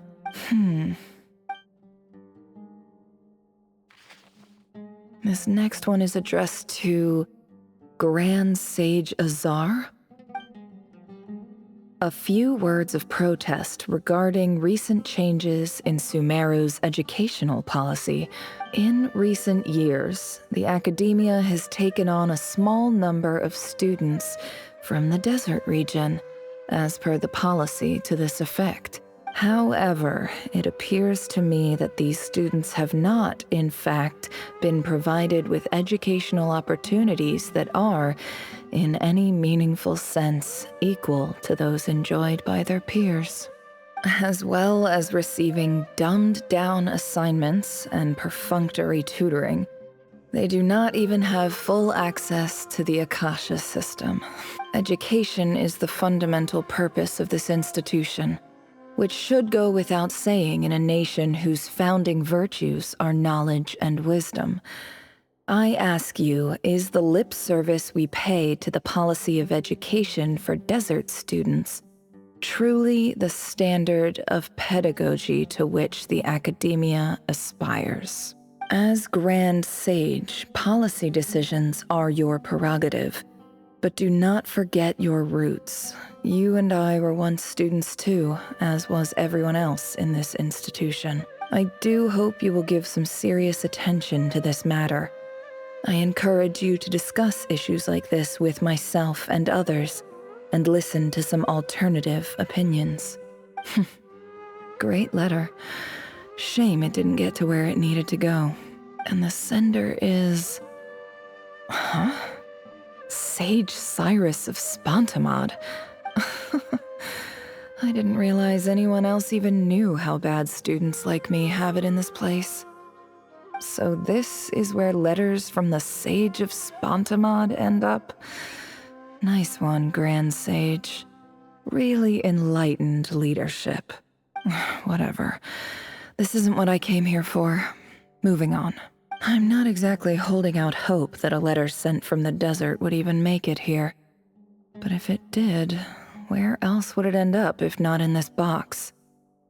I can't believe how much discarded mail there is. Must have been years since someone last went through it all. And this is just one box. The whole house of Dana is boxes on shelves. I don't believe for 1 second that any human being has sat down and read through all the documents in this place. Who has that much free time on their hands? Wait, could this be it?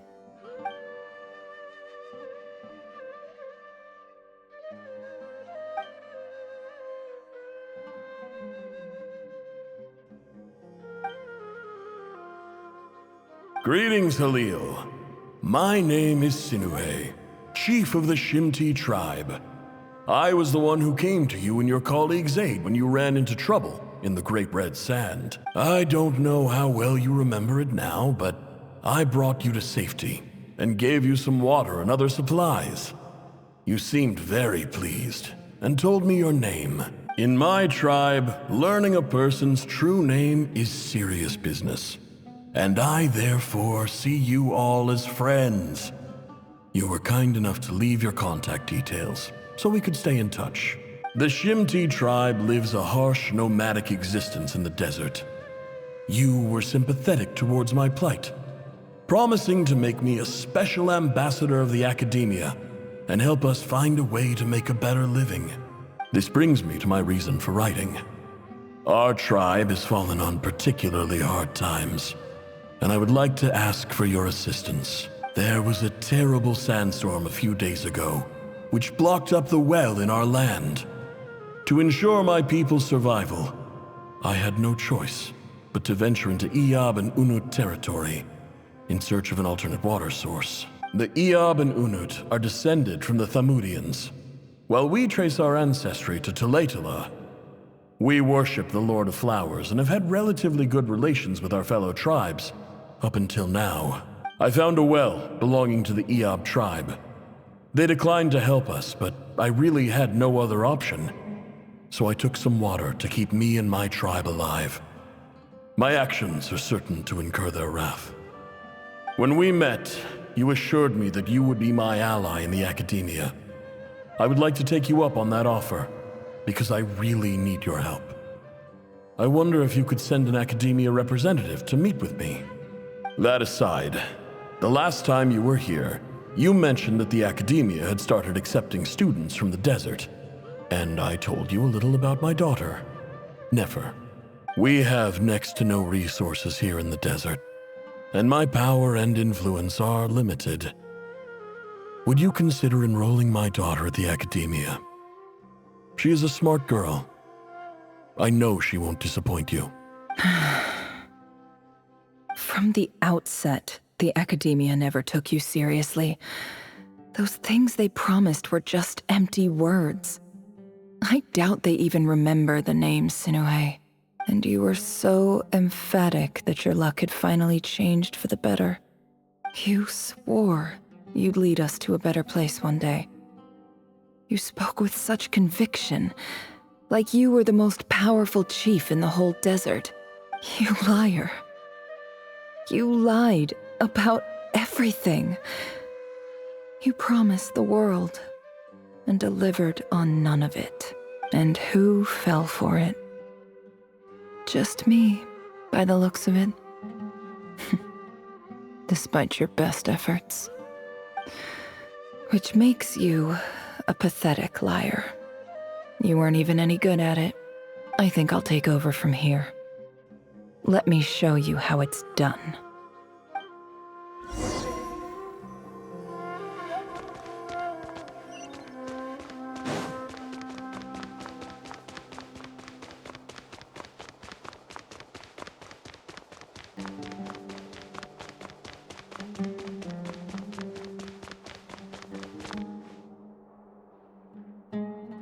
I just came to say goodbye. Thanks for everything you've done for me in my time here. Nefer? You packed your bags. Where are you going? I'm quitting. Something's come up in my hometown. Gonna head back and deal with it. Huh? But this was a hard-won opportunity for you. You know that better than I do. It was, but it doesn't matter. I have more important things to deal with, and they can't wait. Oh, and I didn't want to overfill my bags, so I left some incense on your desk. What's wrong? I thought you liked incense. Although, I did read somewhere in the House of Dana that it has hallucinogenic effects. Don't use it all at once, all right? Isn't this the stuff you brought from your hometown? You're just letting me have it? But you said it's a rare and valuable commodity. Yeah, about that. I lied. It's not rare at all. There's this bunch of ruins near my hometown that are practically overgrown with this plant. It's not worth much. Keep it, it's fine. But Nefer... All right, that's all from me. You take care.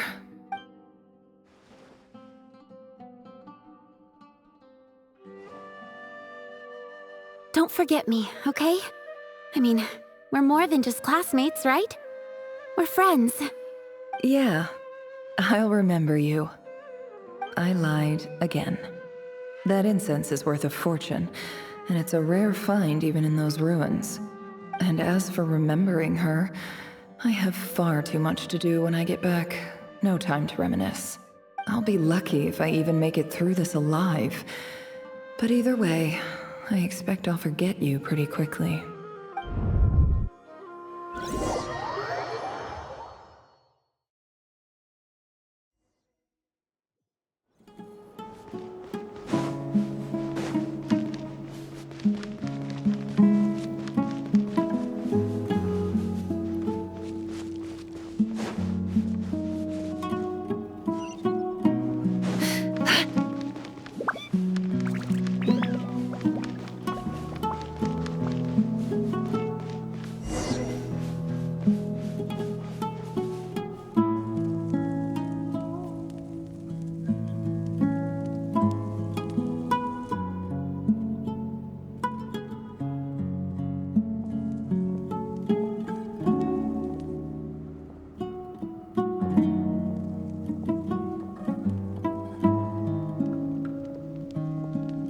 It's a pleasure to meet you, Mr. Arif.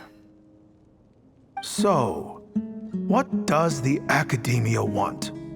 Since they've sent their special ambassador, I assume there's a big business deal to be made. If not, I'd be very disappointed. Please, sir, lower your blade. You're lucky I'm the one they sent. Not all special ambassadors share my admiration for the Iab people. The ever-shifting balance of power in the desert reduced the once great civilizations of this region to rubble and sand. But the story of the Iab has a very different trajectory. Others grew weak, but you grew strong, beginning in obscurity and moving to prosperity. You're the only ones who defied the trend. Huh. So, you do know who you're dealing with? This well is the perfect symbol of your strength, is it not? It used to belong to the Unut, but it looks like you have control over it now. You're not wrong. But I'm sure you didn't come all this way just to flatter us. Of course not. I came to bring you some very good news. Some information that recently came to light, which might just be your ticket to freedom. Records uncovered by the Vahumana Darshan show that a certain well currently under Iab control is built on top of some ancient ruins. These ruins are of great archaeological interest to the Academia. I checked the map carefully on my way over here, and I'm confident that this is the well in question. The Academia is offering 50 million mora in return for excavation rights. 50 million? No, wait. If these ruins are as important as you say, 50 million's a little low, don't you think? Don't get greedy, Iab. We know far more than you think. We know that you seized this well by force. Wasn't that the first step in your rise to power? To drive away the Unut and steal their water supply? So what if it was?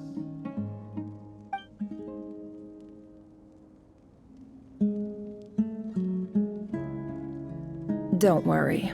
As unscrupulous as it was, it's something we're willing to overlook. The Academia is only interested in dealing with the de facto power holders in the region. I hope I am making myself clear. And I hope your words are the truth.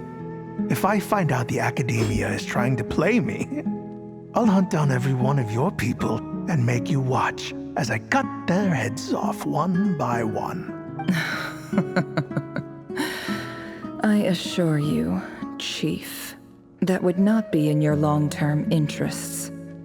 You don't want to make an enemy of the Academia. You see how I'm dressed, don't you? I appreciate that you've never been to the rainforest, but surely even you recognize an ambassador's attire when you see it. And what does a barbarian like you have to lose anyway? You really think the Sumeru Academia would bother to come all this way just to lie to you? We have more important things to worry about. All right, I take your point. The Academia is the highest authority in the land. I'm sure you're trustworthy people.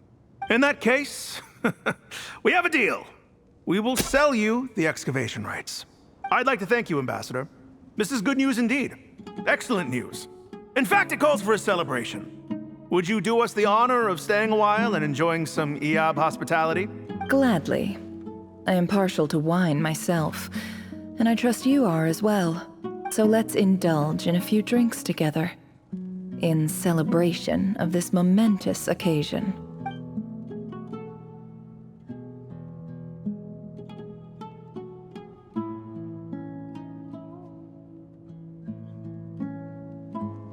Chief! Chief, it's an emergency! It's the Unut. They've taken the well. What? Well, don't just stand there. Take it back. Yes, Chief. I have every confidence in the Iab's military superiority, and yet... Well, what is it? The Unut's response was alarmingly fast. The day after we reach a deal, they seize the well. This can't be a coincidence. Perhaps there is a traitor in your midst. I don't think so.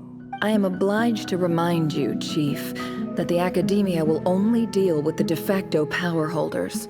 If you cannot regain control over the well, I'm afraid you won't see a single mora of that 50 million. No! Please, Ambassador, just give me some time. I swear the Unut will not get away with this. That well is ours. And so is the mora. Glad to hear it. I will wait here for an update. If there is a traitor, I will find them. In the meantime, make yourself at home. I'll report back as soon as I have an update. Much obliged. Wow. All it took was a few words and I've got him wrapped around my finger. What an amazing feeling. So, in summary, Ambassador, the Academia would rather negotiate with our tribe instead of the Eab, yes? The Eab are ruthless murderers who don't listen to reason. And now they have the gall to interfere in our research projects in the desert region. So let me ask you, Chief. If you were the Academia, what would you do? Kill them all, of course. Precisely. The Academia does not tolerate those who stand in our way. The Eab have held back our academic pursuits for too long, and our patience is wearing thin. At the same time, there is simply no way that the Academia can be seen to be intervening in desert affairs. I'm sure you understand where I'm coming from. We have our own rules out here. If the rainforest dwellers raised arms against a desert tribe, you'd start a bloody war. Right. We can't confront them ourselves, but we can support their enemies. The Unut have always had strained relations with the Eab, which makes you our natural allies. Natural allies. Weren't the Eab your allies once? You were quick to send them after us to protect your interests back when we stole that water. And now look at you. You're at each other's throats. Let me be clear. The Academia wishes to collaborate with the legally recognized rulers of the desert in this matter. We are asking for excavation rights to that well, and our offer is 50 million mora. Say no more. I believe we have an understanding. Good. Then I suggest you get to work. Get us access to that well, and the mora's yours. You see, Dad? Lying is easy when you know how. People will believe anything.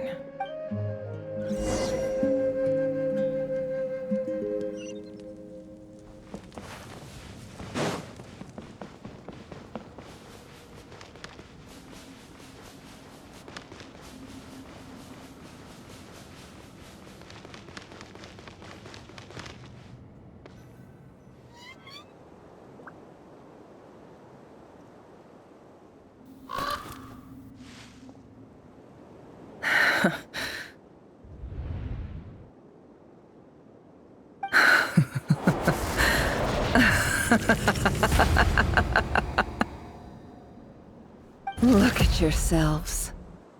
You may be vile, savage monsters, but your butchered bodies bleed like any others. You're no different.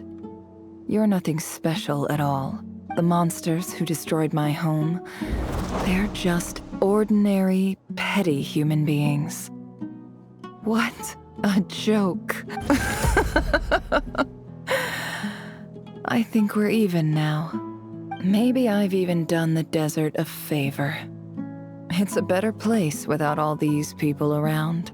Oh, Sinuhe, my gullible fool of a father. Perhaps if you'd been as ruthless as I was today, our tribespeople would still be alive. In this dog-eat-dog world, a chief needs to be tough to survive, but you couldn't do what had to be done. So I did it for you. Nefer, it's okay. All of this is in the past now. I believe I remember you promising to remain silent. Yeah, but even so... Yehoda, is there anything you can do to ease the tension? Alright, time for a sharp turn onto a completely different topic. So, anyway, that's enough of that. When are we getting out of this place? Feels like we've been walking forever. I'm getting pretty tired. Oh, Lauma, you tired? Yes. If we can find somewhere to sit down, I could certainly do with a rest. It's not far now. There should be a temple just up ahead. Yes. Really? A temple? That's where this story ends? I guess that's how things go in the desert. Desert dwellers can never escape their destiny. Or so everyone says. I never wanted to believe it, but looking back now, I'm as desert as they come. You mentioned a temple. What's waiting for us there? My biggest trade secret of all. Ah. Then I'm guessing it's where you got your power from. The power to peer into other people's minds. I didn't know you were clued up on any other religions. I'm no expert in the history of Sumeru, but since you come from the desert, I would imagine it has something to do with King Deshret. Sounds impressive. Oh, I know who you mean. General Mahamatra Sino. The spirit of Hermanubis dwells within him. That's Boss Neff for ya. She knows everything. Sino's hardly a figure of obscurity, but I know about Sethos too. What about him? Is he a big deal or something? Well, he's not a small deal, let's put it that way. Please, this is the bare-bone basics. Save the flattery. Thanks for your patience, everyone. I'm sure it's been a lot to take in. With any luck, that's our exit just up ahead.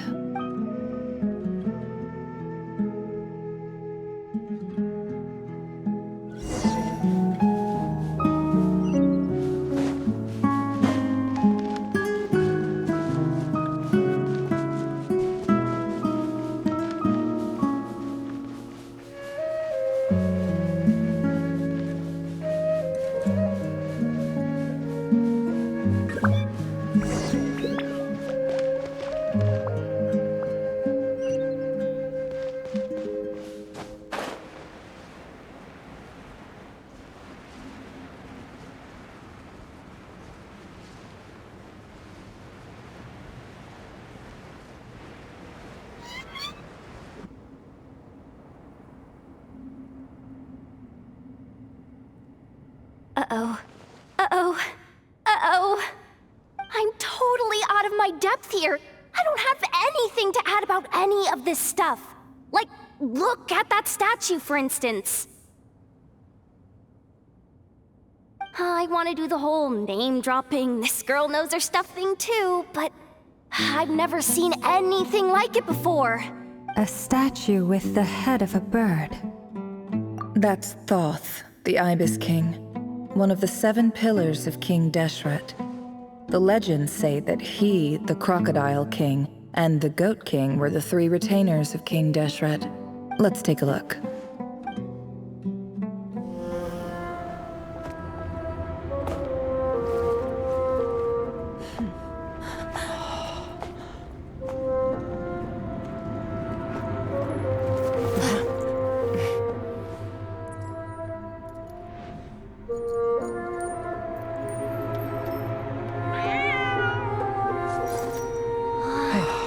It's just Ashru.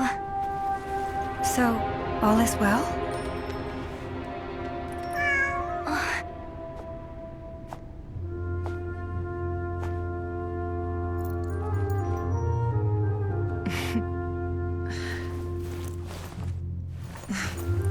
Typically speaking, at this point, the world disintegrates. Then we find ourselves back in the outside world. Besides, these are my memories. There's nothing to fear. You're sure? Of course. It's almost over.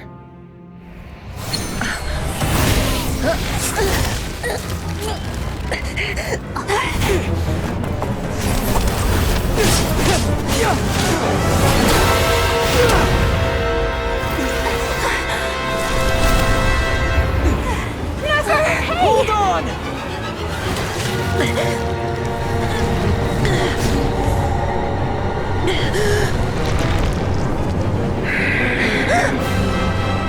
Knowing too much is always a death sentence. Speak for yourself.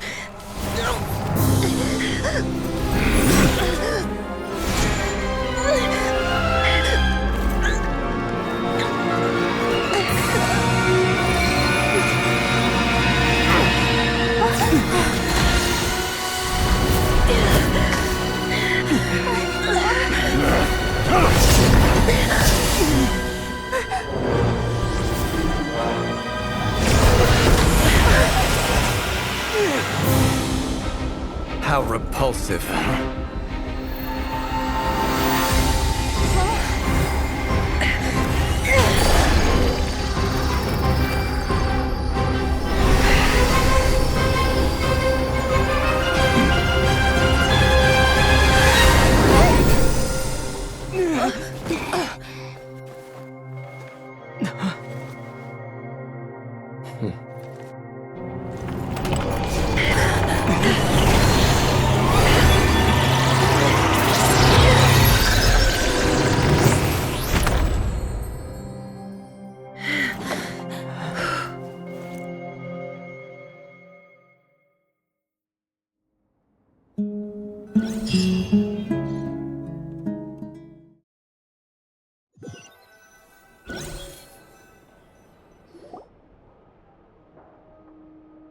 Timed that pretty well, didn't I?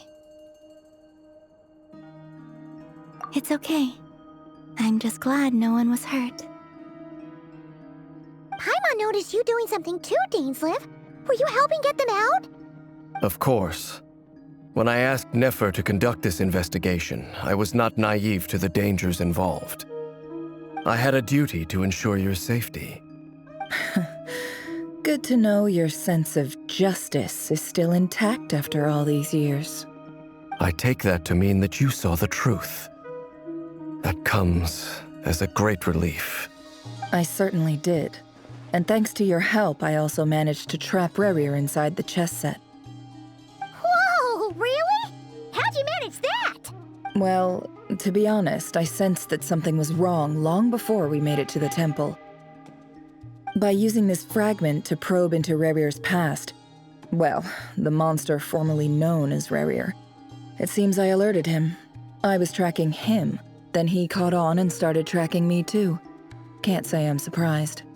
But how did he track you through your thoughts alone? That shouldn't be possible. Rerir was a secret agent who reported directly to the Vinster King. He is an expert at finding a trail and hunting down his pursuers. No wonder. He infiltrated the chess set, read my thoughts, and built a new virtual chess set inside of it. That's why we weren't able to leave at first. Speaking of your chess set, it's quite a remarkable item. Would I be right in thinking you have some connection to King Deshret? You overestimate me. I only have a connection with one of his underlings, the Ibis King. You all saw how this came to be. A long time ago, the Iab massacred my tribe, the Shimti, in our home village. A few years later, I enrolled in the academia, where some new information came to light. The Unut and the Iab fought a bitter battle over the rights to a well, all for the sake of a non-existent 50 million mora. The Iab ultimately won that confrontation, but their victory came at the cost of almost every warrior in the tribe. The final blow to the Iab came at the victory feast, when an Unut assassin beheaded their chief right before my eyes.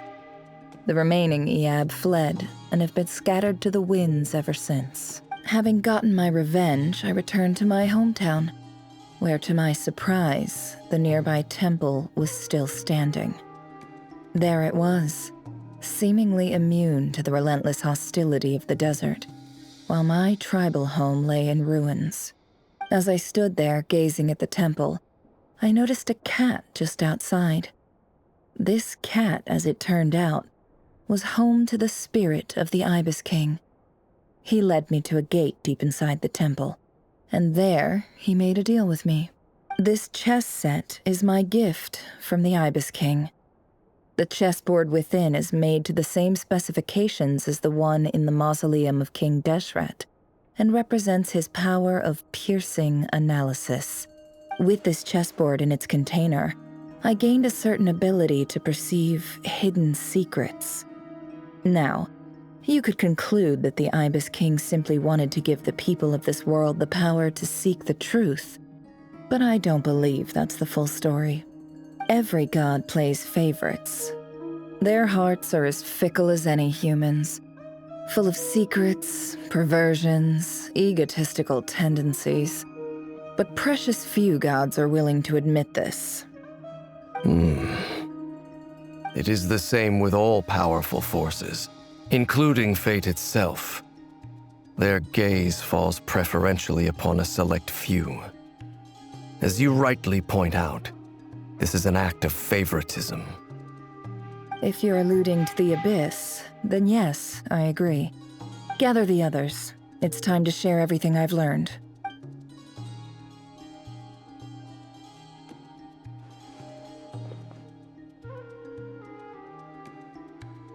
Thank you all for being here. As promised, I did some further investigating into the Reicher of Solnari's background. I am pleased to report that the investigation has been most fruitful indeed. The Reicher of Solnari, real name Rerir, was once a Khanrian subject who served the Vinster King. I will now share the important details of his story. Please save any questions or comments for the end.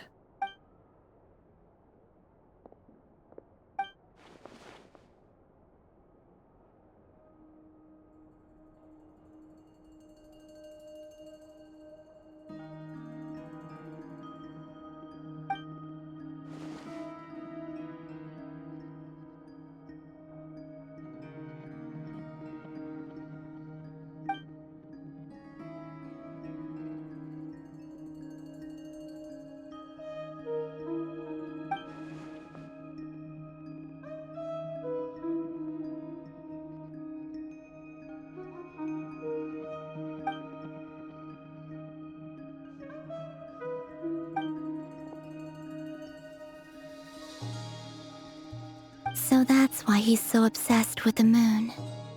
A tragic tale, to be sure. But it does not excuse his many transgressions. No matter how much Rerir suffered in the past, the fact remains that he is what we know today as the Wild Hunt, wreaking havoc upon innocent lives in Notcry. He becomes more dangerous with each passing day. If left unchecked, it is simply a matter of time before all of Tevat suffers the consequences. This is a threat that the Knights of Favonius cannot ignore. A question for Miss Columbina. Forgive me if this is presumptuous, but have you ever seen the spatial gateway that appeared in Rerir's memory? Never. But I have heard stories of something called the Moon Gate, and this seems to fit the description. Miss Lama, any thoughts on this? In the lore of the Frost Moon Scions, the moon is believed to hold many secrets.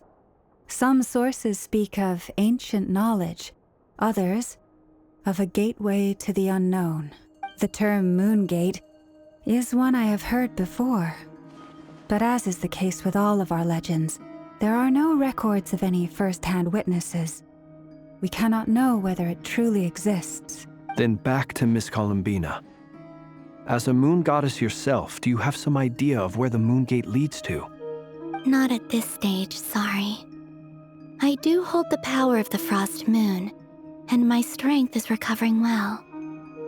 I can sense that the gate would open at my command, but... But there's more to the power of the Frost Moon than that? Yes. A moon goddess has the right to open the Moon Gate, since it is a path to the moon. But as never mentioned, holding open a spatial gateway takes a huge amount of power. And right now, I need to conserve my energy to fight the Reicher of Solnari. I'm afraid this is one mystery we may have to leave unsolved for now. I agree. Better to save your strength. But if you'll humor me for a moment, I have a bold conjecture of my own regarding the world beyond the gateway. I highly suspect that neither Tholindis nor Rerir made it through unscathed. The evidence pointing to this is the fact that the Rehir of Solnari exists in the form of countless fragments. With the abyssal power he wields, no ordinary foe can touch him, let alone tear him to shreds. And yet, the wild hunt proliferates wherever his scattered fragments lie, drawing hordes of monsters to many different locations across the land. So your theory is that Rerir was physically torn to shreds by some powerful force? Hence, why the wild hunt is a distributed phenomenon, rather than a unified one? Makes sense to me. Explains why the wild hunt is so pervasive, and why he's been trying to piece himself back together. He was whole to begin with, and he wants to be whole again.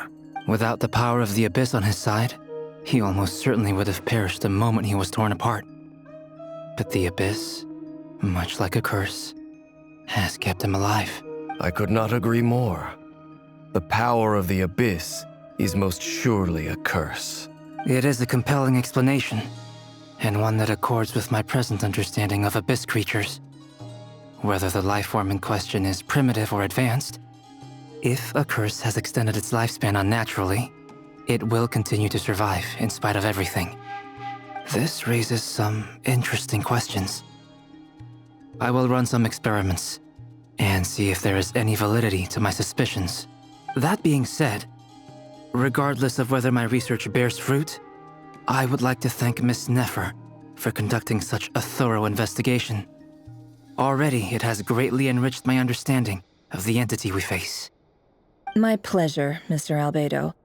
I too hope that the information I have shared today proves useful as we look to formulate the next stage of our plan. Hey! What is it, Dainsleif? You look really upset! It's just... when I think of the man I once knew as Rerir, I struggle to understand why things had to turn out like this. The two of you used to be friends, didn't you? I don't know if these words will bring any comfort, but my heart goes out to you. Mine too. We could never know all the hows and whys of the way things are. The moon and stars are full of untold secrets and lies, and the skies are host to many more mysteries than these alone. Yet, none of that can begin to compare with the complexity of human life. Those are the first comforting words I've heard in a long time. Thank you, both. Well, I think this is a good place to end today's meeting. I'm sure Nefer needs some time to recover. She's been through an awful lot today. That's very thoughtful of you, Lama. Of course. Sounds good to me. Take some time to rest and digest before we reconvene to nail down a plan.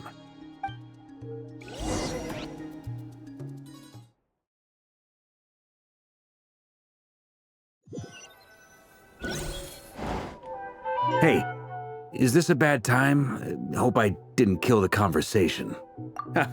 No need. Come on, let's talk outside.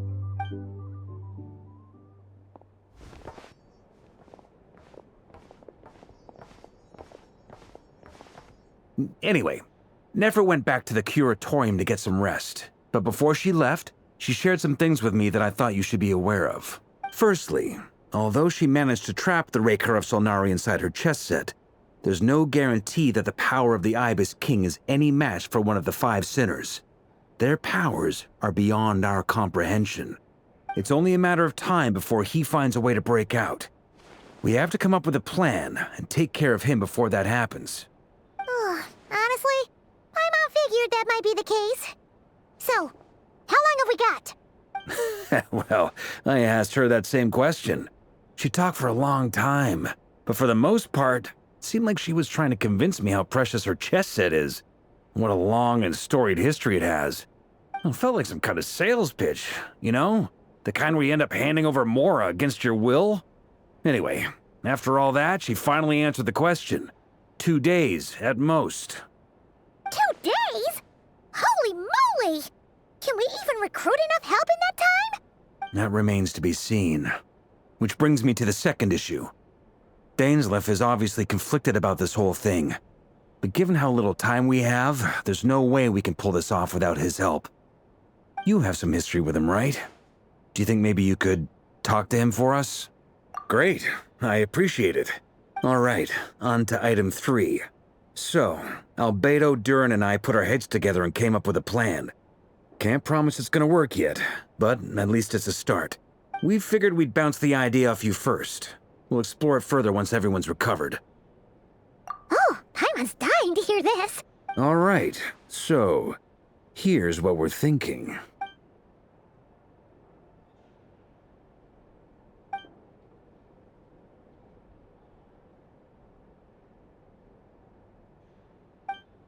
We felt a little uneasy about roping you into this. I mean, firstly, you're not locals, and secondly, none of us are your boss. You're well within your rights to refuse if you so choose. Roping us in? Why would you even say that? We know the stakes here. It's all of us against the Rayher of Solnari, or none of us stand a chance. I choose my words very intentionally, I'll have you know. I like to think there's an art to striking a down-to-earth tone even when the stakes are through the roof. Sir Varka, I have a few thoughts about this plan. I'm all ears. I think we can be more flexible with how the roles are allocated. In my view, the most sensible lineup would be like this.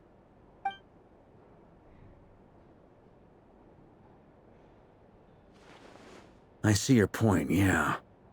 But if that's how we're going to approach this, you'd better make sure you're ready. To be clear, I don't doubt your abilities. Far from it. I just want to make sure. Are you really willing to take all this on? I want to do everything within my power. The Rayher of Solnari is a truly fearsome opponent, and if I do my part, it'll greatly reduce the risk for everyone else involved. Well, that tracks with what I've heard. Jean's mentioned in her letters that you're so diligent it's almost abnormal. As in, most people weigh up the risks and rewards in situations like this.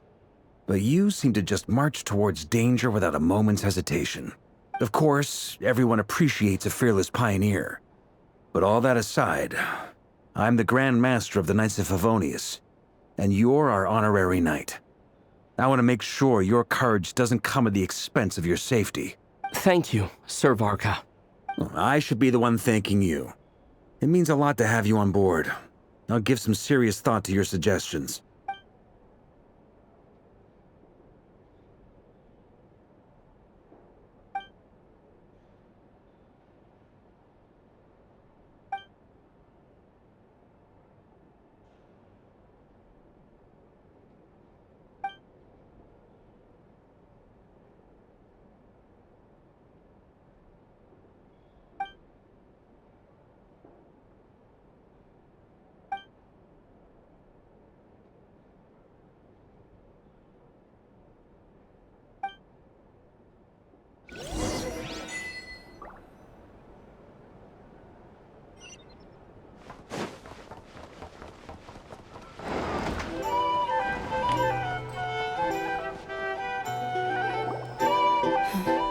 This is a thorough plan, but I do have one last question before we take action. How can we be sure that our enemy won't leave the designated area? Great question. Albedo's been hard at work analyzing Rayher and the Wild Hunt's behavioral patterns. His conclusions are as follows. Firstly, from the earliest known confrontation until now, Rayher has never displayed any ability to manipulate the dimension of space. So it's unlikely he has any power in that domain. Secondly, he seems to have a particularly strong vendetta against our group.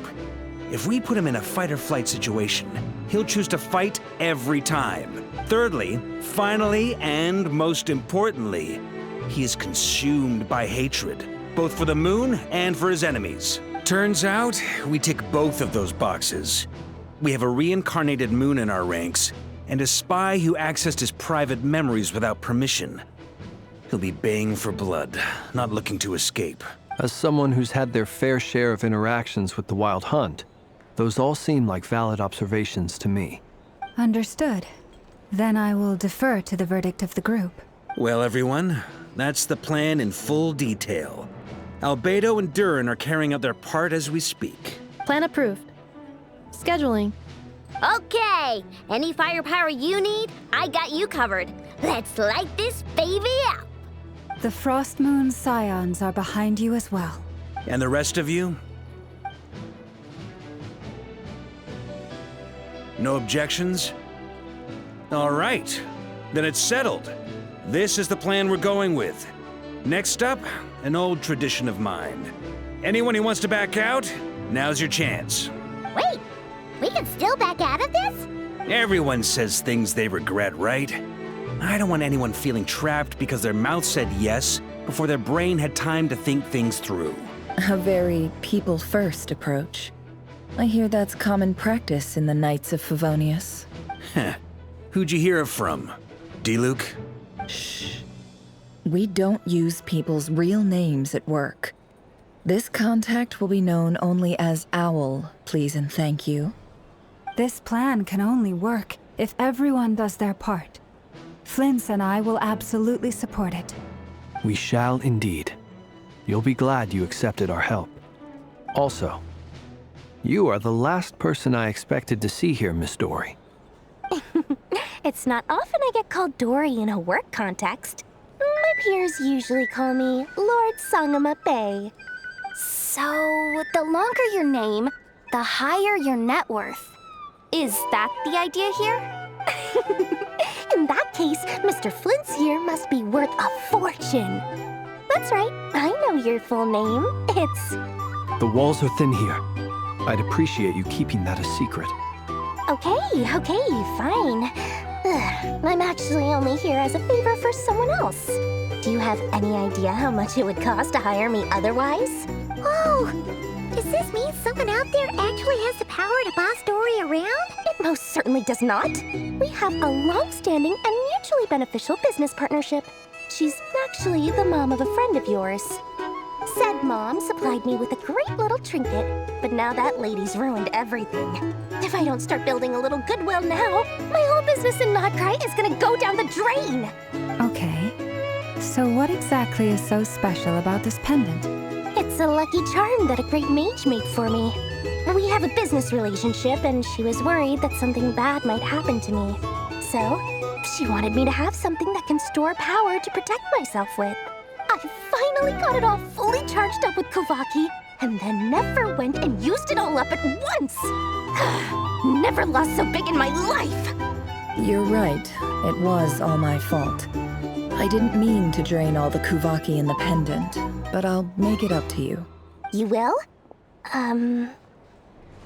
Well, in that case, how about you give me your chess set, and we call it even? I knew you'd say that. Well, it's yours if you want it. In fact, take it now, and I'll even throw in a free Raker of Solnari. Deal? You're putting me in a difficult position here. It's a very useful thing to have around, but I have a funny feeling it won't be around much longer. I guess we'll see in a couple of days. Looks like bankruptcy for me. Hey, don't be so pessimistic. See this through and you never know. You might find a new business opportunity on the other side.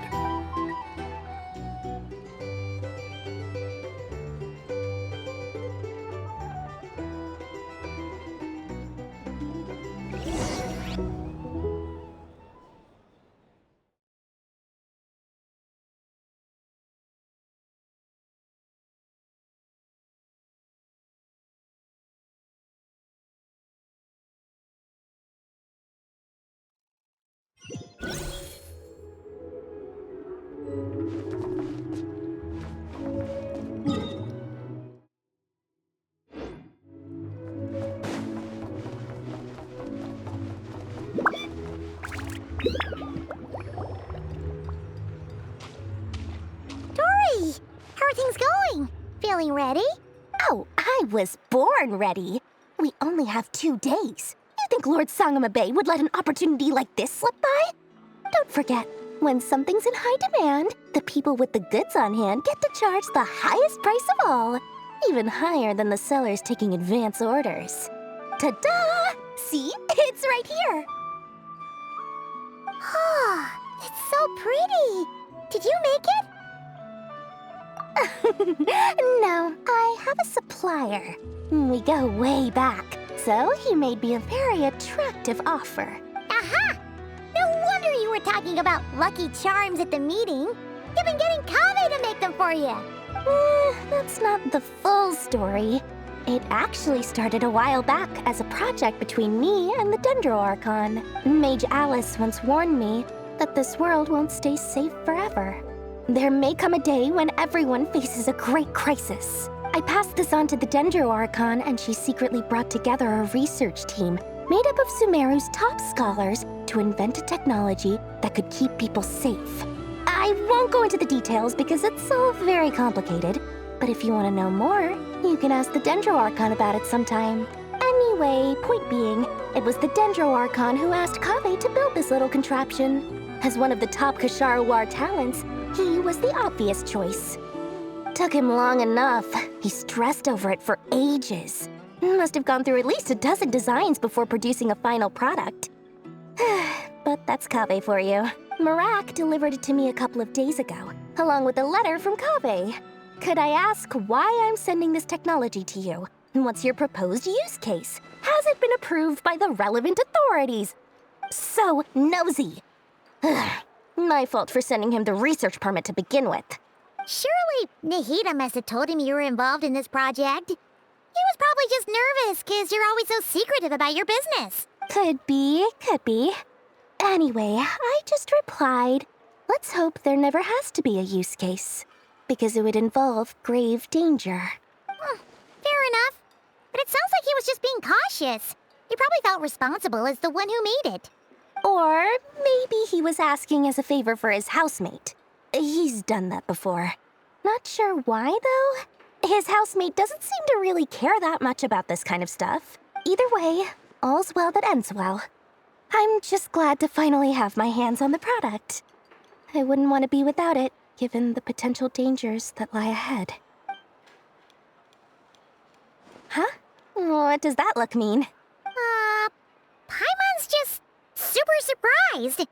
This must be the first time we've ever seen you actually get serious about something. Well, a long time ago, I made a promise to myself. I promised that I was gonna live every day of my life with a big beaming smile.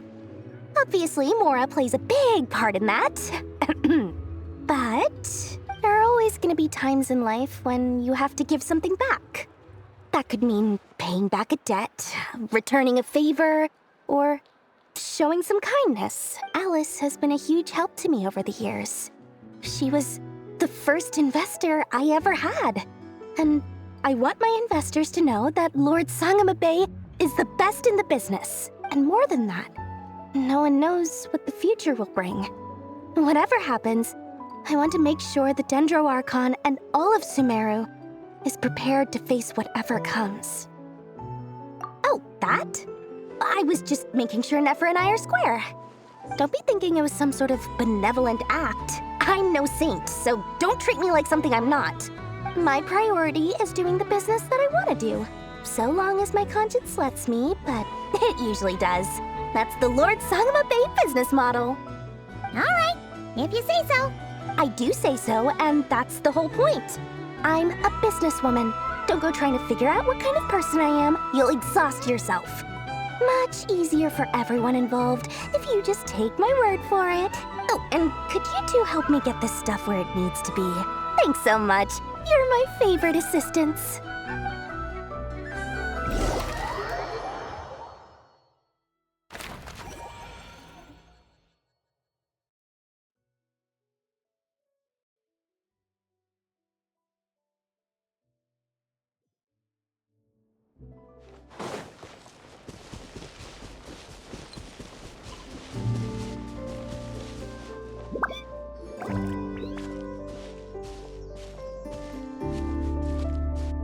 Traveler, Paimon, it's good to see you.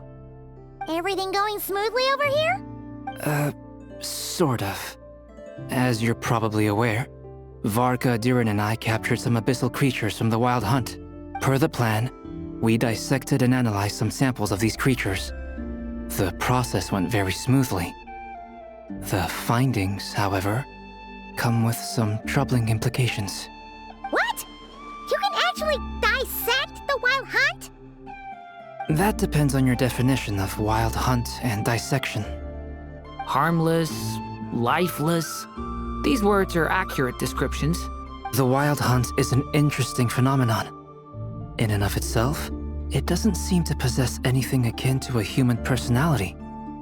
But taken as a collective, the medium through which the wild hunt is summoned does appear to have a soul. Master griped a lot about the wise Horoptotyr, and seemed somewhat fascinated with the foul Certology. But she barely mentioned Rerir at all. I don't think that was because of his lower social standing, though. Anyway, it's a pity. I should like to hear her thoughts on the nature of the lifeform he has become today. It's a strange mix. The furious energy of an abyssal being channeled through a fractured physical existence. A consequence of being torn apart by an unknown power. Perhaps the only explanation for his survival in this state is that he sacrificed a degree of individuality in exchange for a continued existence. Oh, sorry. Once I get talking about interesting research, I have a tendency to go on indefinitely. Back to our research findings. Essentially, they confirm my hypothesis. Rerir's corpse is completely contaminated by the Abyss, and the effects are irreversible.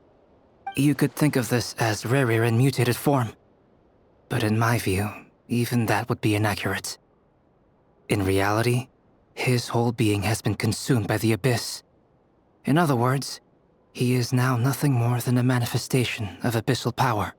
Unfortunately, at present, we have no means of completely eradicating abyssal power. Hence, we cannot fundamentally destroy the Reihir of Solnari either. Oh, that's terrible news! So, that's it?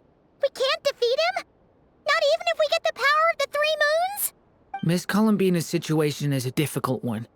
She can never achieve wholeness when the world does not accept her presence. It's as if her creator banished her to a place she can never be accepted. It means she spends most of her energy just on her own survival. Given the circumstances, it's only natural to despair. But we must see this plan through to the end. Time to kick off the backup plan. Oh, Paimon almost forgot! This is for you. Dory asked us to bring it. Ah, how wonderful.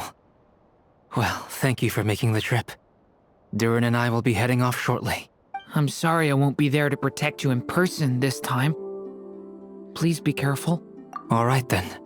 Stay safe.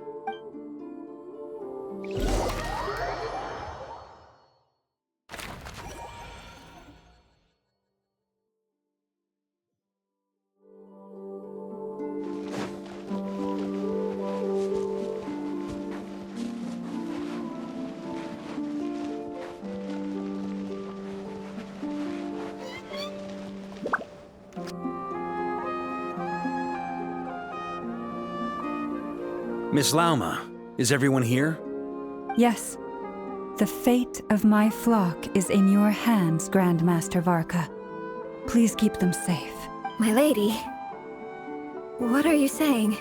Within the next 24 hours, we will face the biggest crisis the world has ever seen. This is not a burden that we deserve to bear. But I believe that we reap what we sow in this life. So I intend to act. I must do what I think is right. For me, that means fighting for the future of Nodcry. This gentleman is the Grand Master of the Knights of Favonius, Varka, Knight of Boreas. In my absence, please follow his lead. Hey, everyone. Guess I should introduce myself. Well, to start with, I know my way around a battlefield. The biggest strengths are honesty and hard-workingness. Anyway, point is, I don't intend to let Lauma down. I'm gonna do everything in my power to keep every last one of you safe and sound.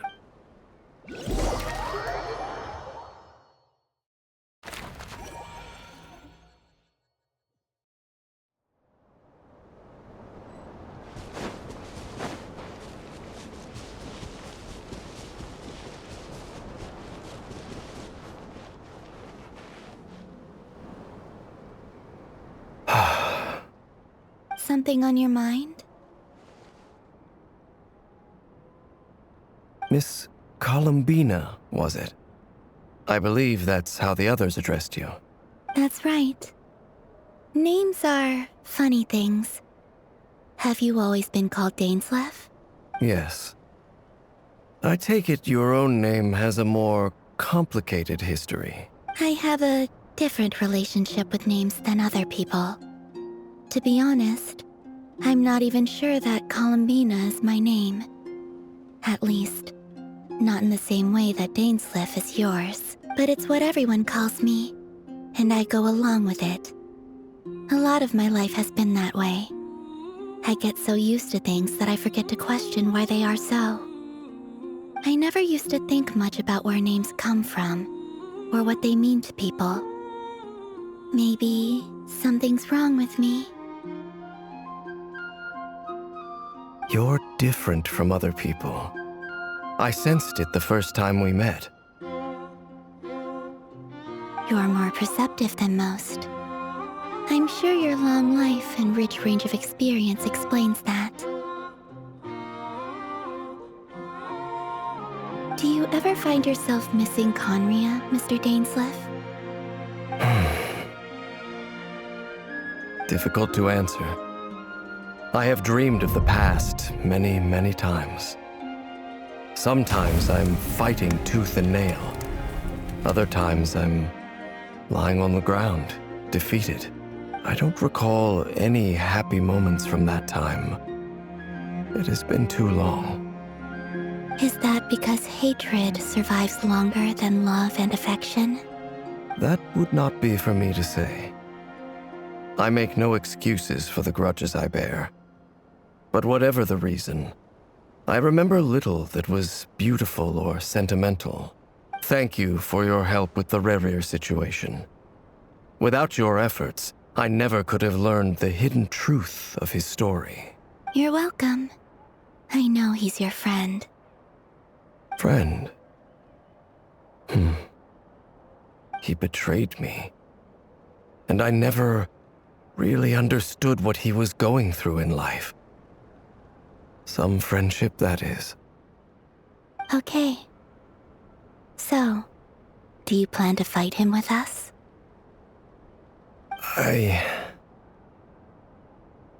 You see, you're torn. Now you know what really happened. You see the things he's done in a new light. I need some time. Of course. I completely understand. Anyone else in your position would feel conflicted too. Actually, I went through something similar myself recently. Something happened that changed my perspective on a situation. A situation I took for granted at the time, but now I feel very grateful for it. You mean the Harbingers who still support you, even though you've left the Fatui? Yes. I always thought they were only helping me because Harbingers are forced to work together. But then I abandoned them. A warrant was even put out for my arrest. And even now, they still support me. Which means I was wrong about them all along. Clearly, they view you as a friend. I feel a little guilty now. I regret not seeing her help for what it was, and not treasuring it. I see the guilt that you're feeling now, because I feel it too. Hopefully, talking about it will do us both some good. Have you noticed that the Traveler and Paimon are over there? I think they've been listening. Huh. Shall we say hello? Sure. Hello. Ah! It caught us!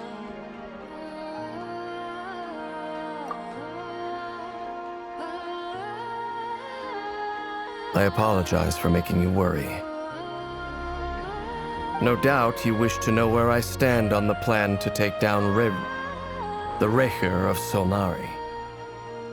I'm afraid I need a little time, but I will seriously consider joining you. You will? Oh, thank you so much! Everyone so grateful to hear that. They needn't be. This was something that I was going to have to face up to eventually. That doesn't matter to them. They're grateful to you regardless. You can't control their gratitude, so just accept it. And then, have a think about whether you're willing to join us.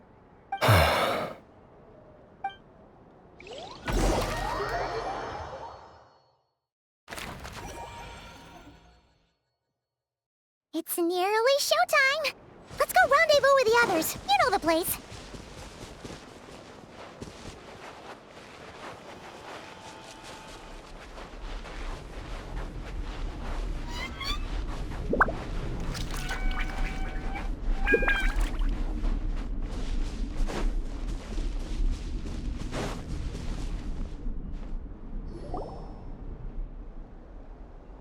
Ah, you're earlier than I expected. Hey, Flint's! Been waiting here long? Not too long. I came a little early so I'd have some time to think. Are you nervous about the battle? Quite the opposite. I'm reminiscing on my past battles. When I was awakened by the Ratniki, I had not touched a weapon in many years. I felt like the battlefield was not where I belonged. But after waging war against the Wild Hunt for so long, I came to realize something. A life of absolute peace is simply not a possibility for me. My restless flame indicates that somewhere inside of me, there is a deep yearning to root out the evil in this world. Oh, that doesn't sound like such a bad thing. Well, in the past, when I was a Fae whose primary concern was hibernation, it was hardly ideal. But it certainly serves me well here in the present. And I am delighted to be able to join forces with you in this endeavor. Looks like I'm not the first to arrive. Ah, Miss Lauma. Did you sleep okay last night? I struggled to settle down at first, because of the nerves. But don't worry, I got enough sleep in the end. I'll be just fine. Please, I'm just doing my part. Never! Over here! Aino asked me to relay a message. She said Anefa will be on high alert and keep a close watch over all secondary districts where defense is required, providing support as necessary. Meanwhile, Aino herself will provide range support to us directly, using her latest invention. Excellent. My thanks to all involved. The chess set's looking a little unstable. It won't hold him much longer. We should be prepared to engage at a moment's notice. No sense sitting around waiting. Let's make the first move while we still have the option. I agree. Paimon, find a safe hiding place. Got it! Be careful, Traveler! I will.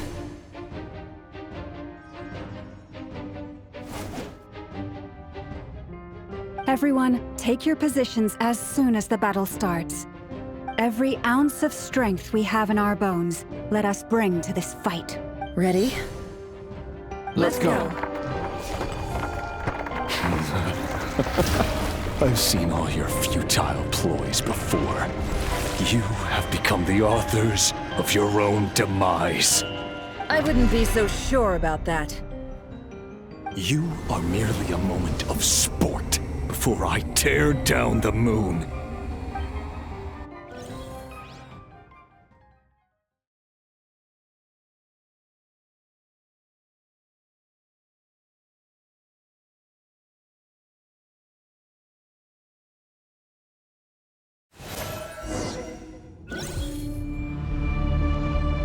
Stay on Moonlight betrayed you. Yep, you too.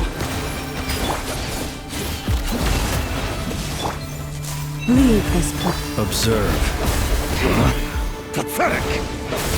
Are you quite finished?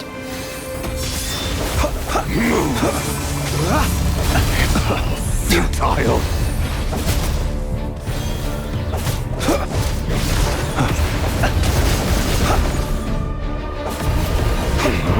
Pathetic! Be silent.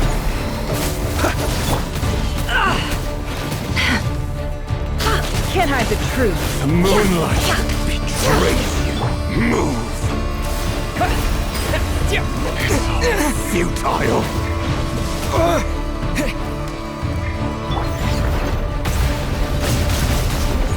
For the everlasting forest. Forest? Observe. Pathetic! Steady now. Let me help you guys. Big this! Moonlight betrays you.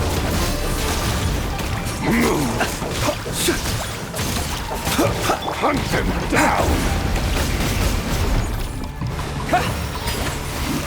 The moonlight betrays you. Moon!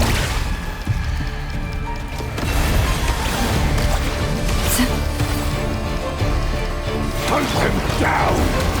Close your eyes. Moonlight betrays you.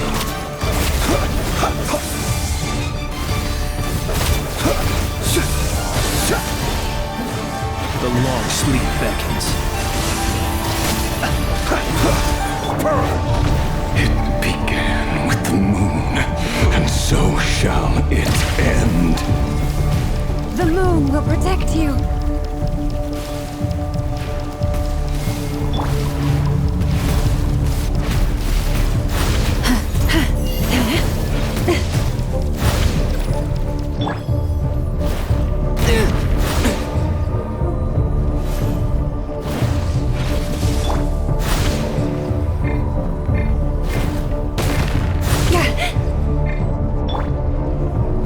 Observe. Keep your distance.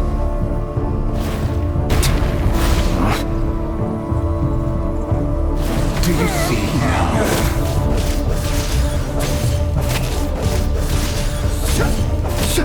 Veronir, when will it be as you foretold?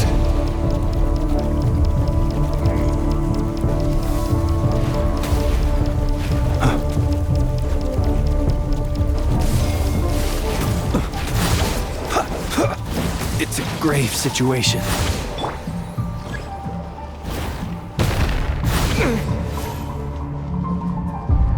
Your foul spirit is not welcome here. Ends here. By the frost moon of old. Beware the creatures of the night. Are you quite finished? I will return as an avalanche.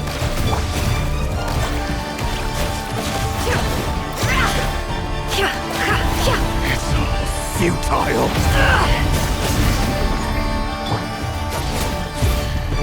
Water jet!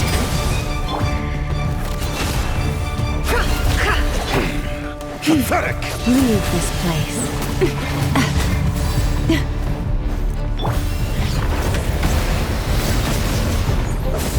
The moonlight betrays you.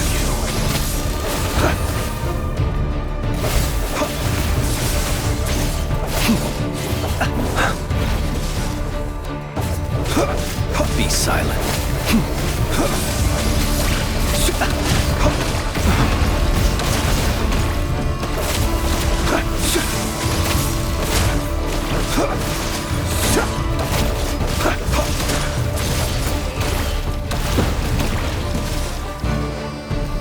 Observe.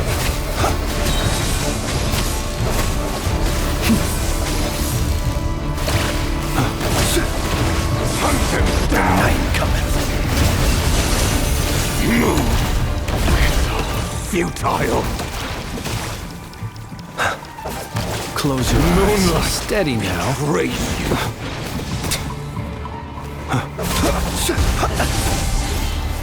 Hunt them down. Rather out of sorts. It's all futile. Are you quite finished? Your little game of heroics is over. Who wants to go first?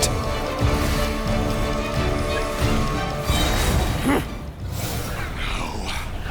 Get out of my sight! No! We've been separated! My grasp! You okay? Never! Where are the others? Stuck outside the barrier. I guess it really doesn't like us. I told you before, knowing too much is always a death sentence. Be careful what you wish for.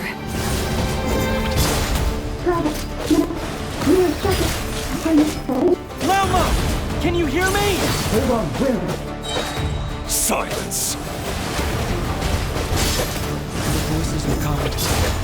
But at least I know they're still there. I need to focus. Stick to the plan. Remember my most important task. Just keep stalling him. If I can stall him for long enough, the moment will come.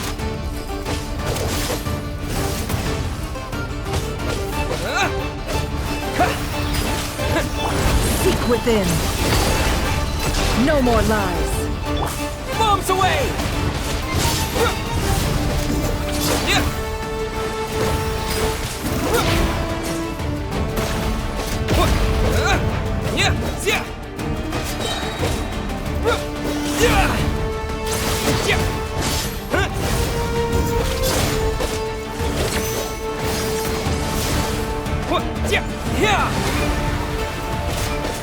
The deception ends here.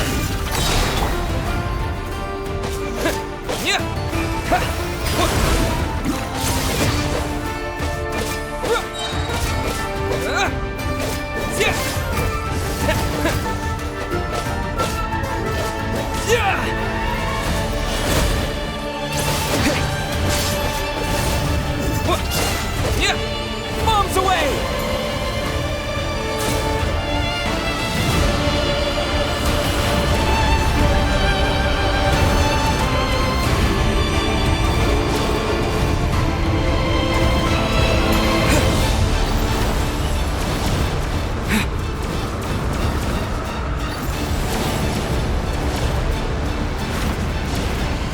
I've got this!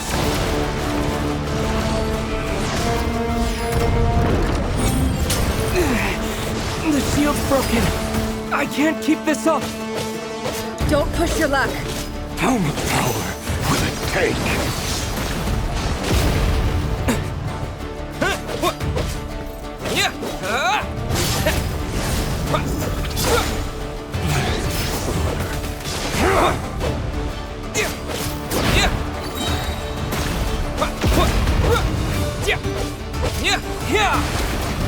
The mystery unravels.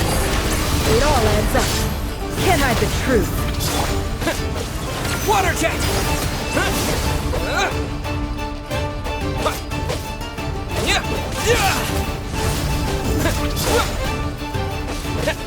Water jet! Wipe out! The deception ends here.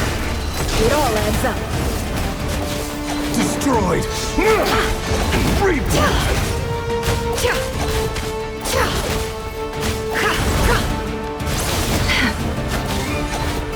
Can't hide the truth. It all adds up.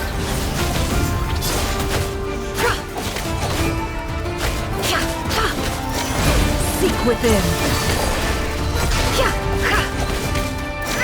No more lies.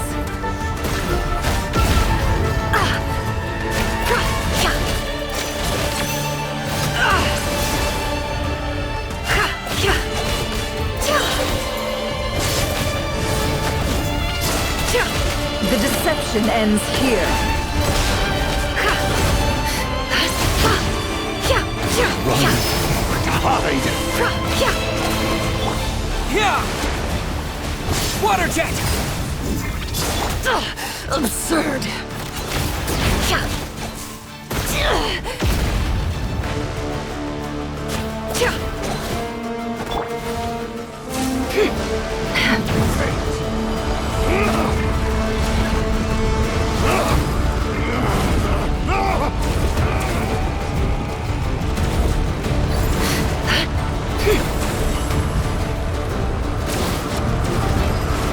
Curses.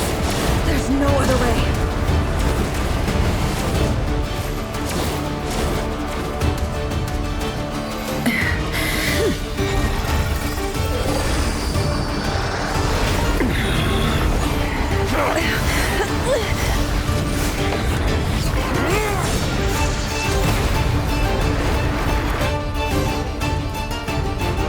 the only way to defeat Ver.Luna is to borrow his own power. That means Columbina will have to disappear while you two bear the brunt of his attacks. You have to hold on. Find a way to keep him focused on killing the two of you.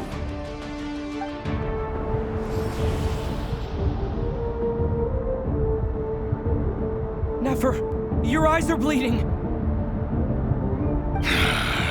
Soon you will be powerless to resist. And then, I will reduce you to dust. But that dust will plague your memories. Come on, keep holding on. Any other tricks up your sleeve? Let's see them. As entertaining as they are. You've backed yourself into a corner. You don't fool me. I see your fear clear as day. I have to stoke his rage. Make him unleash everything. You fear what you could never defeat. You fear the thought of never being able to save your beloved. You cannot win the fight against fate, Ver.Luna. Is that what you think? Well, now it's your turn to feel afraid!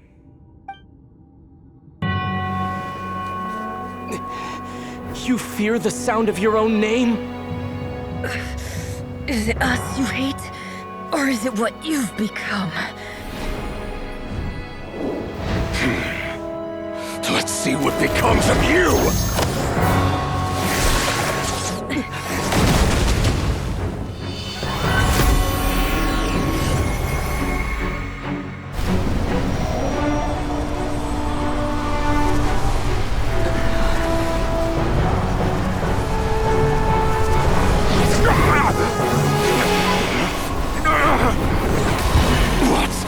Happening?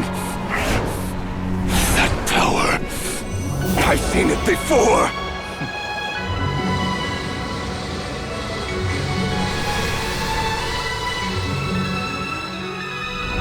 His power is on another level. We'll need to use an alchemical array to convert his power into a usable form.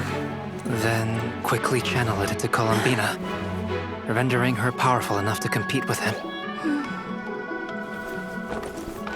I'll join you. I can help. If I release enough abyssal energy into a confined space, it'll create a potential difference, allowing us to extract a huge amount of elemental energy.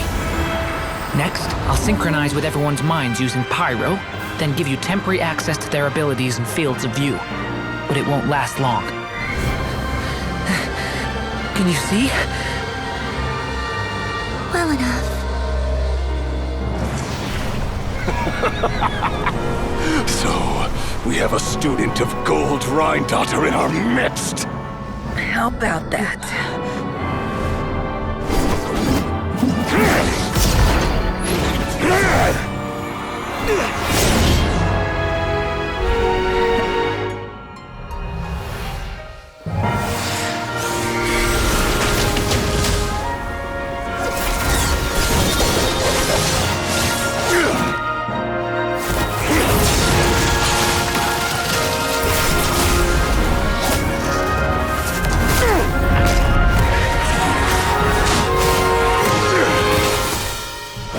You use my own power against me? Just like how you stole Kuvaki. Look familiar?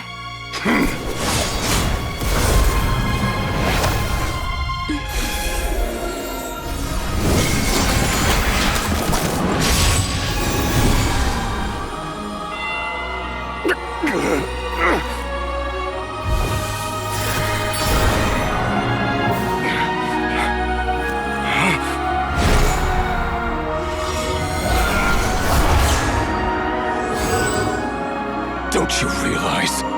You don't have the power to hold that gate open! I don't, but someone else does.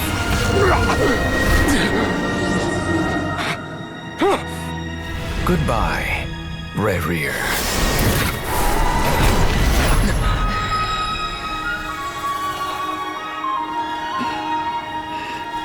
We won.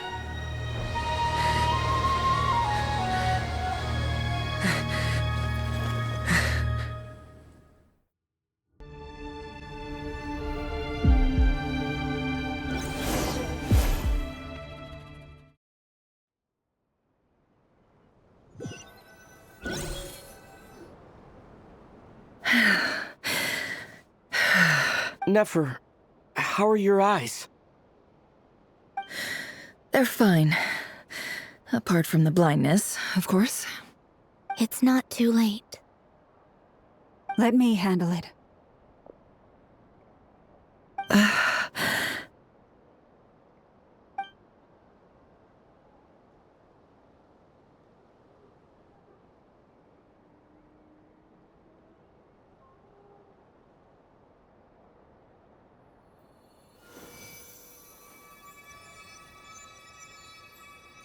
Miss Nefer, it's not like you to lose your composure. That was the most reckless thing I've ever seen you do. Reckless how? The situation was critical. Our lives were at stake. We had to do something. Even so. Okay. I guess you're right. Under the circumstances, it was a wise decision. You traded your eyes for an incredible victory. In business terms, I suppose that's a huge return on investment. I'd be hard-pressed to argue otherwise.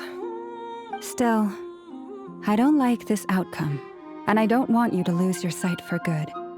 People suffer when they make sacrifices they shouldn't have to make, whether that means faith, strength, or in this case, your ability to even see. I had hoped you could win without sacrificing so much as a single hair on your head. Thank you. Really. All done. Don't try and open your eyes just yet. We'll see how you're doing in a couple of days. Until then, please follow your recovery plan to the letter. I'll send full details through Yehoda. For now, just get yourself home, relax, and rest. My dear friends, we have fought bravely and achieved a spectacular victory. A dark cloud has been lifted from the skies of Nodcry. All in this land will be grateful for what you have done. The moon will remember this day. Thank you both.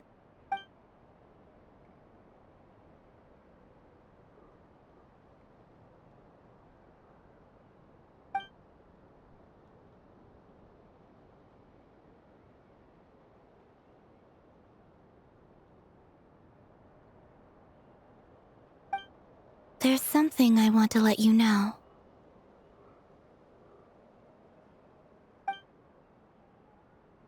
What is it? When Durin connected everyone's minds so I could access their powers, I also felt everything they felt.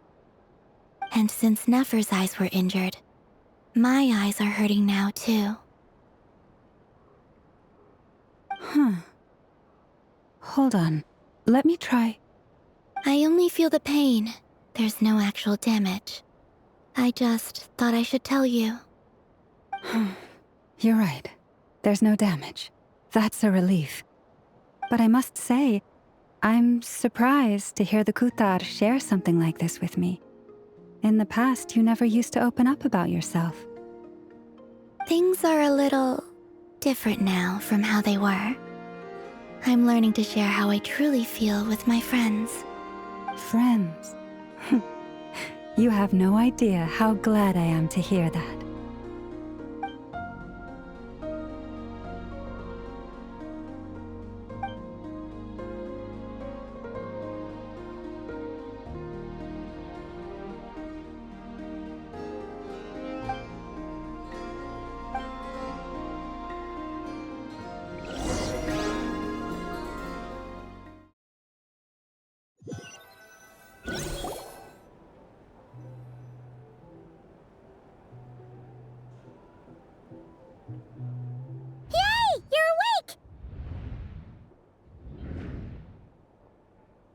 How you feeling? Any aches and pains? Did you sleep well? I'm doing all right, Paimon. No need to worry about me. Phew! Well, that's good. Paimon's been sitting on the edge of the bed worrying about you for ages. You slept a whole day and night. Poor Paimon had to eat all by her lonesome. Glad to hear you didn't starve. How was the food? Well, it wasn't the same without you there to share it.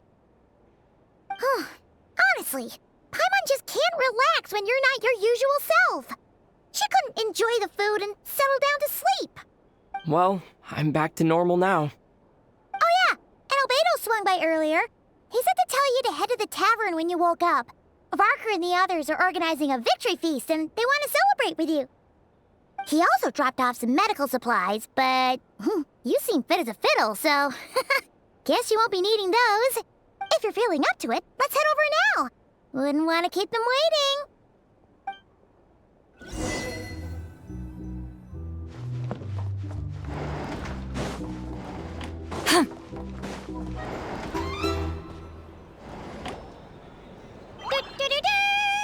We're here! Oh, Traveler and Paimon! Perfect timing! We were literally just saying how there's no way we're holding this victory feast without you any longer, and we would have postponed it till tomorrow. How are you feeling today? Much better. Thanks. Don't worry about me. Relieved to hear it. If that changes, just let me know. Happy to check you over at any time. Yep, we're here for you. Anything you need, just let us know. Oh wait, where's Nefer? How are her eyes doing? Nefer's right over there. I'm sure she'd love to catch up with you.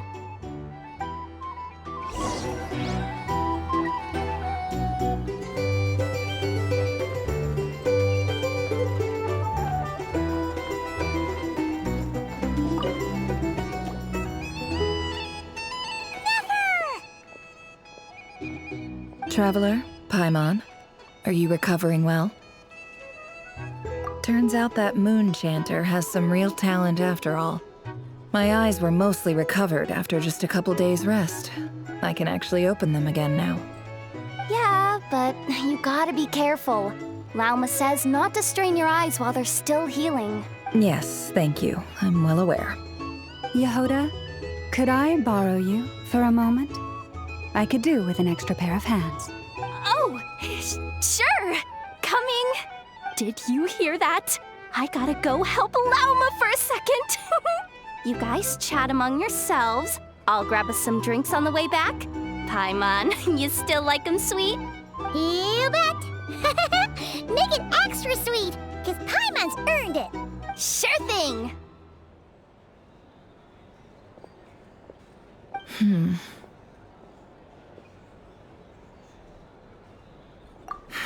The Raker of Solnari. Kind of a snake, don't you think? No, definitely a snake. A poisonous one who spewed his venomous hatred everywhere. Anyone who seeks revenge out of hatred for other people has become a snake. That's something my dad used to say. Perhaps. I'm sure it sounds like a very wise and open-hearted perspective to your ears. But me? I think hatred is a perfectly justifiable emotion. What else is left when everything you depended on in life gets stripped away? Something's gotta fuel that drive to keep on living. If you're worried about me, you can nip that in the bud. I'm not someone who gets stuck in the past. It's just... I suddenly feel like I was wrong to call my father a liar. He was just a fool. That's why the Academia turned their back on him, and why the other tribes ganged up on him. Oh, Father. How much better things could have been if you were a skilled liar. Look at the Ibis King. Thoth is a fiendishly cunning liar. And yet, strangely, he feels more like a father to me than my real dad ever was. He's never brought it up, but I'd bet he feels the same way.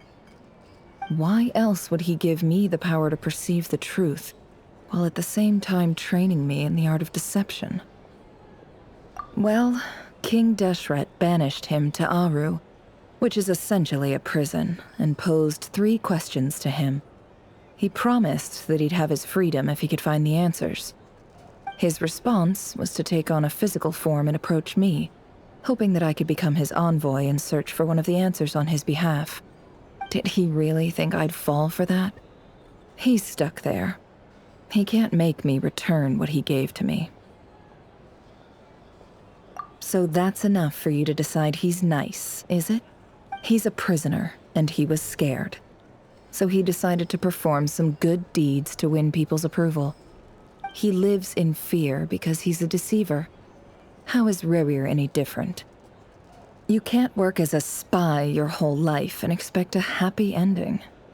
It's preposterous. Yet I can't say I don't understand it. Liars live in the darkness of their own making. But it's still human nature to want to go on living. They say that a liar's soul is the most worthless thing in the world. What do you think?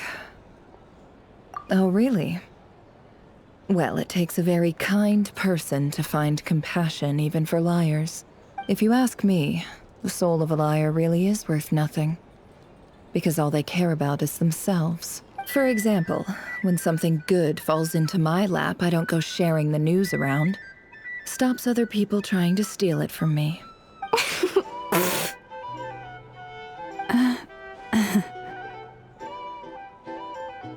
So be it. They have sharp ears. I can't keep anything from them. Oh, is that what it looks like? Well, you all know my past now. And I can't simply eliminate everyone who knows too much. So I guess I just have to put up with you. For the foreseeable future, at least. When you find yourself in a situation you can't control, the safest play is to keep calm and start monitoring everyone involved like a hawk. In the intelligence world, you need to have a sense of perspective and play your hand accordingly. If you understand what's at stake, please ensure my secret is safe with you. I trust you'll respect my wishes as a friend. But don't forget, I will also be watching you like a hawk. Very good. Oh, wait! Now that the panic's over and we've all calmed down, Paimon suddenly remembered something. After all that build-up, our mystery ally never showed up even once.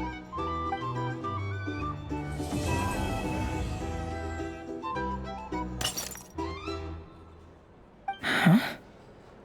Am I imagining things?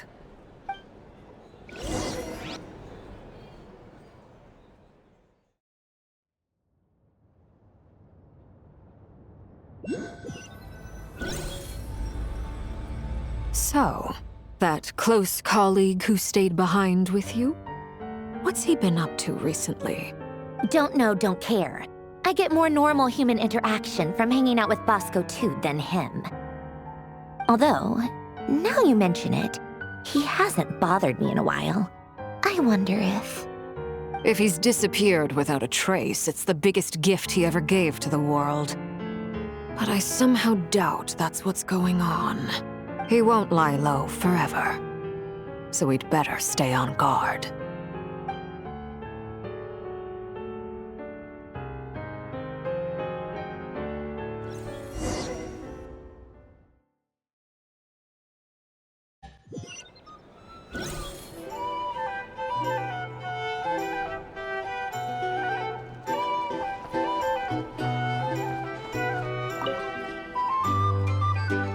How have you been holding up? Any adverse reactions? If you start to take a turn for the worse, make sure you tell me right away. You don't need to worry about me, Grandmaster. I'm fine. I mean, I barely did anything, so... What? You're too humble, young man. You played an indispensable role in the battle for Nodcry. We can't thank you enough for your support. Sometimes, when people praise you, it's because you deserve it. The best thing is to accept it calmly and with grace. It's important to learn how to respond to words of admiration. Let's do a quick demonstration. Albedo, that was an incredible feat of alchemy. The pressure was on, but you worked flawlessly at lightning speed to get the job done. Thank you. I can't take all the credit, though. Durin played a big part in forming the alchemical array. See? Did you catch that? A masterclass in how to take a compliment. Okay, yeah. I did work pretty hard to help prepare for the battle. No point denying that. Hey, you guys! Hey, look who's bounced back. Looking good, traveler. Seems like you've recovered. You won't need to take any more medication. Can I get you a drink? Huh? You know how to order at a bar now? You've sure learned a lot recently. Handling a drinks order is ridiculously simple compared to alchemy. Don't worry, I'll blend into society yet. Paimon believes it. You're clearly a fast learner, just like your brother. To be totally honest, though, Paimon didn't quite follow all the details when you first explained the plan to us. Don't worry, that's completely understandable. Unless you're a student of alchemy, it's hard to grasp the principle and how the process works.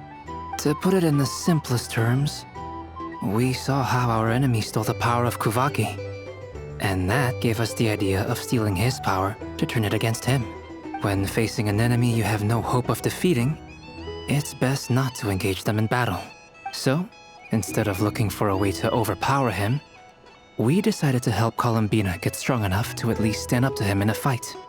For this to work, we had to analyze his modes of attack, confirm who his main target was, and make sure that he wouldn't go beyond the range of the alchemical array. For added security, we prepared a total of 4 arrays.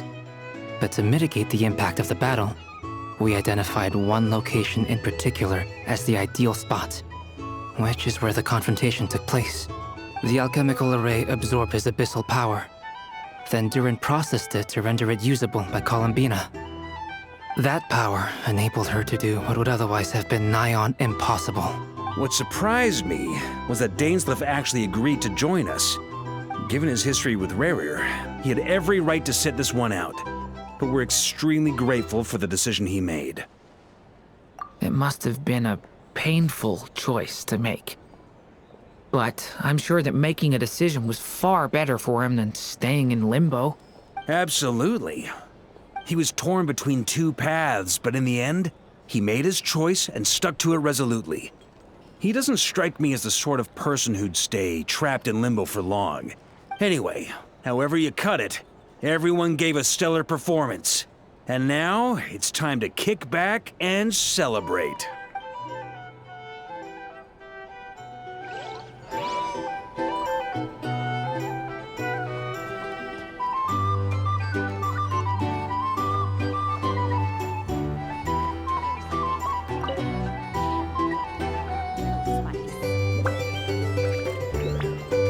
Ah, Lord Sangama Bay. How lovely to see you. I must thank you for the device you provided. It was an enormous help. Would I be right in thinking that it was developed by the Academia? Why come and ask me when you clearly know already? I mostly came to thank you. That's more like it. A little gratitude goes a long way with Lord Sangama Bay. Play your cards right, and you might even stand a chance of becoming my long-term supplier. The chance to work with such a kind and charitable investor as yourself would be a great honor for the Curatorium. Huh? Charitable? Who said anything about charity? First I'm hearing about it. Let's see. The first plot of land you purchased in Nodcry, your desert interests, and... Stop! What do you think you're doing? Exposing my investment history! It's nothing to hide from. They're all perfectly legitimate investments.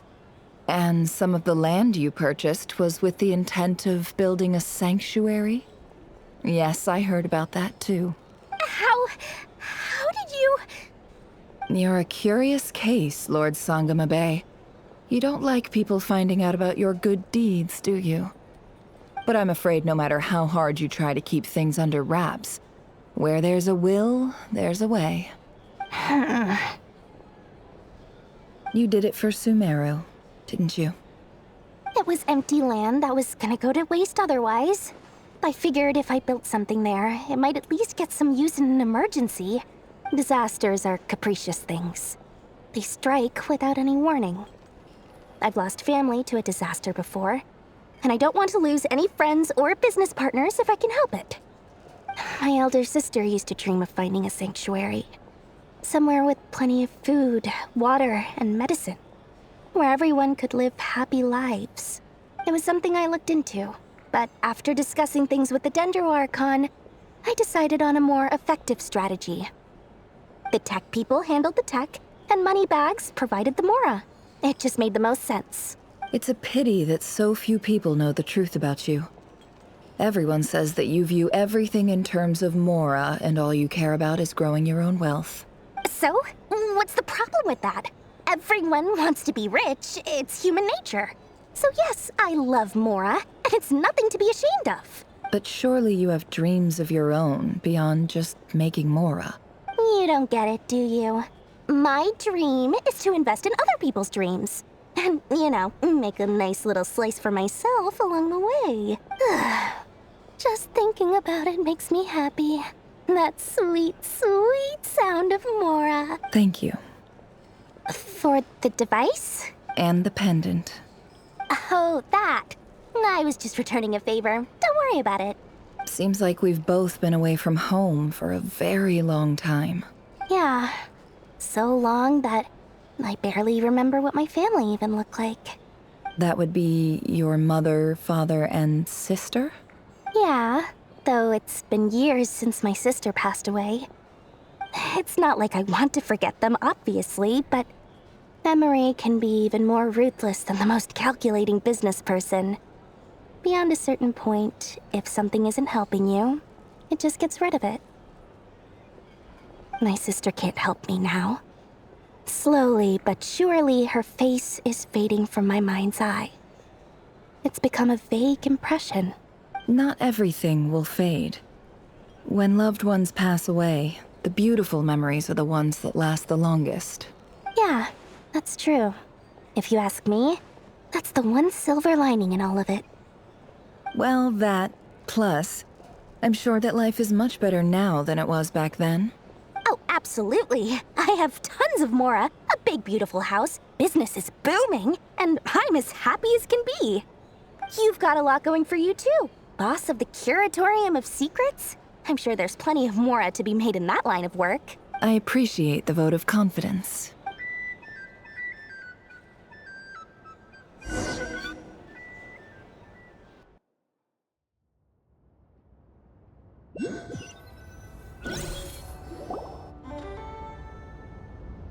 That's the only reason you're here. Yes. I've thought a lot about it.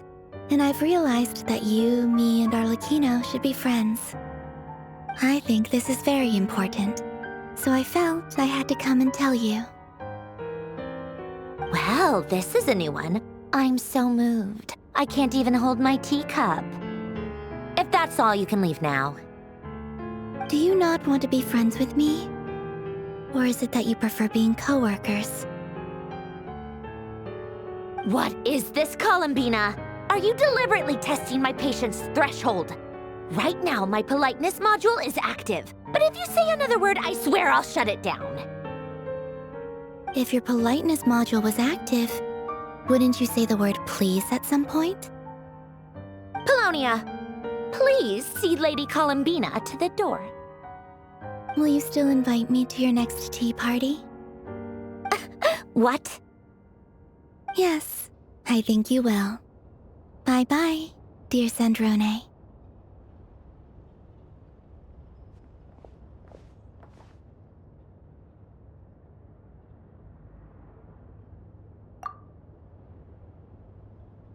Last time, the Wild Hunt escorted you out. Would you rather I handled it myself this time? We just wanted to, see how you were doing now that it's all over. Why? Out of concern for my safety? I hope you didn't seriously think that the Rahier of Solnari would be able to lay so much as a finger upon me, given how prepared I was. Mostly because you kind of helped us out, so we just wanted to check you were okay. Looks like all your robots are fixed, huh? Oh, don't you worry about that. Tea time is already a write-off. The visitor before you managed to kill my appetite. If you're in the mood for tea, go ahead and help yourself. Otherwise, it's going to waste. My coasters are still missing in action, though. Use this notebook instead. Whoa! Pretty hefty notebook. Look at all those calculations. You can ignore those. They're just dumb scribblings. I doodle and write in my free time.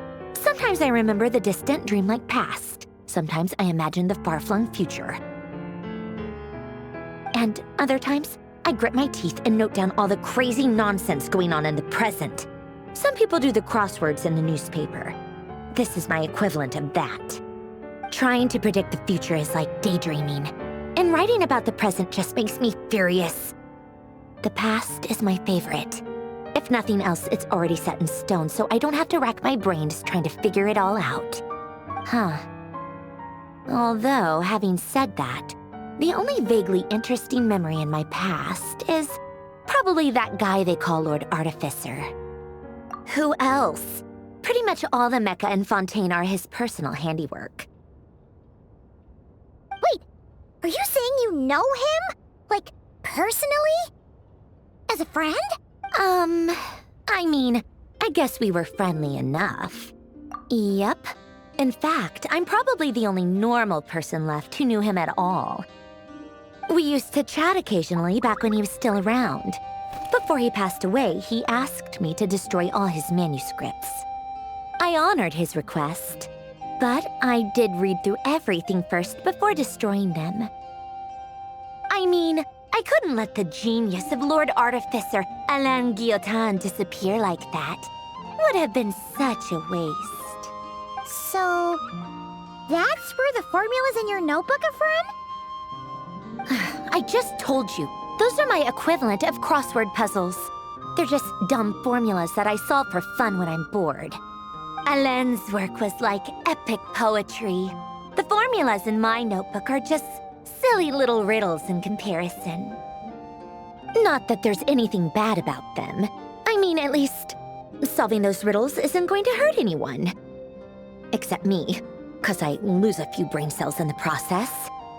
Anyway, while we're on the topic, I might as well tell you about what happened to him and his friends. Alain Guillotin had two close buddies, René and Jacob. They spent their childhood years together in the Narzissenkreuz Institute. They were all quite competitive, so there was some rivalry between them, but it was a friendly rivalry. But beneath the friendship and the rivalry ran something deeper, a sense of nostalgia for the past. Unfortunately, childhood would end. The prophecy would come true, the apocalypse would arrive, and the future would never be. A mad dream that would normally only capture the minds of lunatics begin to take root in their hearts. A dream of saving the world. And if René and Alain had been people of lesser wits, that dream would probably have ended up as something for them to joke about in their older years. But alas, they were some of the sharpest minds around. They nurtured that dream with the full power of their intellect, and it grew into something that ate away at their souls. The first of them to fall under its spell was René. Against Alain's wishes, he persisted in experimenting on a mutual friend of theirs to try and save their life. Alain did not approve and parted ways with René. It's complicated. Alain wanted to believe that René only did what he did for the sake of their friendship. But when he told me about what happened, I could tell he still had some suspicions about René's motives. Perhaps the seed that would grow into a nightmare had already sprouted in René's mind. Even then, the next time they met, René's soul had been completely engulfed by the dream of salvation. His futile attempt to change the tide of fate only resulted in a wave that swallowed up the world, even before the apocalypse came. And although that wave died down eventually, I hear that it just recently came back with a vengeance. As I understand, René wanted to live out his dream of salvation once more. But I'm told that the attempted resurgence finally died out for good. At long last, René awoke from his deluded dream. Though of course by then it was far too late. What do you think of René? Do you admire his transcendent genius? His view that any price was worth paying to achieve the lofty goal of saving the world? Or do you despise him? Dismiss him as an evil madman who wrought havoc on the lives of everyone around him as he pursued his delusional dream? Same difference, really. Just a matter of perspective. What a cop-out. But I suspect you'd have a more incisive and insightful answer if we dug into it further. I don't like fanatics who give up their whole lives for their ideology. Nor do I like fools who let their delusions take control. Maybe I could understand if René had just been an ordinary person. But he had a sage-like intellect. And still managed to get himself lost in a labyrinth of his own desires. Anyway, that's enough about René. Now, moving on to Alain Guillotin, the Lord Artificer. He managed to put a stop to the first storm whipped up by René. But after that, Alain lost his friends and family. To his credit, I suppose, the loss of his family and friends was purely a tragic accident. It's not like Alain sacrificed them for his cause or anything. After that, the only thing supporting his work was the same dream that had dragged his closest friend down to the abyss. But although the desire to save Fontaine drove him to found the Fontaine Research Institute, Alain continued to reject any form of transcendental knowledge or power. He was suspicious and fearful of it, having seen the way it had affected his closest friend. I think that formulas and machines derived solely from human intellect were the only thing that gave him a sense of spiritual comfort. Yet Alain's intellect was simply too great. It barely left him space to breathe in his lifetime. Once he realized that the end of his life was approaching, he finally accepted the truth. The Nazissenkreuz Institute needed someone, and a human being, to see its story through to the end.